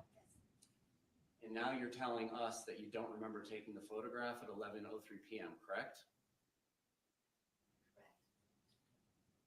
Did the police come out to your townhouse on Sunday? Well, the other February 23rd, 2020? that one neighbor was on Yes. FaceTime with his girlfriend, so it's verified. Talking about Sunday. This is the Sunday Funday when we're going to Publix twice. Were the police out at your residence? It was the day after, Monday the 24th, correct? Yes. And that Monday morning, you called 911, well, Monday afternoon at about 1 p.m. Dude, he's taking all the shots at her. I love it. And Dude, between that time Funday, frame, Funday, you were morning. the only person in your apartment plus Mr. Torres in the suitcase, correct? So if anything had been disturbed in your apartment, you had all the time that you wanted to undisturb them before calling 911, correct? If I wanted to. And you still, your testimony is there was no loud boom that shook the walls of your townhouse at about 11 p.m. the night of February 23rd, 2020, correct? Correct. To the best of your memory, correct? Correct.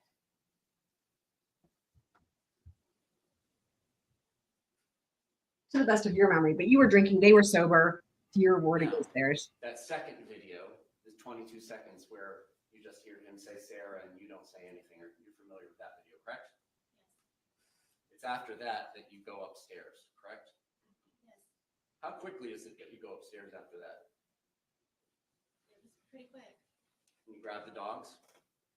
No, the dogs were upstairs already. Ooh, that's not what she said earlier. Call That's not what she said earlier. She said they followed her upstairs earlier. 911. Uh-oh. Police know that you had zipped. I don't know if you shut caught in that. the suitcase You may not have and caught that. been able to get out for 20 minutes. Yeah, they're doing great. He's doing great. Did you go to Brian's house and tell him I had to zip Mr. Torres up in a suitcase shut? We need to do something about that before it passes. I believe that's what the phone call was. Okay. Well, what do you remember now about the phone call? Ruh-roh. I Danger. that I called him. I don't know specifically what it was about. What? Now, your testimony Oh my seems God. like you spend day after day Well- finding things to entertain Mr. Torres to do, correct? That's what she said. I love it. Almost Dude, like having a child.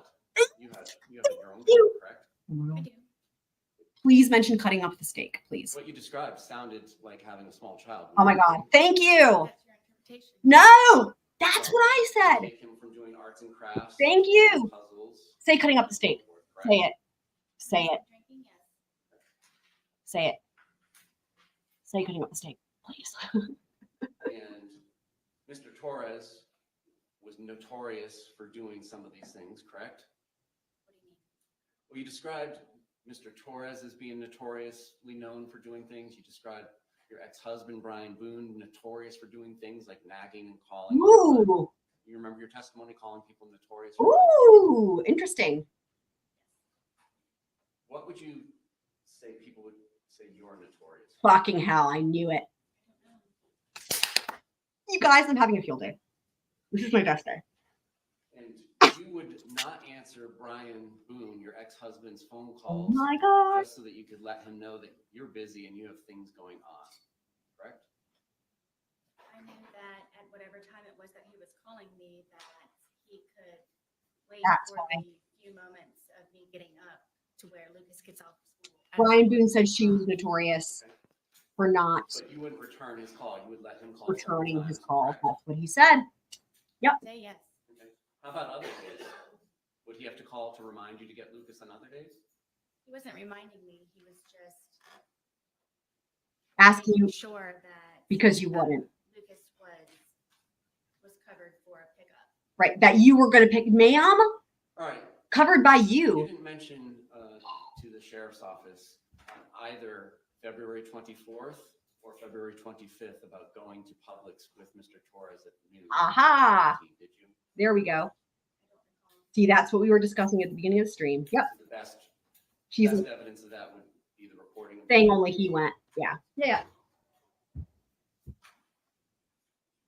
She went with him first and then he went by himself Did second. you not remember going to Publix with Mr. Torres that day She remembered. I guarantee you. She was trying to hide the drinking. What point? at any point? Oh, wow. Wow. No, I didn't. Wow. You had indicated to the police that it was about 4 p.m. that you all had started drinking after doing chores. You recall that? I do. And your testimony today was that it was really more after you guys went to Publix at about 12:17 p.m., correct? Yes. And you did not tell the truth to the police, correct? I'm sorry. You did not tell the truth to the police about that, correct? I did not. She's a lying liar. When That they were asking you about Mr. Torres's injuries, you told them that you had nothing to do with it, correct? Let's see how far behind you. And that was not the truth. Correct.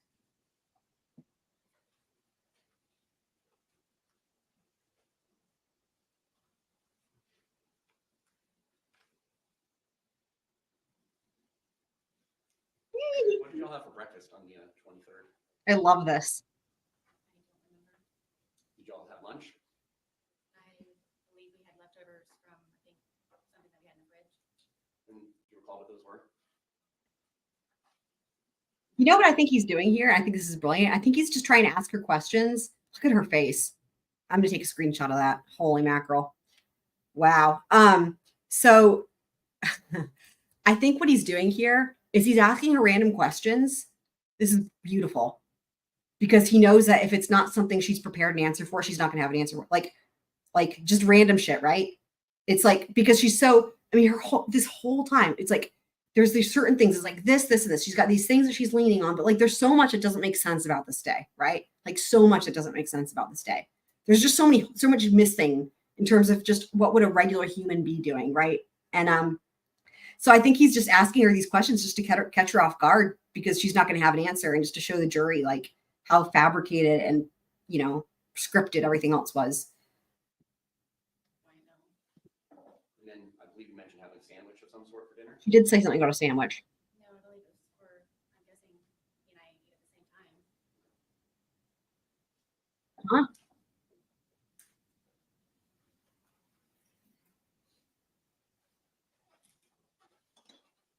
Oh my God, Sarah, you should not have done, well, many things, but And at taking one point, Mr. Torres called his brother Juan, correct?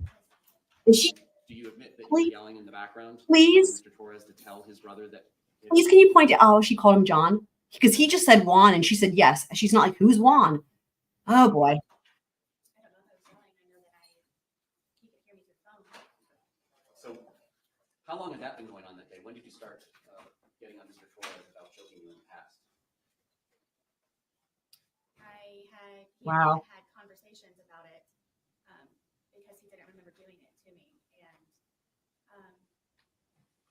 next day and the day of. Is it fair to say that there are just points in time where you don't remember what you do either, correct? Are you talking about almost 5 years ago? I'm talking about from drinking. Is it fair to say that you don't often remember things that you did while you were drinking? I would not say often. Okay.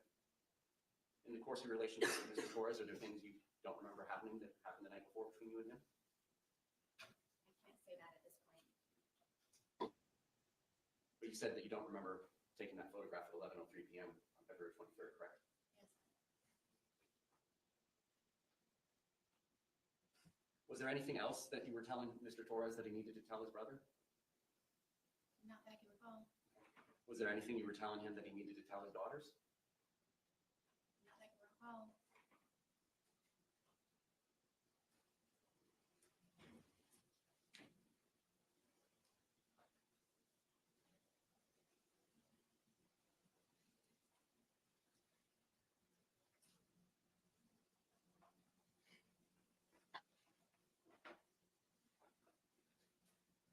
Now, you indicated that Mr. Torres would use your phone to look at pornography. Correct. Were there ever any points in times when it was you that was used looking at pornography? No way. If I was, it was to go back and look to see. Oh my God. Oh boy. Did you ever threaten to get Mr. Torres arrested if he did not do what you wanted him to do? Oh my God. I wouldn't say threatened. Oh. Well, Oh. were there ever points in times where you would like him to call you or return a call, and if he didn't do that, you would threaten to get him arrested? It depends on if he had my keys or something that I needed from him. She really doesn't want him driving her car. That's clear. And it was your townhouse, correct? Mine, yes. Was yours. When did you get him off the lease? I'm not sure what year it was, but I don't think he was actually removed from the lease. What? He had a different type of tenant. What? And did you change the locks so that he couldn't get back in at the points in times when you picked him out? I did sometimes. And then would you leave the key in the hiding spot that he was aware of? There were multiple hiding places. On any of the 911 calls, did you What? ever mention that Mr. Torres was aware of where you kept your keys and that's how you got back into the house? What? So I needed to Wait, what? break into my home. What is And happening? it's your testimony He's saying that she would hide the keys where he could find them on purpose so he could come back in. What? that you did not push him down the stairs, correct? I don't understand that. And in fact, it was him that dragged you down the stairs the night before, correct? Yes. Now, by dragged, did you leave your feet? Yes. And did you get scrapes on your knees or anywhere from the carpet? I'm not sure. Did you get any injuries, like bruises or abrasions or scrapes? I was missing a lot of my hair. Yes, that was on the stairwell. And you agree that you were photographed on February 24th when the police came out, correct? The day of the incident? Well, the afternoon after the incident. We're not sure when he passed. Yes. Some of those photographs showed ashtrays inside your house. I thought you said you guys couldn't smoke inside your house, Oh boy. but you did, right? Sometimes, yes. It doesn't even matter except it's You just agree you would she's go to the lying. hospital That's all. and tell them She things didn't- that were not true, correct? There is literally no reason for her to lie. Like, it was so funny, right? Because so it's like, I remember that because that came up a couple other times where she says something like, yeah, we're not allowed to smoke inside, so we smoke outside. She offered that up without being asked about it. I think in her interrogation, she did the same thing today. And it's like, why? Why would you even, you don't have to say anything about it at all. But now it's just because she said it. Now it's just something else she lied about where it's like, you were actually smoking inside. Holy mackerel. There were times where you went to Wow. the hospital and leave without getting treatment, correct? Yes. Is it fair to say that you often had alcohol in your system when you were going to the hospital, correct? Aha. See? Could have been she did it to herself.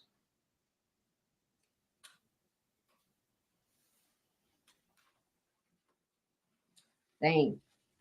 All right, so just to summarize the day to make sure we understand it. You all wake up sometime in the morning, but it's an unknown time, correct? On February 23rd. Or early afternoon. Yes, I had a problem with the detectives and them having me guesstimate times. Okay. Are you the kind of person, like most of us, that uses your phone when you wake up? No. So the first activity on your phone may have nothing to do with when you woke up. Is that fair for you? Yes, other than looking at the time. possibly. Okay. So at some point you wake up, it doesn't sound like you have breakfast, correct? You do some chores, correct? Yes. So that is true. That part of it is true. You did do chores before going to Publix at 12:17? Yes. All right. After chores, you go to Publix and you get that 1.5 liter Magnum bottle of Woodbridge Chardonnay, correct? Y'all hear how he snuck that in? Y'all hear how he snuck that in? So that part is true. And she said yes. 1.5 liters. Instead of the 750s, it's the double size. It's like It's a 2 glasses of Magnum. wine. Okay, yes. Which is You got funny 'cause 1.5 liter, right? That's Johnny Depp.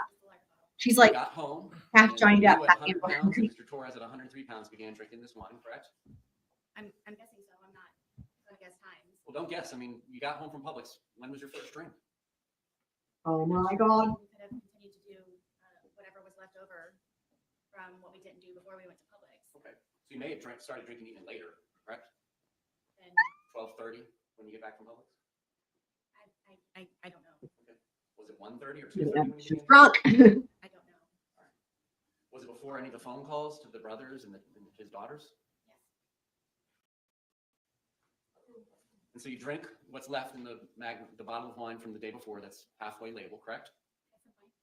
And then you drink 1.5 liters of wine, and he goes out and gets another one on his own without your permission or suggestion about 5:30, correct? Correct. And then you all consume that one as well, and it ends up in the trash can at the end of the night, correct? Apparently.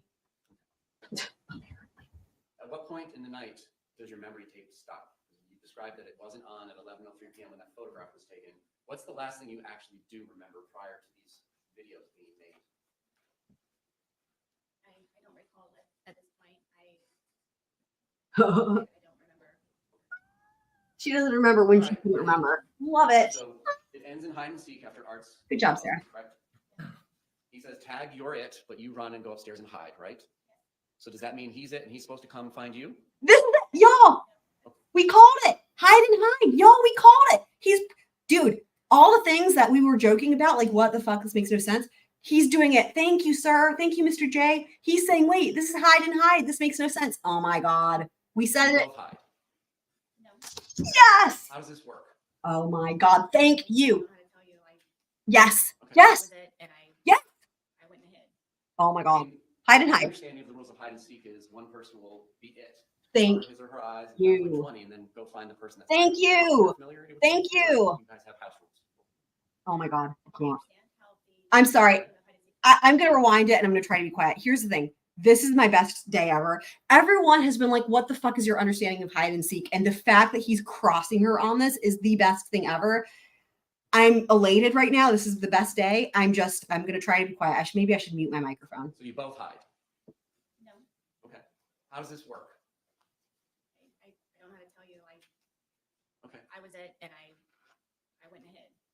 I mean, my understanding of the rules of hide and seek is one person will be it, cover his or her eyes and count to like 20 and then go find the person that's hiding. Is that you're familiar with the rules too, or do you guys have house rules?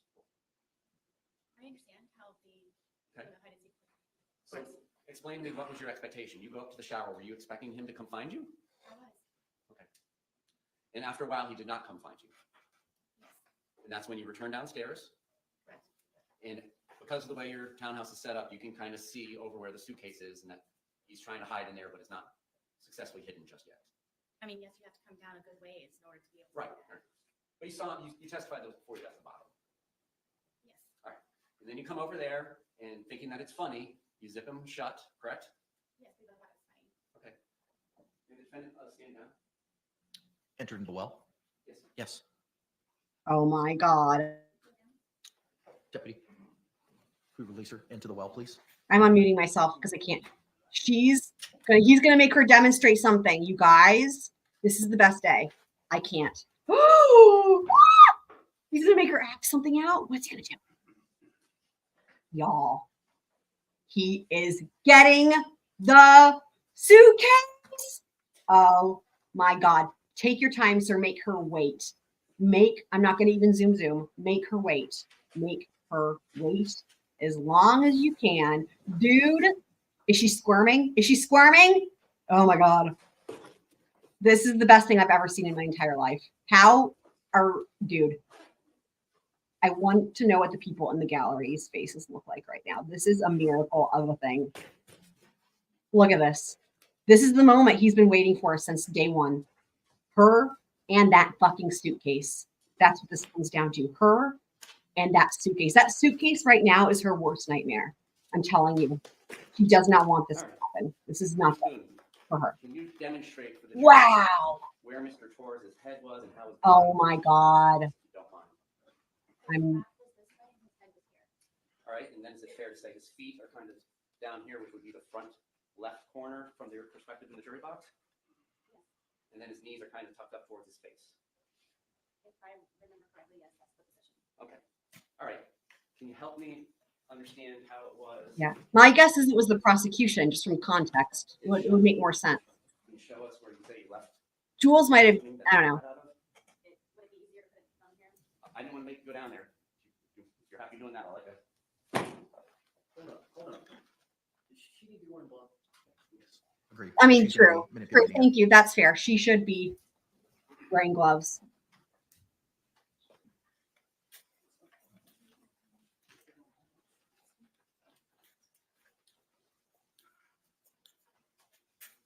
My thought.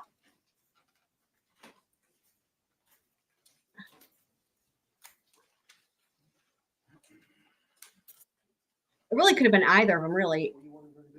Just demonstrate how she zipped it shut. No, see, now I'm like, no, it must have been the state because they're going to be doing this in her cross. And so that's why they needed to talk about what would happen. I think that's part that it must have been the state. So I know all of the names. Did she give a certain name? Because I know the attorney's names. If she gave a name, I know who I'll be able to say who it was. This side.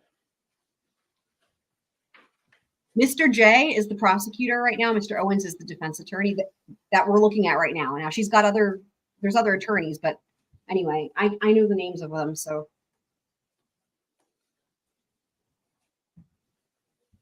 the struggle is real.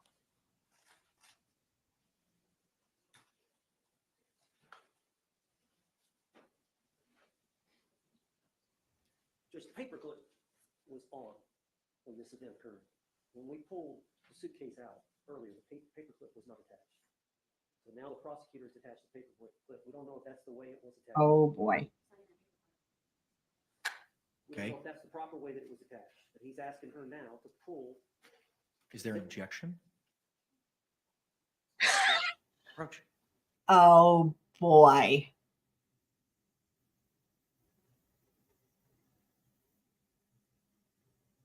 Oh my God. So, but weird. The paperclip wasn't attached. I'm really confused because wasn't it supposed to be attached? I mean, that matters. Look at her standing there. Oh my God. I wonder how long. I wonder if they're going to send the jury home because. We're positioned. Never mind. That Mr. Torres was able to get his hand out. If you want me to do it, I'm fine to take your direction. From what I remember, No, she wants to do it. That was brilliant. Of course she's going to want to do it. He knew she was going to want to do it. Awesome. Dude, he's awesome. He said that on purpose because he knew she would want to do it. Oh my God. I love it. Theater in court right now. This is it. This is the whole case and the suitcase. Their whole case is the suitcase. And here she is facing it, facing her. Dude, what are you doing, Mr. Owen? Sit down. He's putting on gloves. Oh, it's going to take 3 of them to open this thing. I'm going to lose my mind. It's not over there? Where do you you asked me where I zipped it. when you say that it was zipped shut, show us. Oh my God. How I zipped it, or When you're done zipping it shut and he's inside of it, where are the zipper components?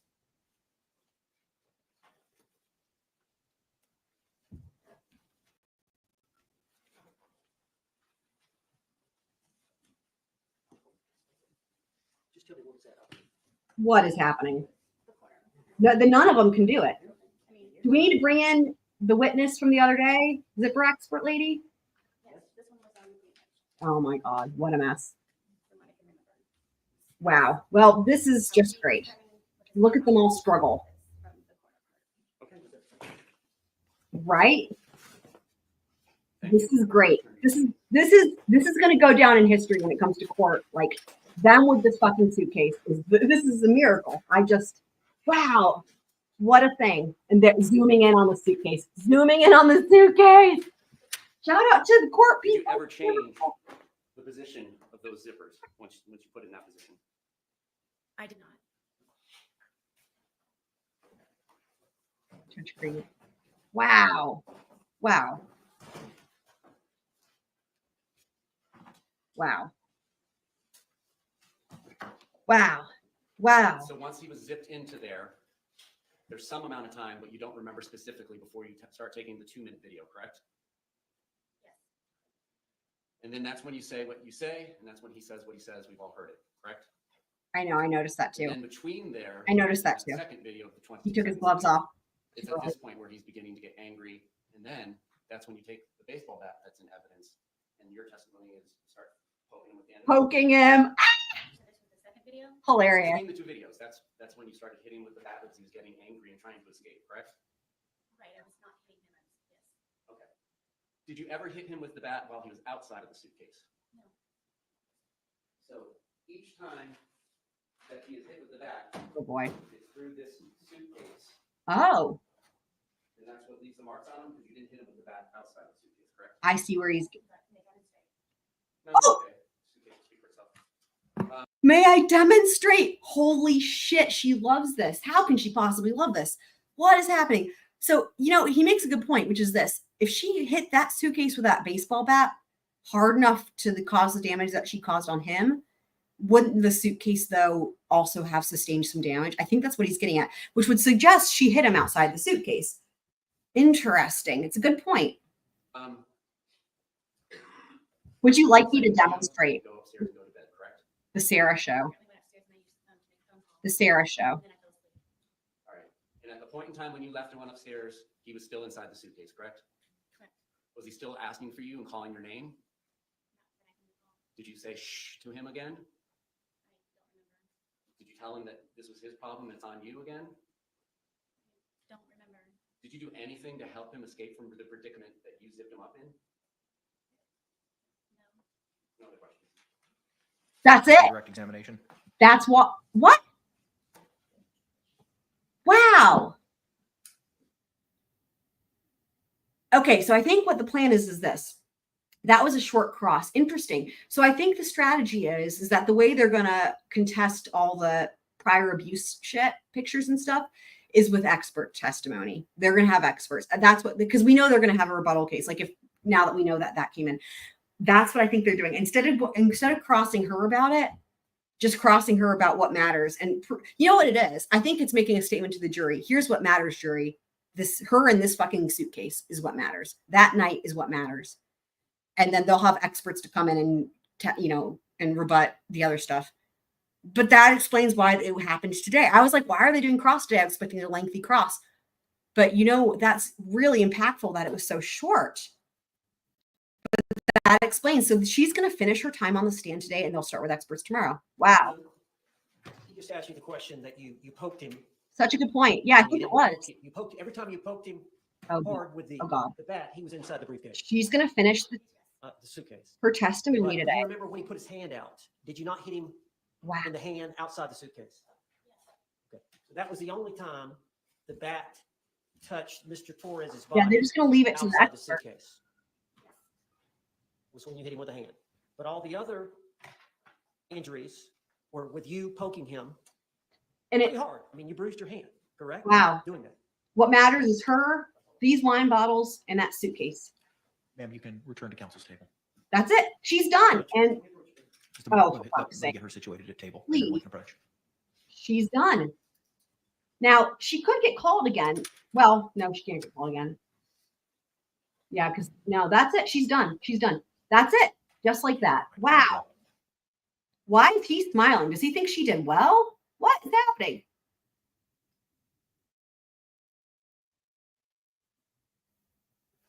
Right. Well, I think, and I think that the thing is this, is that it remains to be seen. It remains to be seen how much of that, like I was saying, was things that were just something else, or things that were accidents, or things that she did on accident because she was drunk. It's hard to say. I mean, again, I think that the black eye looked like something that would be hard to do to yourself, even on accident.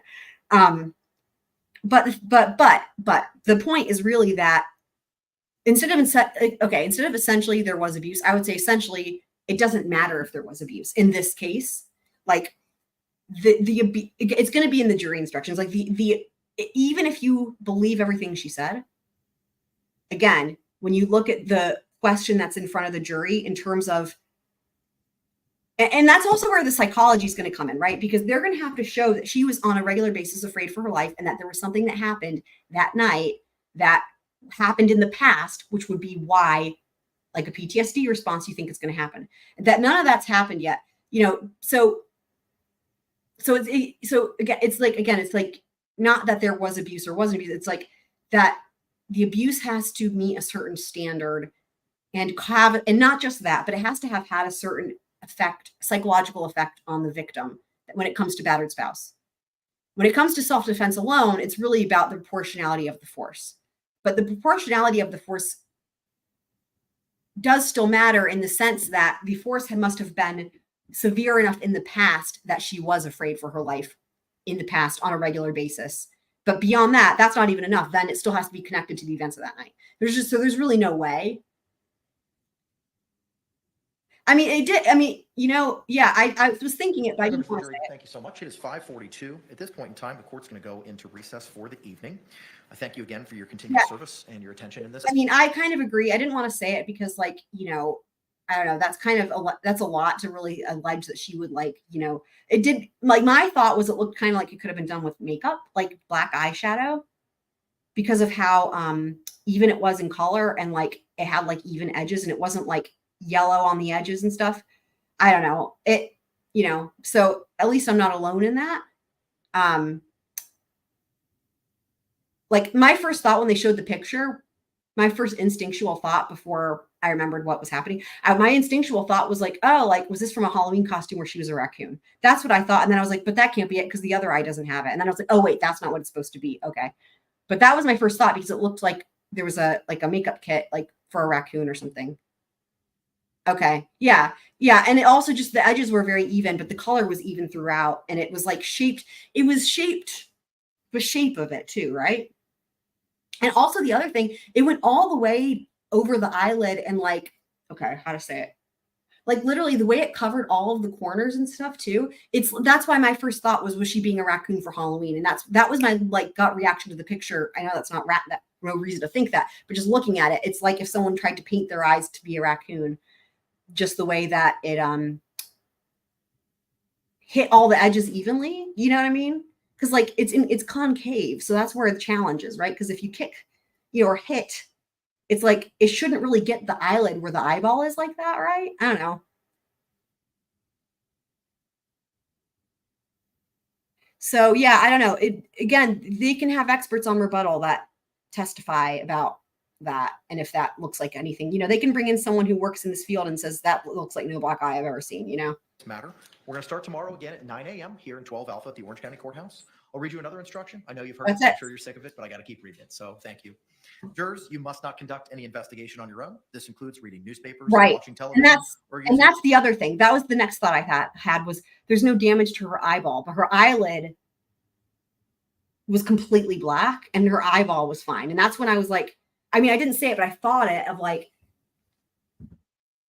the eyeball would have been really impacted. That could probably blind you because it's possible to burst an eyeball. But the thing is that would happen so rarely because it's so hard to get that because of the fact that it's concave. That's why our eyes are concave, right? So that it hits the bone around it and not the ball, because eyeballs are susceptible things.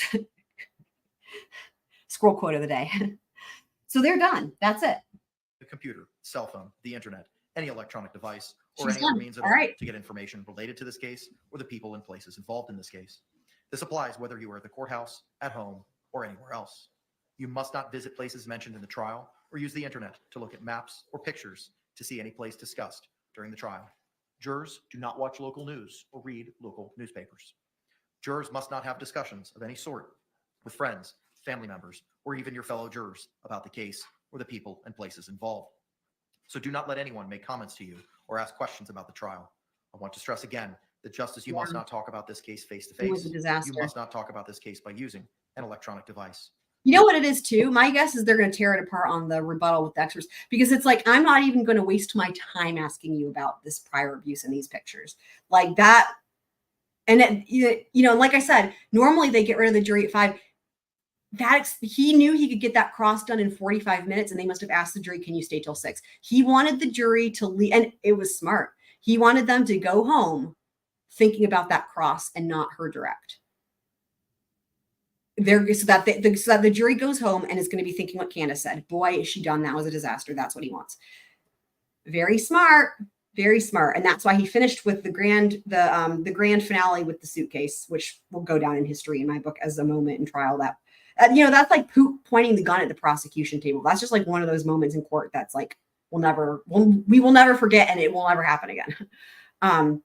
So guys, that was a lot. That was, I'm really glad I was available to watch this with you guys live, because this was, almost 5 years in the making.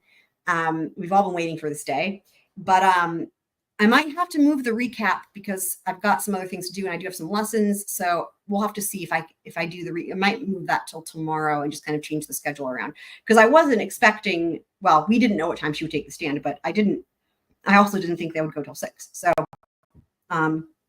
So anyway, y'all are the best though. I know it was very wild. Honestly, it's going to be worth watching it. There's like so much, right? Like just so much. Wow. Yes. Right. It's still afternoon for Iowa. And I hope please tell your husband, I wish him luck on the job interview. I believe you said it was a job interview, right? So, wish him luck. I hope you guys have a nice time. I think you said you're going to be going out to dinner. So that sounds like a lovely date night. So yeah. So anyway, I will see you guys soon. Love y'all. And I'll go ahead and roll the outro.